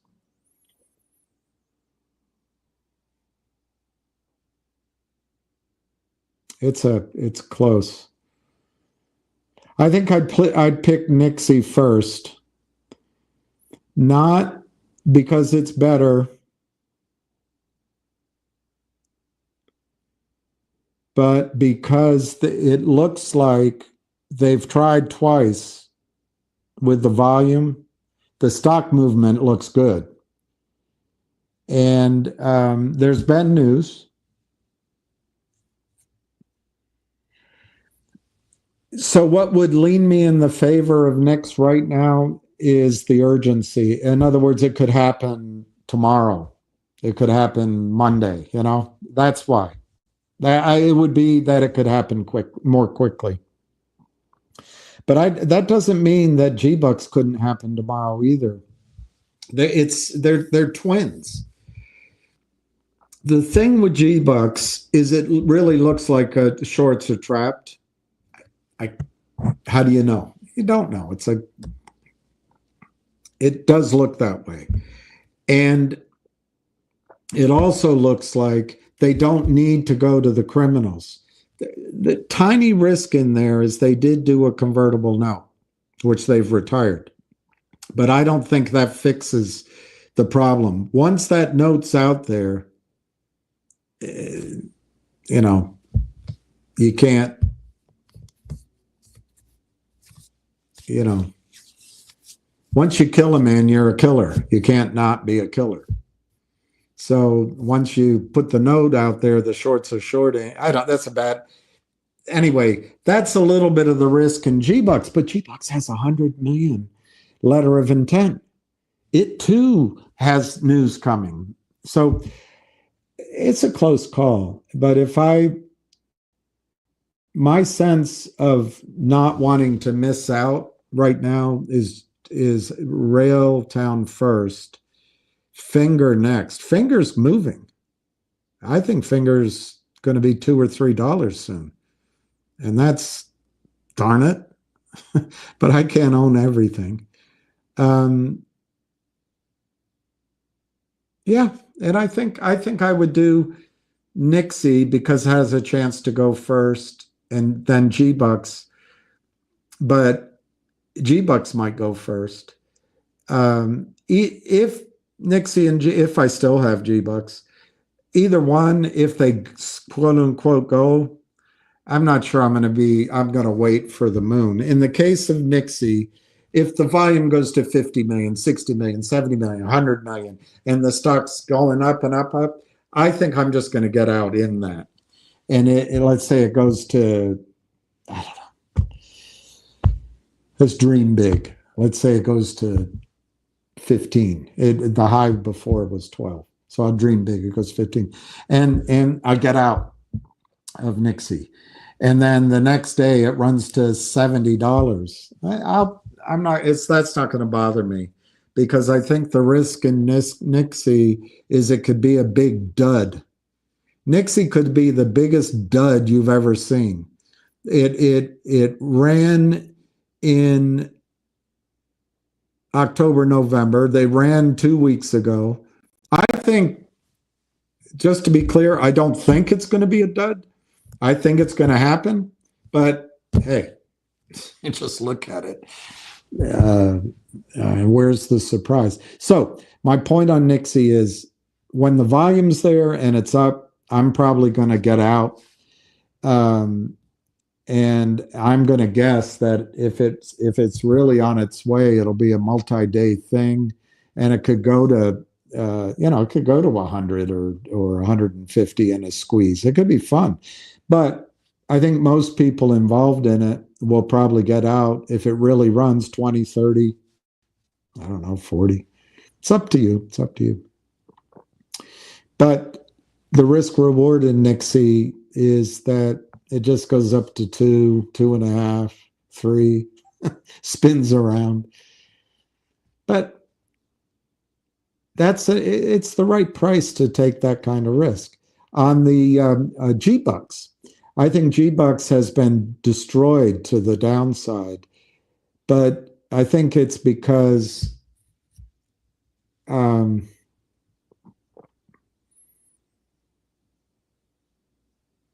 shorts are in there, and I think they've had their play to the downside. I don't know. It's all rumors, Goldman Sachs this and that. I don't know. I can't suss out the why people aren't buying, but people are buying. I mean, it's been high volume last week anyway. Anyway, I think G-Bucks, if it breaks through 8, was it 8? Anyway, something in the single digits, it could get into the teens, but for me, it's the same story. I'll probably be fast to get out of it. And then the next day it could run to 60, it could go to 140. But yes, I still think G-Bucks has all that potential. The good thing that G-Bucks has going for it is I think the shorts are surprised they got caught. And the company seems to know that they are not going to go to the bad guys on Wall Street. So yeah, I like G-Bucks. I like it. Anyway, that's my order. And isn't it nice to have more than one choice? I like Railtown, Finger Motion, NIXX, G-Bucks. But when I say that I have it in that order, I'm talking a matter of days in all cases. I think Railtown, you don't have much more than a week. I think Finger, you don't have much more than a week before it starts going up. I think G-Bucks, if it's going to happen, is going to happen this week or next. And what's the other one I said? Finger, Railtown, G-Bucks. NIXX, yeah, NIXX. I think NIXX is pregnant. It's overdue. It's overdue.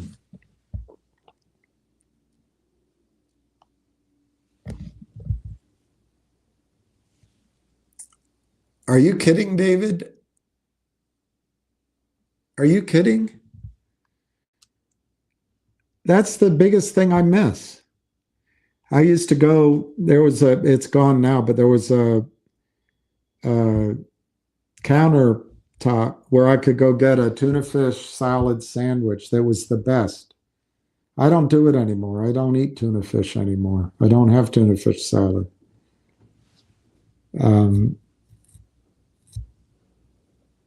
Yeah. I didn't know somebody else was going through it. I thought it was just me. And I used to eat sushi. I never eat tuna on sushi. I never eat. It's a sad thing. Oh, dollar cost average. So what was I saying? Daily cost average? I'm such an idiot. I'm such an idiot. Pacific North was the best seafood, Seattle. Oh, it's amazing. I can't believe that food must be amazing. And I think about it, David, if I made money, I would try to make, if I had a lot of money, try to come up with a way to grow fish that's clean. All I can think is you have to do it indoors. And then that's filters. So filters will be the future. Clean water will be the future. But then you want your animals, your fish, to be from stock that hasn't had its DNA damaged. I don't know. It gets pretty frightening, and particularly since I'm not a scientist. And it doesn't help that the industry conflates background radiation that we've grown up with for thousands, millions of years, like granite, with this stuff. I try to block it out because I can't do anything about it. I can't do anything about it. Yeah, farm raised only. That's what I try to eat, farm raised, but it's not always labeled. But I eat farm raised, and It's not a perfect answer, by the way, because the rain that is coming through North America is bringing it down, and it's going in the soil, it's going into the food, it concentrates in the Mississippi, it goes into the Gulf. It's just, there's really no way, there's no way to escape it. It's just to minimize exposure. And the scary thing is one buckyball, so to speak, one little tiny beeping particle. It's frightening stuff. That's all right to ask, Benjamin. I don't mind you asking. There is a point at which I probably wouldn't want to discuss my positions. I don't mind you asking. It's just intriguing. In either case, it's so tiny. It's so tiny, it's embarrassing. Maybe that's why I react, because I'm embarrassed.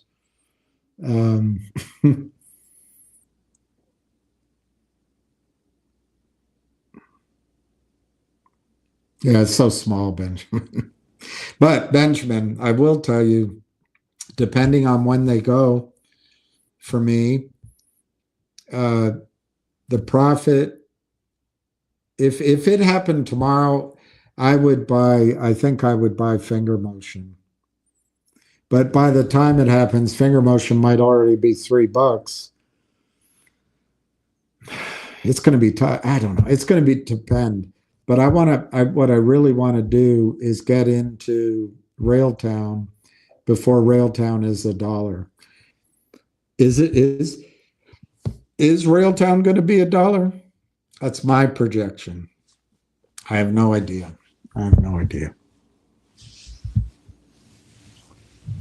According to AI, there's very little radiation risk from Fukushima for surfing and swimming on the West Coast. My uncle died of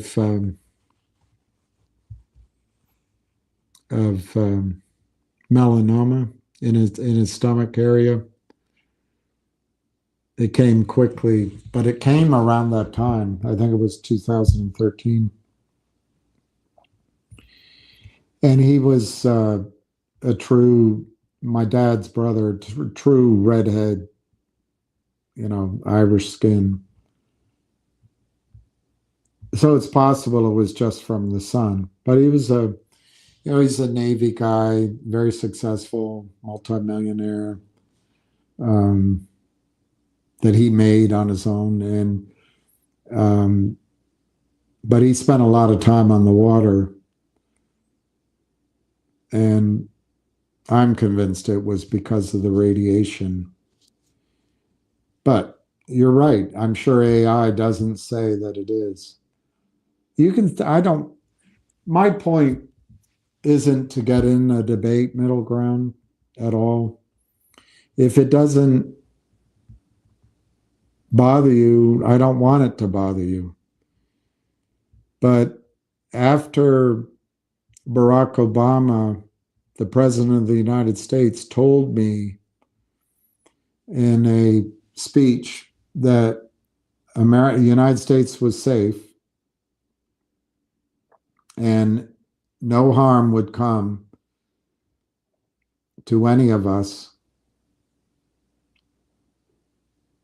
But he said that my responsibility was to stay informed.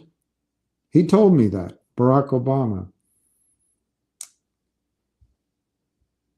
I did. But when I looked at the pictures of those reactors blowing up, they exploded. That wasn't like Chernobyl. It was an explosion. I guess Chernobyl had a blow off of the top, but these were like bombs. And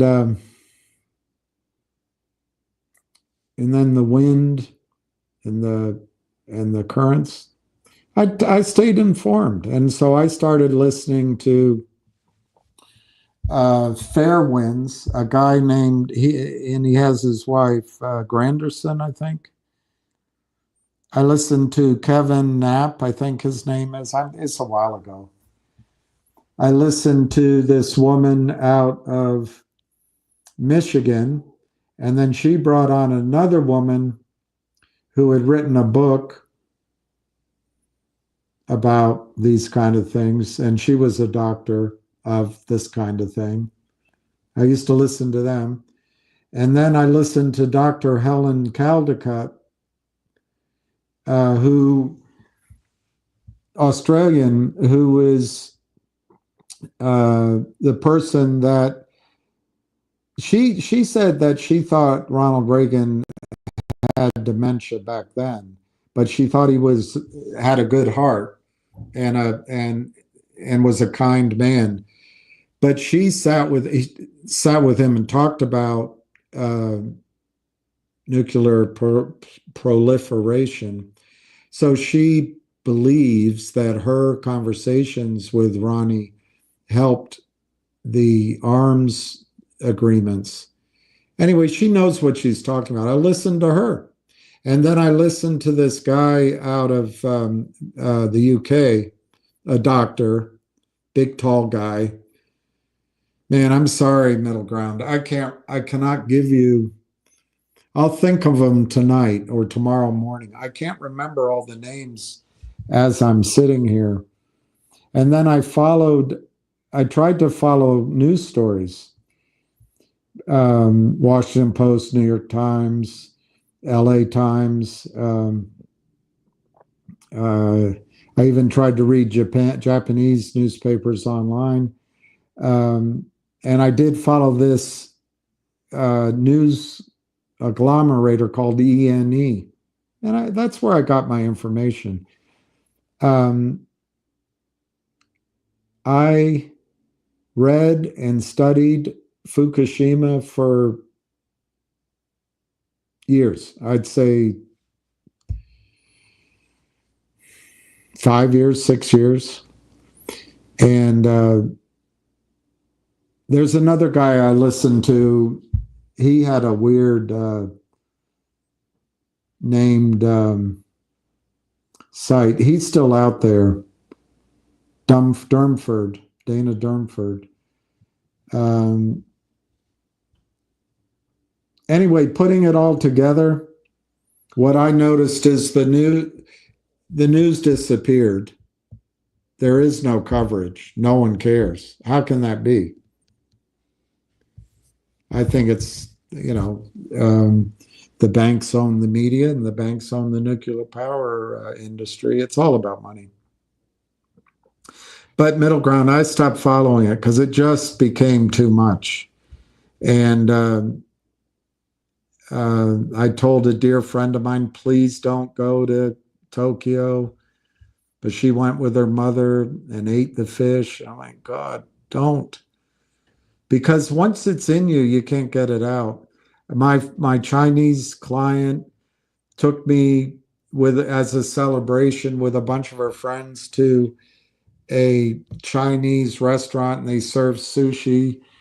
And I was hungry, and I was glad to see her and interact. And I ate one of the things, and I couldn't sleep for days because I was thinking, what did I eat? What did I do to myself? And one of her younger Chinese friends said, well, just drink tea, do this and that. But I don't know if I screwed myself up. So I stopped eating fish because I just, in general, out of the Pacific. And am I right? I don't know. And I'm not trying to change your behavior. I'm not going to trust what AI tells me, though. I'm not. I really, really, really studied it. And I cannot imagine why no one talks about it anymore. And to me, that means it's a problem. They don't want us to know about it. Anyway, I can't believe I said that wrong there. Thank you very much, David. Thank you very much. I appreciate it. I'll go have a California roll. I'm so busy working. Good for you. I can't follow everything. Are there any short squeezes happening now?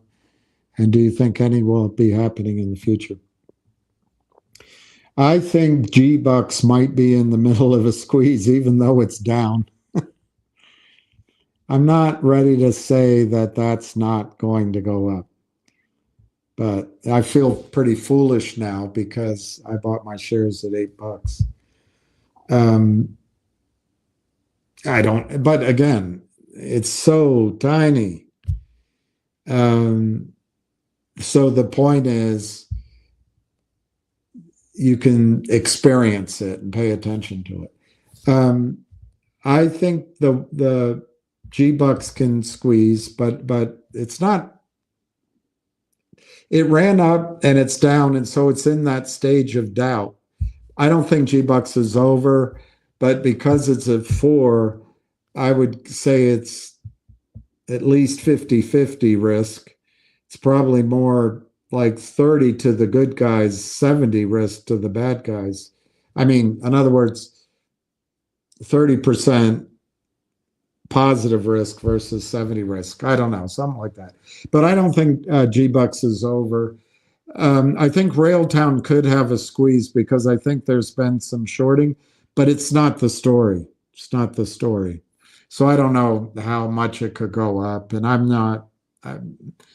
In other words, if Railtown starts to go up, it could go further than it quote unquote should, but I don't think much. NIXX, I think there's something going on. And could NIXX go to 20 or 30 or 40? Is that a squeeze? If you think going from, I don't know where, I don't even know where it closed, a couple of bucks to $40 is a squeeze. Yes, I think NIXX can, or 20 even. Yes, so I think if I said it before, but if I had a little gamble money, I would do G-Bucks and NIXX. It's a gamble though. These things, there's no certainty, but I think those have a chance. I really do. If I made money, I'd probably go out there and buy a little bit of ZJYL, GDC, TELO, and other stocks that we've talked about, just because I don't think those plays have played out. All right, so that's the positive. And then you ask me, do you think any squeezes will be happening in the future? I'm not all that positive on short squeezes anymore. I have come to the belief that there's no enforcement of the rules on Wall Street, none. There's enforcement, so they'll go after a CEO here or there. They'll certainly go after a retail broker and stuff like that. But the big stuff, I don't think there's enforcement. So I really don't see short squeezes coming as the way I used to 3 years ago. It might be just that I'm worn out, just that I'm broken down, but it seems like this is so systemic. And let me be clear. I think the counterfeiting, as we call it, the selling of shares starts at Stevie Cohen, at Ken Griffin, at whoever's running Goldman Sachs, and etc. It starts at Adina Friedman and Cromwell and Cook and Gensler. It starts there. And I think bought off are the Congress ladies like, what's her name? Wagner. And the law firms, it starts there. And it starts at the broker dealers, prime brokers. I think the odds of a short squeeze are very, very low. very, very low. To me, the only thing that can make a short squeeze happen is if it's a surprise, if the players start losing money, and they don't, somebody said to me about trust, they don't trust each other, hey, I'm good for it. Hell no, you're not good for it. I'm down 3 million. You're going to cover it. I'm going to buy you in. So that dynamic has to start. So there has to be a volume of buying out of nowhere that they didn't expect for whatever reason. Then there has to be losses that are a surprise, and somebody in their little claque of criminals doesn't want to take any more losses, and the buy-ins start. The other thing is, if you're in an industry like oil and gas or like mining, perhaps, and you're funded pretty much, at least in the short run, or a Railtown, by the way. Railtown could be it right now. Your story can change overnight. So the criminals can be caught out because there's so much buying coming in at 30 cents because the darn thing is worth $6 and it runs to $3, Anyway, so it has to be a surprise. It has to cost somebody a lot of money, and they're not going to cut out the other person a chance, or it's got to be a fundamental, massive change. Otherwise, I don't think short squeezes happen. So I'm not sure there's going to be, I don't think, Clark, that we should spend our efforts trying to find the next GME, the next AMC. I think, I don't see them happening. Now, let me give you two caveats. There's a lot of people who I don't know what to say, but there's a lot of people that question Ham's knowledge of all these things. And fair enough. I mean, people question it about me. But the one thing I will say about Ham is I think he hears stories. I think he has a way of assessing trading. Now, I've never, I don't know. It's been a bull market for a long time. But in my experience, other than certain arbitrage systems I saw, I never knew anybody to win all the time, ever. And if there was something, they found other imitators came in. So arbitrages had to be, an arbitrage either has to be risky, so nobody wants to play it with you. Or it has time involved. No one wants to play it, so you get to do it. Or the arbitrage has to be something you see and nobody else sees. Or there are ways of playing the thin margins of arbitrage. I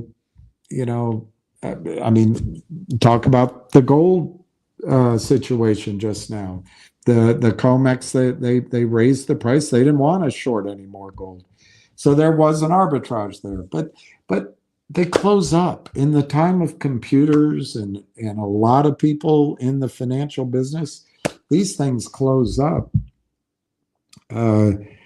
So it leaves for the hedge funds out there, the big pools of money, the rigged game of new issues and secondaries, which is rigged, I'll tell you that. It leaves inside information, and it leaves this scheme of destroying American companies.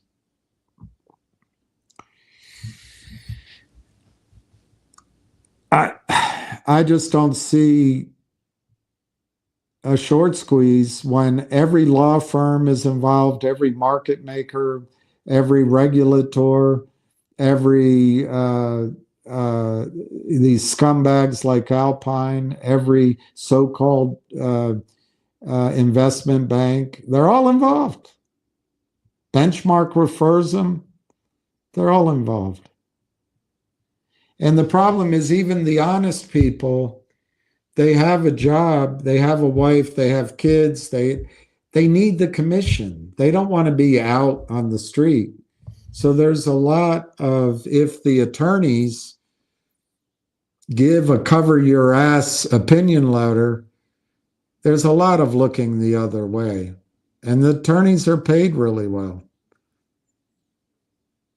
So no, I don't think there's going to be too many opportunities at short squeezes. But I do think Ham, going back to him, I do think Ham is able to see the trading pattern in a DJT and in finger motion. I really think he can see it there. I think he goes off into areas where, you know, he's not as effective, but his read of the trading and of whether a trap is short and how they're behaving, I think he's very good at that. The problem is there's safety valves when there's dishonest people throughout the system, bullies, misleading people, argumentative people, pricks, who then try to be your friend, and they don't fully disclose their agenda. Now that, by the way, I don't mind. I really don't mind, even though maybe it's confusing. That's something that came out in that conversation yesterday. I used the wrong word. But I don't mind people having compensation. I really don't. It's just, anyway. No, I don't. I think Ham might be right on finger. There might be a short squeeze on finger, but I think there are a lot of building up of the price has to happen first, if it's going to happen. I think these two I just told you could squeeze. I think Railtown has a reasonable opportunity to have a pop. But otherwise, I think a lot of the squeezes we probably won't know about until after we hear them. Maybe a GDC or ZJYL, but you sound a little impatient, although you've probably been patient all along. So I don't mean to pick on you on that, but I think any short squeezes in the future will come out of the blue. And if you're in it, you're in it. If you're not, you read about it. I will add, by the way, one thing. I talked to a friend of mine. I don't know if that gentleman's out there, Bob, maybe, but I talked to a friend of mine about collective audience. He actually thinks if that starts trading again, it could go to 50 cents a dollar this year, collective audience. So I'm going to try to see if I can build a case for that and give the optimistic side. I like what Peter Boards is doing. I don't think it's his fault that these, in my opinion, I seem to be all by myself, but I think the Aubrey advisors, Shadron, and the lawyers, and Polar, and one other hedge funds set up a sting operation. But I seem to be a minority of one. But hey.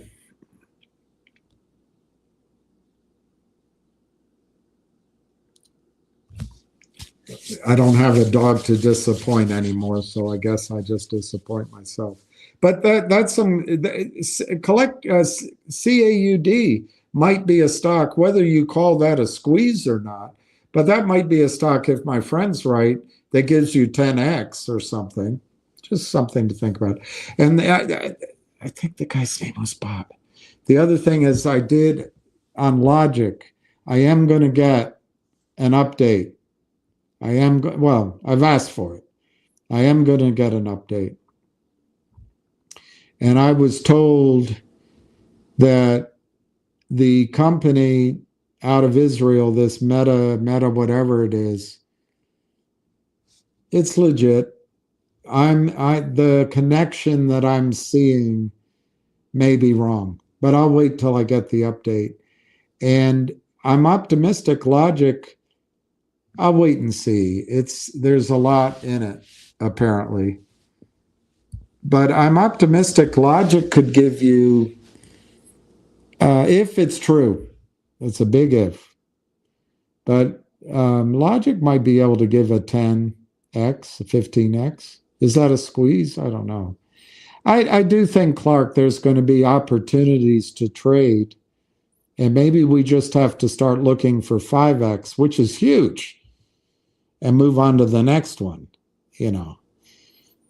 All right, and final thing I'm going to say to you, Clark, I know you're busy. If you want to participate in a short squeeze, go buy silver. Go buy physical silver. Go buy silver.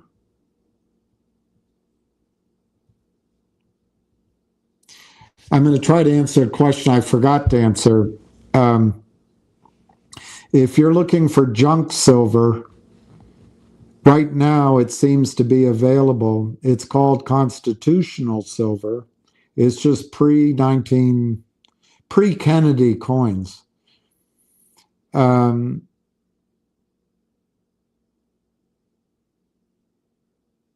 Well, I guess pre-Johnson coins, really. Anyway, whatever. If you're buying junk silver, the place I would go until it's gone probably is APMEX, APMEX, APMEX, APMEX, American Precious Metals Exchange. American Precious Metals Exchange. They do high volume. To my memory, they're out of Tennessee. I could be wrong, but it's somewhere down there.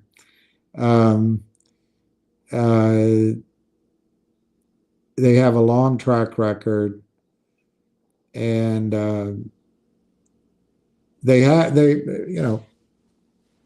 if you buy a bag and don't open it, they're pretty good at giving you a bid when you call in. And if you overnight it and you haven't opened it, you get your wire right away. So that's where I would go to the answer to the question before. But I like gold silver. It looks like Miles Franklin. I've never used, but it looks like they're really good. I'm trying to remember his name right now. I listened to him, and he's very good. The proprietor there. Sorry, I think I have a Biden brain. And then SD Bullion, I like very much. They're very good. They're and then there's plenty of others. You can go to your own. You can go to coin shops, and there's a lot of them that are advertised. I'm less likely to go to any that are advertised that I really hadn't heard about before. There is one called, and I've got to look it up, it's called Gold Bid, I think. But you can put money in. I'll try to find it. It's a card. You can put money in gold. It's little bits. And then you spend it. The problem is you'll spend it all. But you could, in other words, you could have your core capital in gold, spending it just and subject to the risk, but spending it as if it were cash.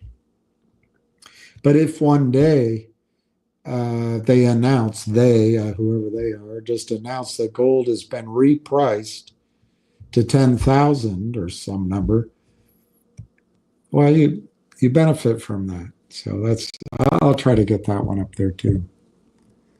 Hi, I'm Almost Legend. Happy Ash Wednesday. Thank you. Finally caught you breaking into song again, maybe the last time. Thank you for wishing blessings. It's important. And I hope that doesn't mean you're not going to listen anymore. I was trying to get the song, how does it go?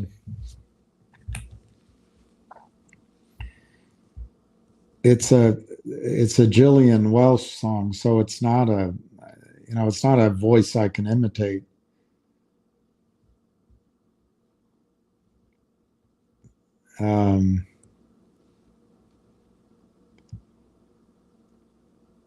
It's a great song. Oh, the night came undone like a party dress and fell at her feet in a beautiful mess. The smoke and the whiskey came home in her curls, and they crept through the dreams of the barroom girls.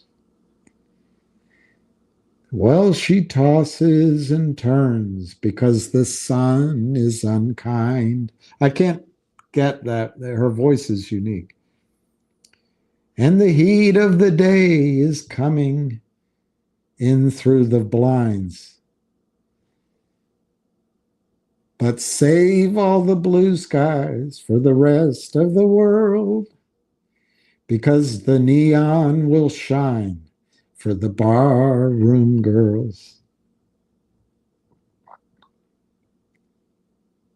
Oh, the barroom girls go by your side like the ponies who pass on a carousel ride. That's how she says it. And all of the colors go round in a swirl when you dance in the arms of the barroom girls.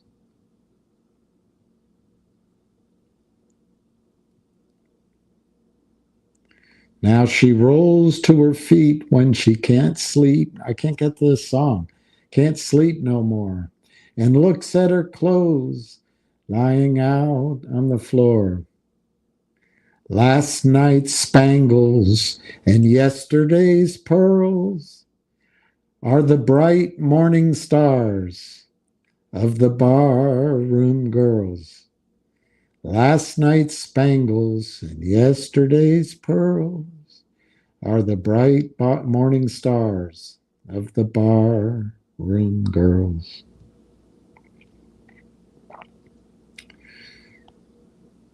I don't want to play anything anymore because I don't want them to ban my thing.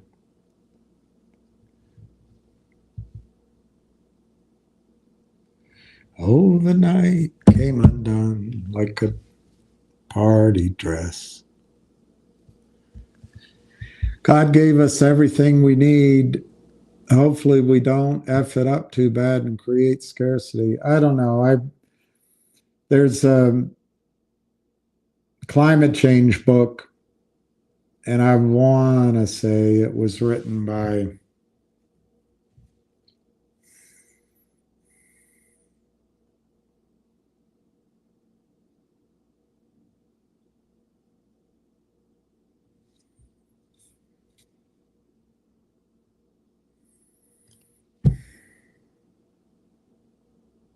I can't. I don't think it was Lovelock. I don't think it was the Muppet guy, Hanson. It was someone much harsher, very harsh. Anyway, he pointed out that Greenland, and I'm not trying to get into the Trumpism about it, but Greenland used to, they lived there, they farmed there, they had cities there, and whatever that was, the Little Dryas or whatever it was a little bit of a warming trend, but then it got cold again, and the ice came back. This is how I remember it. But the thing I'm trying to get across, that this climatologists wrote. They couldn't feed themselves anymore. The growing season was short. But they all went to church and they prayed. Of course, I could have told them they were going to Lutheran churches and there's no God there. I'm just kidding. I'm just kidding. I'm just kidding. Just kidding. But they were northern Christians, so I'm sure it was Luther at the time. And I was just trying to make a bad joke. There is God. Luther was a good guy. Is the same God. Anyway, the point this author made is that they all prayed to God. And he said rather sardonically, in the end, it didn't help. God didn't do anything. So, yeah, I hope you're right. But, you know, James Lovelock, he lived to 90 some years old out of Scotland. And he was one of the scientists who first theorized and found that hole in the atmosphere, whatever it's called, down in Australia, in the South Pole, and we have one in the North Pole, and that it's fluorocarbons and refrigerator. That guy. He also called the Earth Gaia, and oh my God, the stuff he wrote was so depressing about climate change. But later in his life, he just came out and said, you know what? It's too late. So, but he was very optimistic. He wasn't trying to be doom and gloom. This guy said that the world is going to be, eventually, there will be 200 million or 200,000, doesn't matter, very small, human pairs living in Antarctica. I think it was Antarctica. It might have been the North Pole, the northern countries. And that's it. The rest of the planet will be uninhabitable. Oh, it's very depressing. But he changed his approach, and he said, what we need to do is learn to live in our cities and with air conditioning, and leave the earth to its devices, leave a lot of green space to its devices. So I don't know. That's what does that black cross on your forehead represent? Well, it's the beginning of Lent, and I pretty much think I've gone to Ash Wednesday every Ash Wednesday since I was confirmed, or earlier. Maybe I missed traveling or something, but I've always gone.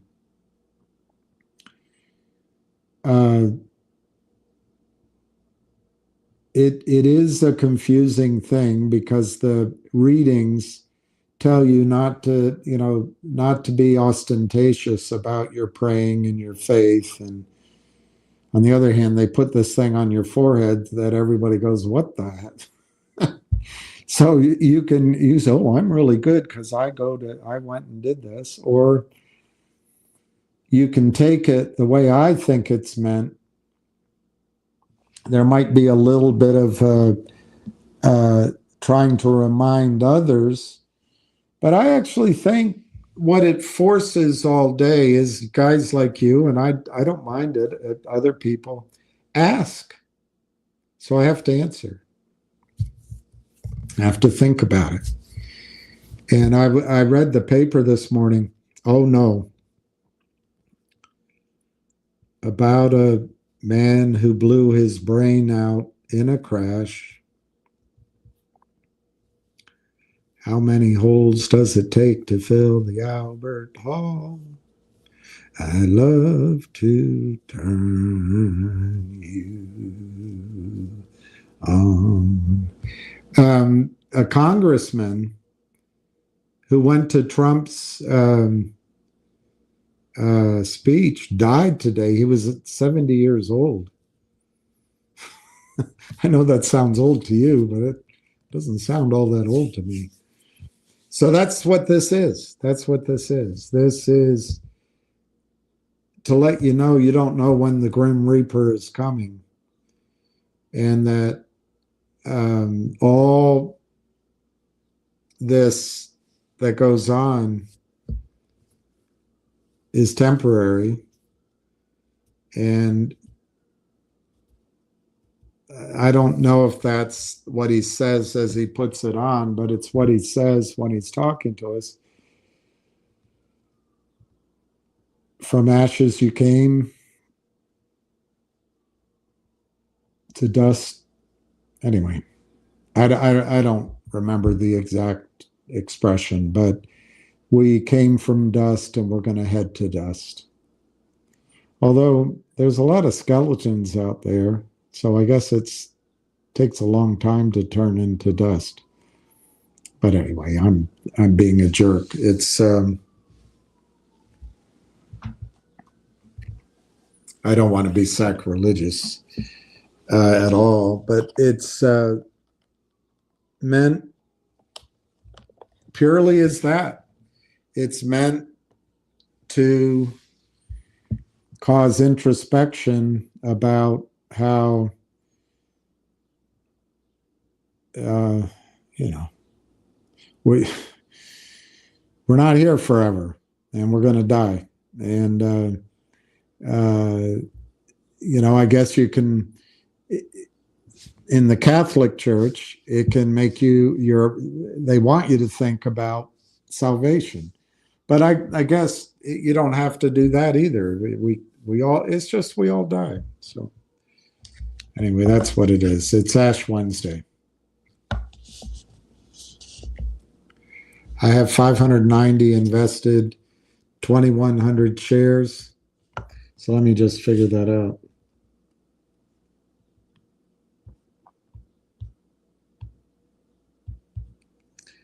$590 divided by 2,100. So you spent $1.23. So when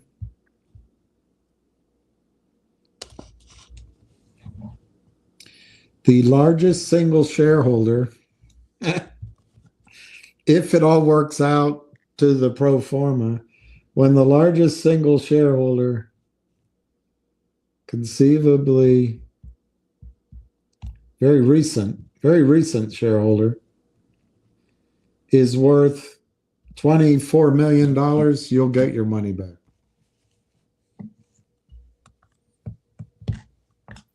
And if it goes higher, maybe he's worth $100 million in return for taking risk.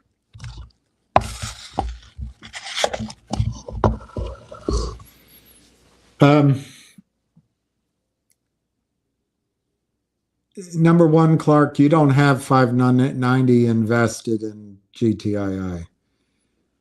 GTII is no longer an investment. It was wiped out. However, what I heard yesterday was almost too good to be true.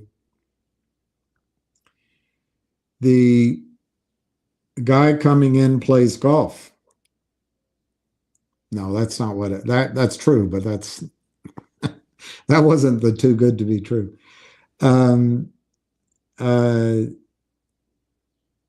He's only asking for control. So if that's true, and they're going to get the shares down, I guess, from 350. Yahoo says 450, but whatever, 350.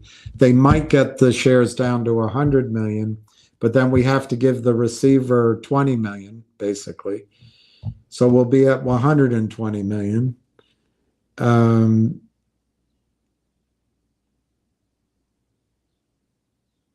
but that's as far as it goes right now. And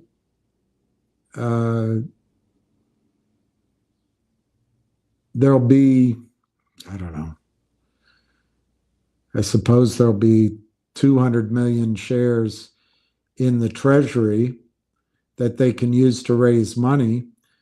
So as the price goes up, they can raise that money at higher prices, and the per share price that you have can go, maybe it goes to $1, maybe it goes to $2, maybe it goes to $3 as they're raising money.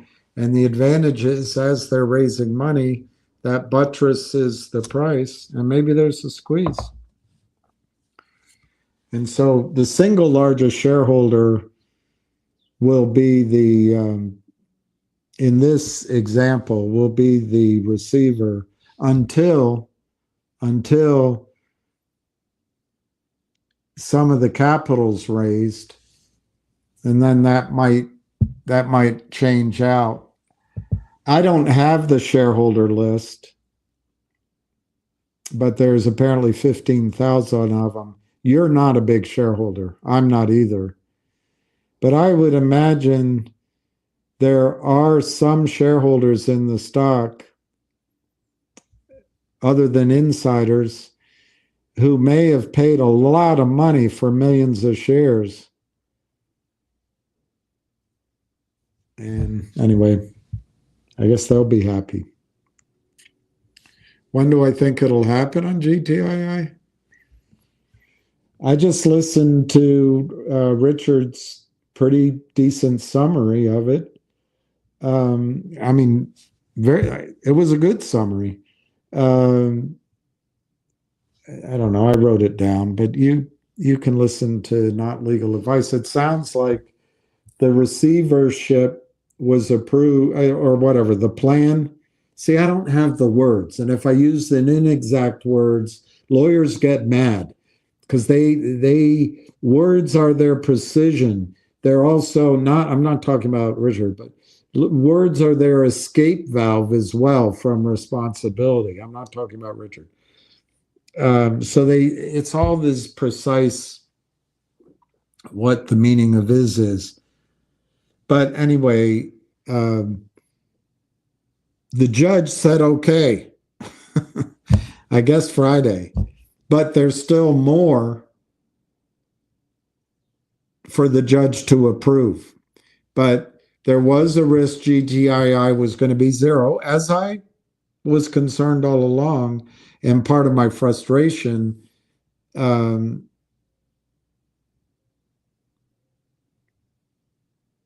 anyway, that part's gone now. It looks like it's going to happen. They had to choose between two companies. They chose this one. Is it, in the first company, in the company they didn't choose, it was a little rough around the edges. And I think there was going to need to be quite a bit of help to make that work. But I'll tell you one thing. At the end of the day, this ownership I'm referring to wouldn't have been, almost 20%. It might have been 2 or 3%. A little more palatable, but out of the gate. But still huge. Still freaking huge. You put up money, not a lot, compared to the risk taken, paid for risk. But you put up money, that's risk. You took risk. You're going to get diddly squat back. Unless the receiver becomes worth $100 million, which is a lot of money. Doesn't bother anybody. Look, I said the same thing about Rubari. He had in his contract, for you to make money, first he had to make $20 or $30 million. It's in Rubari's case, I think it was self-dealing. I really think it was self-dealing. That's what I would call it in Rhubarby's case. And then you guys all got upset with Michelangelo and his right-hand man that they were going to get all these shares. My understanding that those shares were going to be distributed around a bit, but my understanding further was it wasn't etched in stone. But the big difference is he's bringing the deal, he's bringing his contacts, he's bringing the possibilities. Although my opinion, there was a lot of rough things. It wasn't as ready to go, and it didn't have the backing of the whales. And I don't think he plays golf. I'm not. I think golf is fine. I just don't know how to do it. Did you get back into finger? No, I'm not back in it. I'm in Railtown. I don't have a lot. It's all my IRA. But I would love to own finger. I would love to own finger right now. I'd love to own it. I think now I would have bought it last week. I would have bought it 2 weeks ago. And I've been saying it, Justin. I've been saying it. But just because I'm not in it doesn't mean I can't tell you and be right and not be misleading. I don't need to be in it to suggest. I hope everybody makes money. I really do. Anyway, no, I don't own it. I got wiped out in finger motion. A lot of money. A lot of money. Devastating amount of money. When I went and did that movie. The pressure from all sides. Where are you? What are you? Blah, blah, blah, blah, blah, blah. My mistake. I was sitting with my dog having coffee. I was on the phone with a friend looking at everything, and the sun was out. I completely forgotten. My mistake was saying, no, I can't do it. I got to sit and watch this.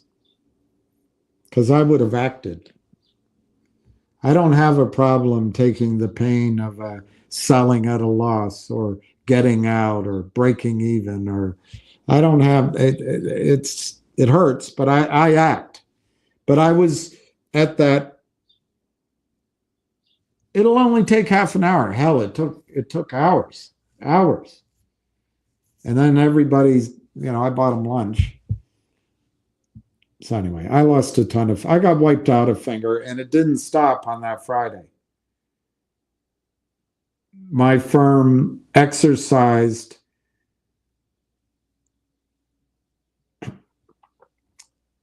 something, I forget the amount, something that I couldn't even sell. They exercised it for a penny. I called in on Monday. I said, what the hell? I couldn't sell it. It doesn't have any value. Well, it's your responsibility. I said, yeah, but it's a penny. It's worthless. Anyway, they exercised it. And then the criminals know, I wasn't the only one. The criminals know that this happens across. They short the hell out of it on Monday morning. And they covered everything. So it just destroyed my account. Now, am I here blaming anybody? I'm telling you, because everybody, well, why aren't you in it? I'm not in it because I got wiped out. And the market is fraud. And this is, in the case of finger motion, this is Adina Friedman. The magic of Adina Friedman. Promoted because she has a vagina. Or she's corrupt. Or both. She certainly doesn't care about the companies on NASDAQ that are under her. She doesn't care about settlement. She doesn't even care about the integrity of what used to be one of the world's top markets in the world.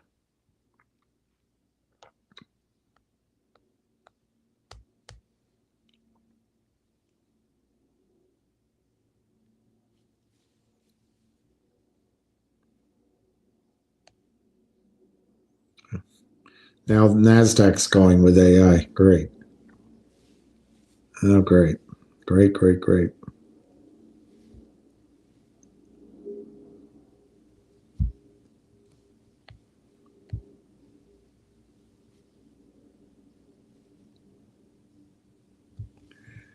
NASDAQ.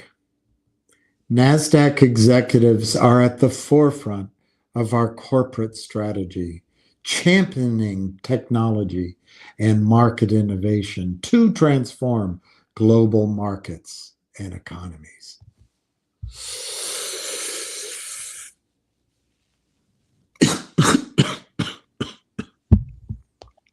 Dude, that's great.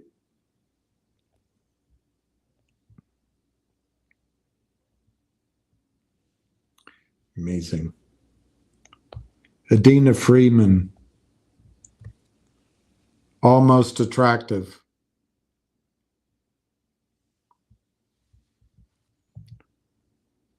Adina Friedman has been the chief executive officer of NASDAQ for 5 years, appointing chair of the board of directors 2 years ago. She brings more than 20 years of industry leadership. Leadership. You know what leadership is? Enforcing the rules. That's what leadership is. And expertise. And is credited with significantly shaping NASDAQ's transformation into a leading global shithouse and technology company, destroying the financial industry. Prior to her role as chair and CEO, Adina held several senior leadership roles at NASDAQ, including president and COO, where she was responsible. Oh, really? Are you responsible for the operations of the company's business segments, and with a focus on driving efficiency? Oh, you're efficient at having companies shorted into oblivion, product development, growth, and expansion. She rejoined NASDAQ in 2014 after serving as chief financial officer. So she cannot claim she doesn't know what goes on. And managing director of the Carlyle Group. By the way, all Clinton. March 2011, 2014, playing a critical role in taking the company public in 2012. Before Carlyle, Adina was a key member of NASDAQ's management team for over a decade, serving in a variety of roles, mostly clothed, including head of the company's data products businesses, head of corporate strategy, and chief financial officer. She played an instrumental role in NASDAQ's acquisition strategy, overseeing the acquisition of iNet, OMX, and the Philadelphia and Boston exchanges. I pity all of those. She originally joined NASDAQ in 1993 as an intern.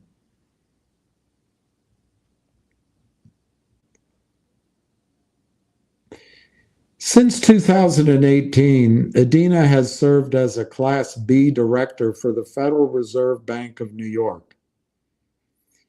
In 24, she was elected to the Business Roundtable Board of Directors, and she is currently the chair of the BRT's Technology Committee. So she knows all about committee and how to track down criminal short selling. Since January 20, Adina was elected to the board of directors of Folt Global, a nonprofit organization that researches tools for long-term investing. So you can go over there, long-term invest while Wall Street fleeces you. In 2020, she began her term as a member of the Vanderbilt University Board of Trust. Yeah, she's good at trust.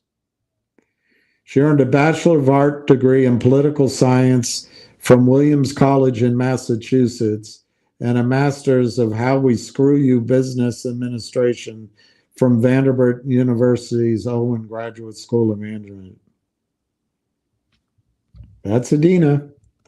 Nobody but Adina. And then you have Tal Cohen. He's the president. Tal Cohen, who doesn't look gay.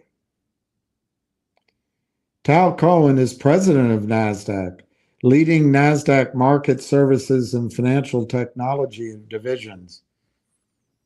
He's responsible for NASDAQ's North American and European market services business.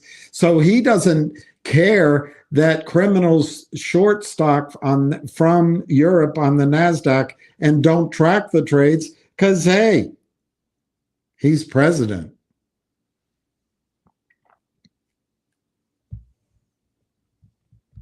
He's in charge of the portfolio of marketplace technology, surveillance, risk management, and regulatory reporting solutions, and he doesn't do anything. He was the senior vice president of North American Equities. Oh, senior vice president of a company called North American Equities. He was chief executive officer of ShyX Global Holdings, and he served as CEO of ShyX Americas. So he knows all about the crime, Mr. Tal Cohen. Before joining ShyX, Tal served senior leadership roles at Instinet. He knows all about it. Business development, product strategy, co-head of electronic trading for North America with Instinet. You don't think he knows all about it? Tal Cohen. Before joining Instinet, he served as M&A manager at American Express, building out its strategic investment portfolio. Tal started his career at Arthur Andersen. So, like Adina, they can follow the bouncing ball. Senior business advisor, financial services and telecom, director of Investor Regulatory Organization of Canada. Yeah, Canada. Served as director of the Canadian Depository for Securities, 2013 and 16. Now, this is interesting. Tal holds a Bachelor's of Arts from SUNY Albany. Guess who else went to SUNY Albany? I went there for one summer. My grandmother's house was right an alley away, a block away. I loved it. But Jeremy Frommer, about the same age probably. And then he graduated NYU Stern Business School of Business. He's a CPA. He holds FINRA Series 24/7 and 63. He's tremendous. Tal has insights that you'll want to read. Insight this, Tal. Insight this. Settle the effing trades. All right, then they've got Nelson Griggs. He's also a president. Oliver Albers, he's vice president. Capital Access Platforms. Oliver Alberts, I don't think I'd want to mess with late at night. Nelson Griggs, he seems affable. Valerie Banhart-Thurner, always great, the hyphenated name. Valerie Banhart-Thurner, PhD, Chief Revenue Officer and Financial Technology. Let's see about her. She's an Executive Vice President. Valerie Banhart-Thurner, Executive Vice President, Chief Revenue Officer of the Financial Technology Division at NASDAQ. In her role, Valerie leads global sales and revenue operation teams across the Financial Technology Division. So she doesn't notice that people from Europe sell stock in finger motion, in MMTLP, in torchlight, in MMAT, in Nexbridge. She doesn't know this. They set up market making. They start selling it here. They don't deliver, and she doesn't even care about it. But she's a PhD. She's a PhD. Can't see it. And she's in charge of Tory.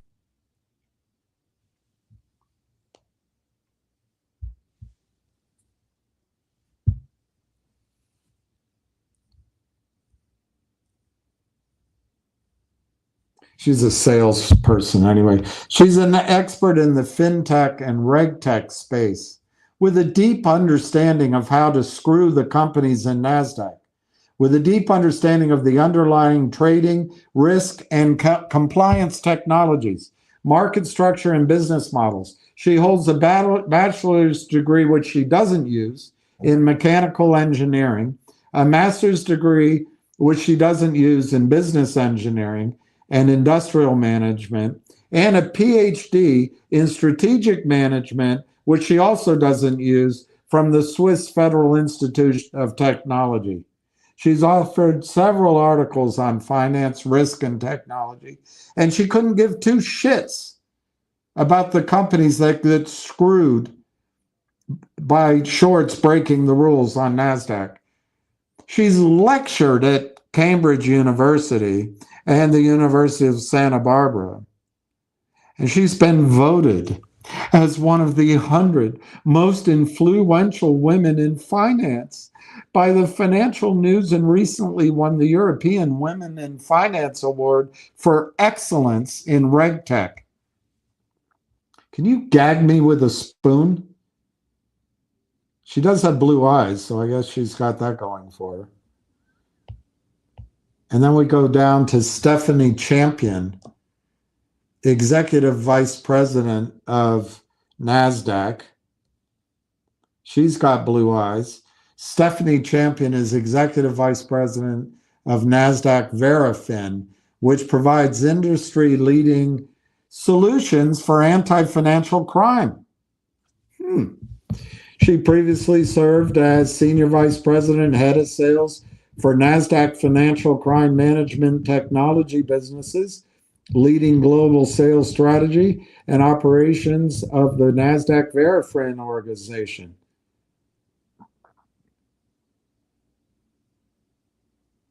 She's passionate. Stephanie, you need to know this. Stephanie is passionate about leadership and supporting women in technology and guiding others through professional development and success. Stephanie holds a BSc in neuroscience from Memorial University, which is apropos because most of the companies who need capital on NASDAQ, they end up at a memorial service. She also has blue eyes. Baby's got blue eyes. Brenda Hoffman. Brenda Hoffman serves as Executive Vice President and Chief Technology Officer for NASDAQ's Market Services and Financial Technology divisions. In this role, she's responsible for overseeing the development, operations, and regulatory compliance of NASDAQ's U.S. market trading, information services, and auxiliary platform. Let me ask you something. Are women qualified to run anything? That's an asshole thing to say. I take it back. Prior to joining NASDAQ, she served as the Chief Information Officer for TMX Group And then she led the technology teams for the Toronto Stock Exchange. Where do you think the shorting comes out of? And the Venture Exchange. And the Montreal Derivatives Exchange. The Canadian Derivatives Clearing Corporation.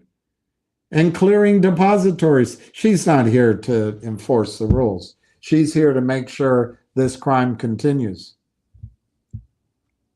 She has 25 years of experience. So does Jeffrey Dahmer. Razor Risk Technologies.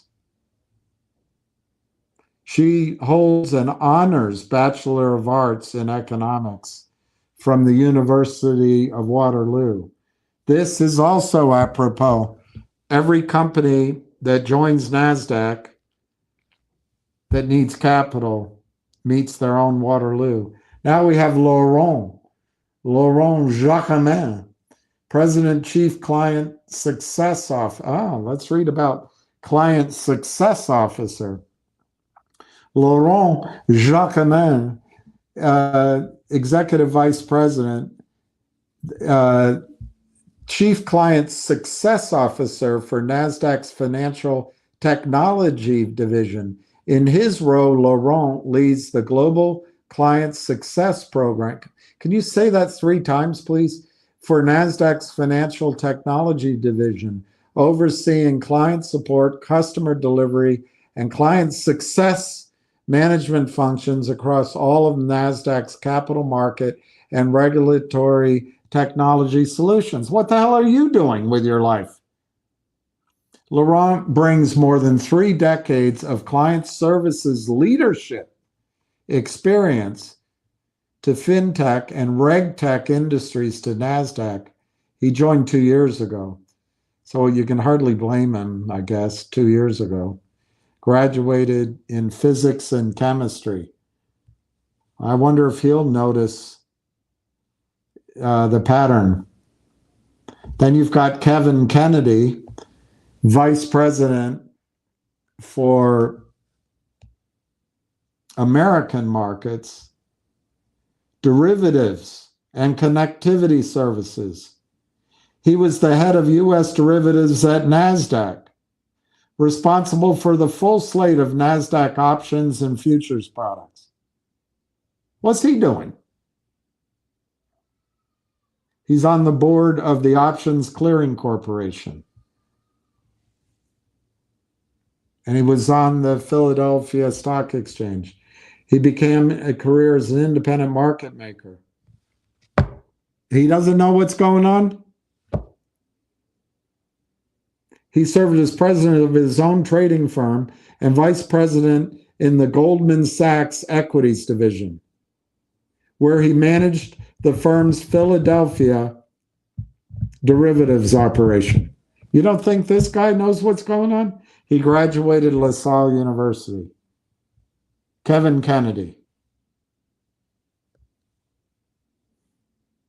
Then you've got Edward Knight, chairman.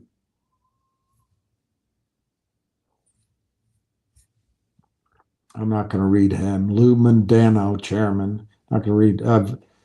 Daniela Peterhoff, strategy. Not going to read that. Brad Peterson, executive officer, technology information officer. I think they have the people who can fix this, but they don't have any leadership. Here, Jeremy School, executive vice president, chief strategy officer, executive chair, financial crime management technology. All right, let's see about your crime management technology. He looks 12 years old. Jeremy collaborates with divisional leaders to develop and refine go-to-market strategies for new growth vectors, regional expansion opportunities, and capital allocation decisions that drive value for clients and shareholders. He's responsible for NASDAQ's corporate strategy, Office of the CEO, transformation offices, global marketing and community. They got What do you guys do? You write your CVs?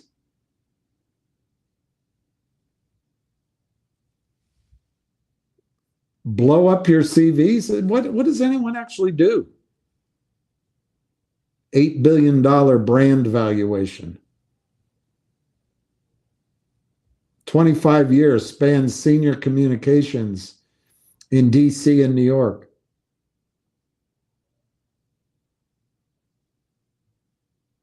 He went to George Washington University in Dickinson. Oh, God, this is painful. They have too many people. Jeff Thomas, Global Head of Listings. Sarah Youngwood. John Zecca, Legal Risk and Regulatory Officer. All right, before I get off of NASDAQ, I want to Google one thing. How many companies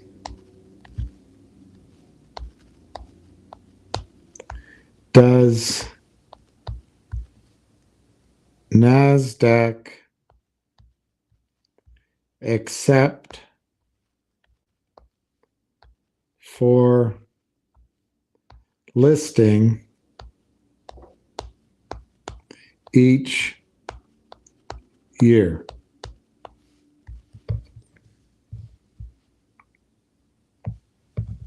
How many companies does NASDAQ accept for listing? All right.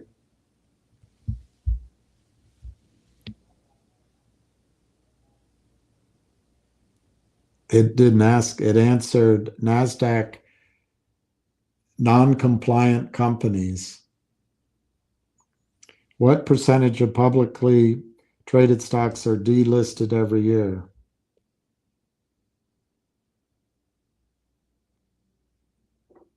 So that's NASDAQ in New York. What percentage of, oh God. Okay, see, you can't find this answer. How many companies get delisted each year?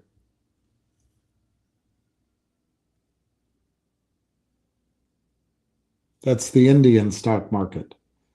Very, very nice. Very, very cheap. Very, very nice.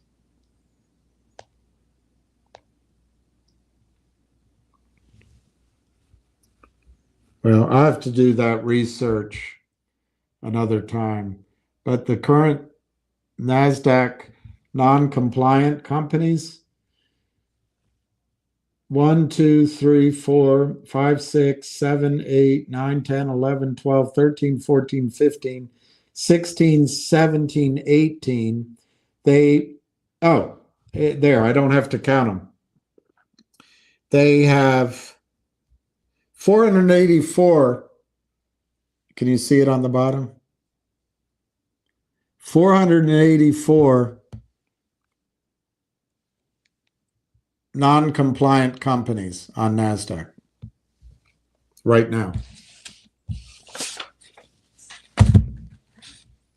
Every single one of them, I'm sure, have been destroyed by criminal acts that these men and women at NASDAQ could fix, but they don't want to.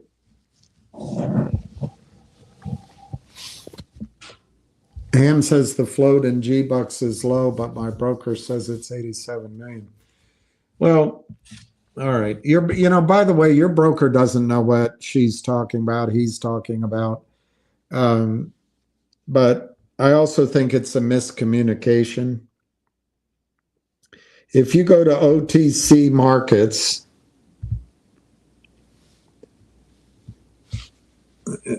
it's too slow. Okay, let's go to Yahoo. It'll give a different number. Go to Yahoo Finance. You go into G-Bucks.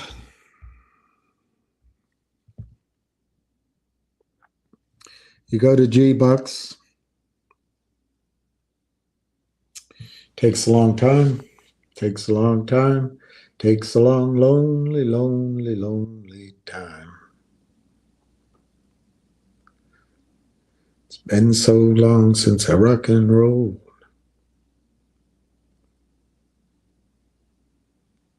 Gonna be right, gonna be right. Lonely, lonely. Come on, it's taken so long, Justin.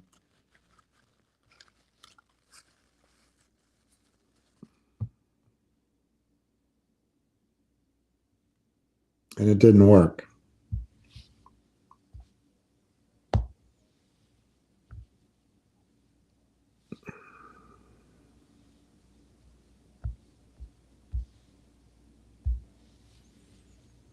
Okay, let's try again. Survey says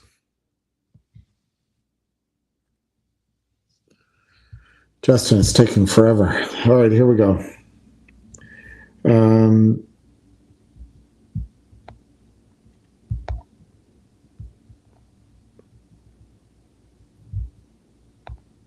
Okay, so your broker read to you the shares outstanding are 94 million. Yahoo says the float's 24 million. So let's see where your broker's getting it from. Yahoo says the float's 24 million, by the way. Let's go back to OTC markets.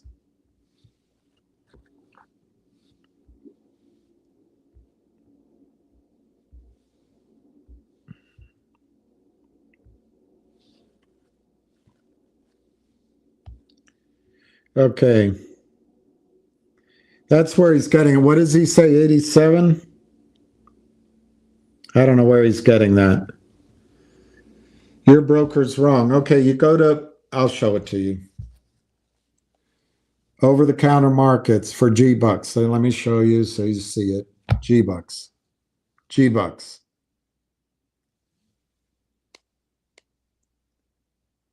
Now, the market cap is massive for a piece of shit company. Market cap, 400 million. But authorized shares, 110 million. Outstanding shares, 94 million. Restricted shares, 80 million. Unrestricted, 13 million.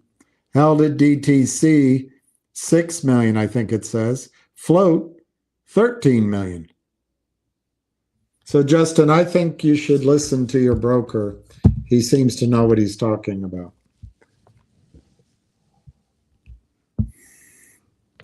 They have the ability to force any stock from anytime, empty the kitty. It's terrible.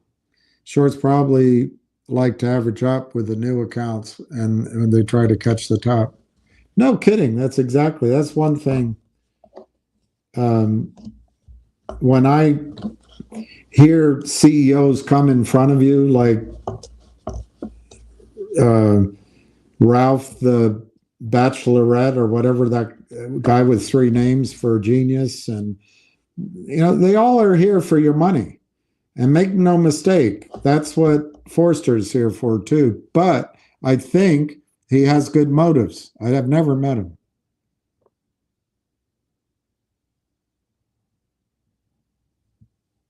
When am I visiting Dallas? I don't know. It's might be sooner than I think. I've got it. There's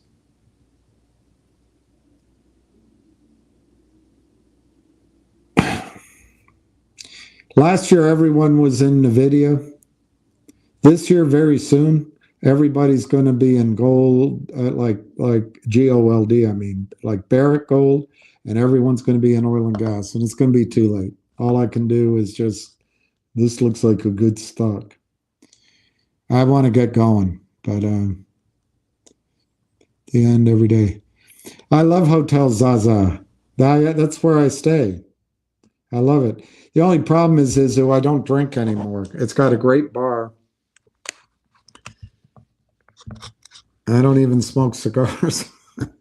So I have to go have but I love Hotel Zaza. I was there when it first started. I mean, I wasn't there the first day. I'm not even sure I was there the first year, but early on, it was brand new.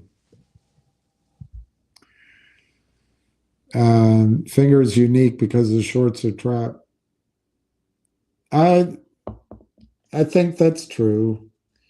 But Justin, I think 2 years have gone by, and it was squeezing. In my mind, there's no question finger motion was squeezing.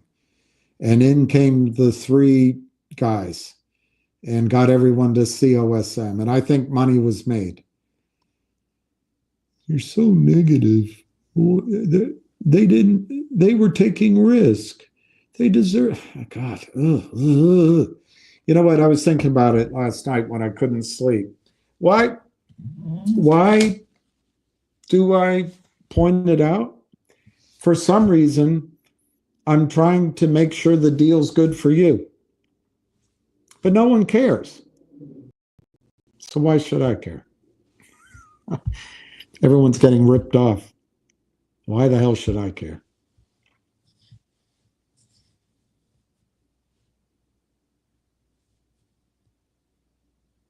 I'm so sick of the manipulation by Wall Street that strips you of your independence and of your wealth and the unfairness of it all. And then for people to come in and say, hey, we're going to help out. And in the meantime, they enrich themselves. It pisses me off. On the other hand, on Wall Street, nothing necessarily works out. So, but still, the setup, and nobody's upset. And you look at it and you go, oh, that's great. Wow, you did all that? Did what? Did what?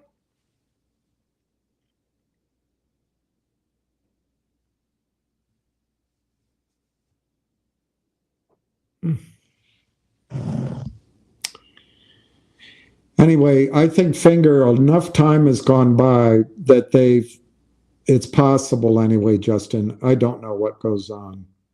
But they went on the NASDAQ. And I think derivatives were created against their stock, options. I think they've had time to move the trades, to do trades offshore, move the shorts. I think NASDAQ's in on it. I think everybody I just read to you is they're either dumb, they don't look like it, or they're complicit, or they're just lazy. It's not much else.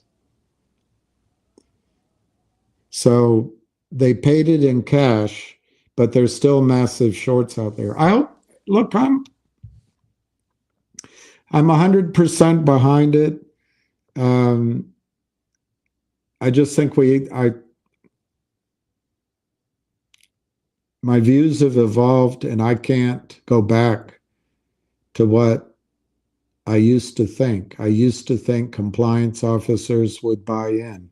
I used to think there was integrity at NASDAQ. Adina Friedman runs a show that does not have integrity. They're more concerned that women get in than trades settle.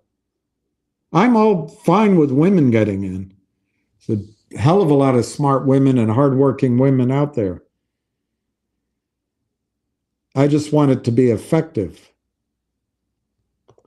What silver going? APMEX. Perfect. Hey, Journeyman. Happy Ash Wednesday. Same to you. And in blessings. I'll continue watch. It may be the last time. I don't know. Oh, no. That's the Rolling Stones. This may be the last time. I don't know. I can't remember the rest of it. Maybe the last time. Could be the last time. I don't know. It was written by Daniel Lanois? No. James Brown? I want the Rolling Stones. Staple Sisters? Blind Boys of Alabama? All right, here's the Rolling Stones. Well, I told you once, and I told you twice, but you never listened to my advice. You don't try very hard to please me. With what you know, it should be easy. Well, this could be the last time. This could be the last time. Maybe the last time.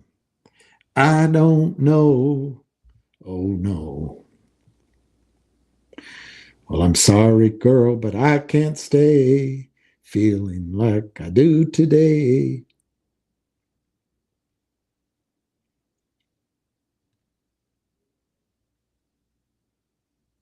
Well, I told you once and I told you twice that someone will have to pay the price. But here's the chance to change your mind, 'cause I'll be gone a long, long time. Well, this could be the last time. This could be the last time. Maybe the last time. I don't know. Oh, no. Oil, gas, precious metals, economics, politics, short squeezes, fish. The roundness of this channel. Have a nice evening. Yeah, I feel round right now. I feel like I need to get around, round. Good Lord. Hey, guys, can't buy the bay is in trouble. Can't buy bay is in trouble. It's a good sign. So whatever I set up there, G-Bucks looks like it's in trouble for the shorts. So maybe move that to the head of the list. Trump doesn't need to give a tax to us, just forward trades. You're exactly right, middle ground. I've been thinking of how I can get to him. I don't think I can. But if he were to fix, I think he has to nationalize the NASDAQ, fire everybody, nationalize the over-the-counter market. I hate to say it because I'm a free, but you gotta put in the rules. And they repatriated the money. It's trillions of dollars. I think we could pay off the national debt.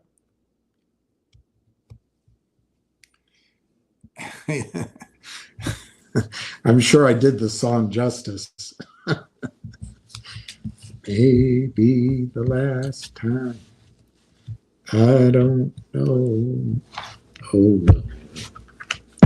I'm back to thinking the Beatles are a better band than the Rolling Stones, but Rolling Stones are amazing. But then again, so were the Commodores. Once, twice, 3 times a lady. So was, who else was a songwriter? I don't know who else was a songwriter. Anyway, all right, I think I'm going to go get something to eat. I think I've given it my all. I think I've given it everything I can. And it's not good enough. So anyway, I'm going to say goodnight to everybody. Most of all we can do after things are done in the market, after things are unchangeable, we have no choice but to look at the next trade, look at the next situation. You can't spend too much time looking at what happened. And that's, I have to remind myself that too. Hey, I know what. Let's look as we'll sign off with the first good Winston Churchill. All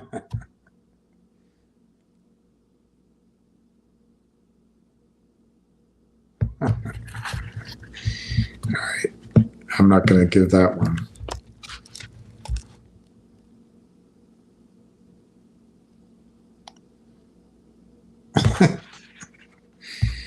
I'll save that for St. Patrick's Day. Here we go. This is Winston Churchill. We are masters of the unsaid word, No, it's plural. We are masters of the unsaid words, but slaves of those we let slip out. All right, I'm gonna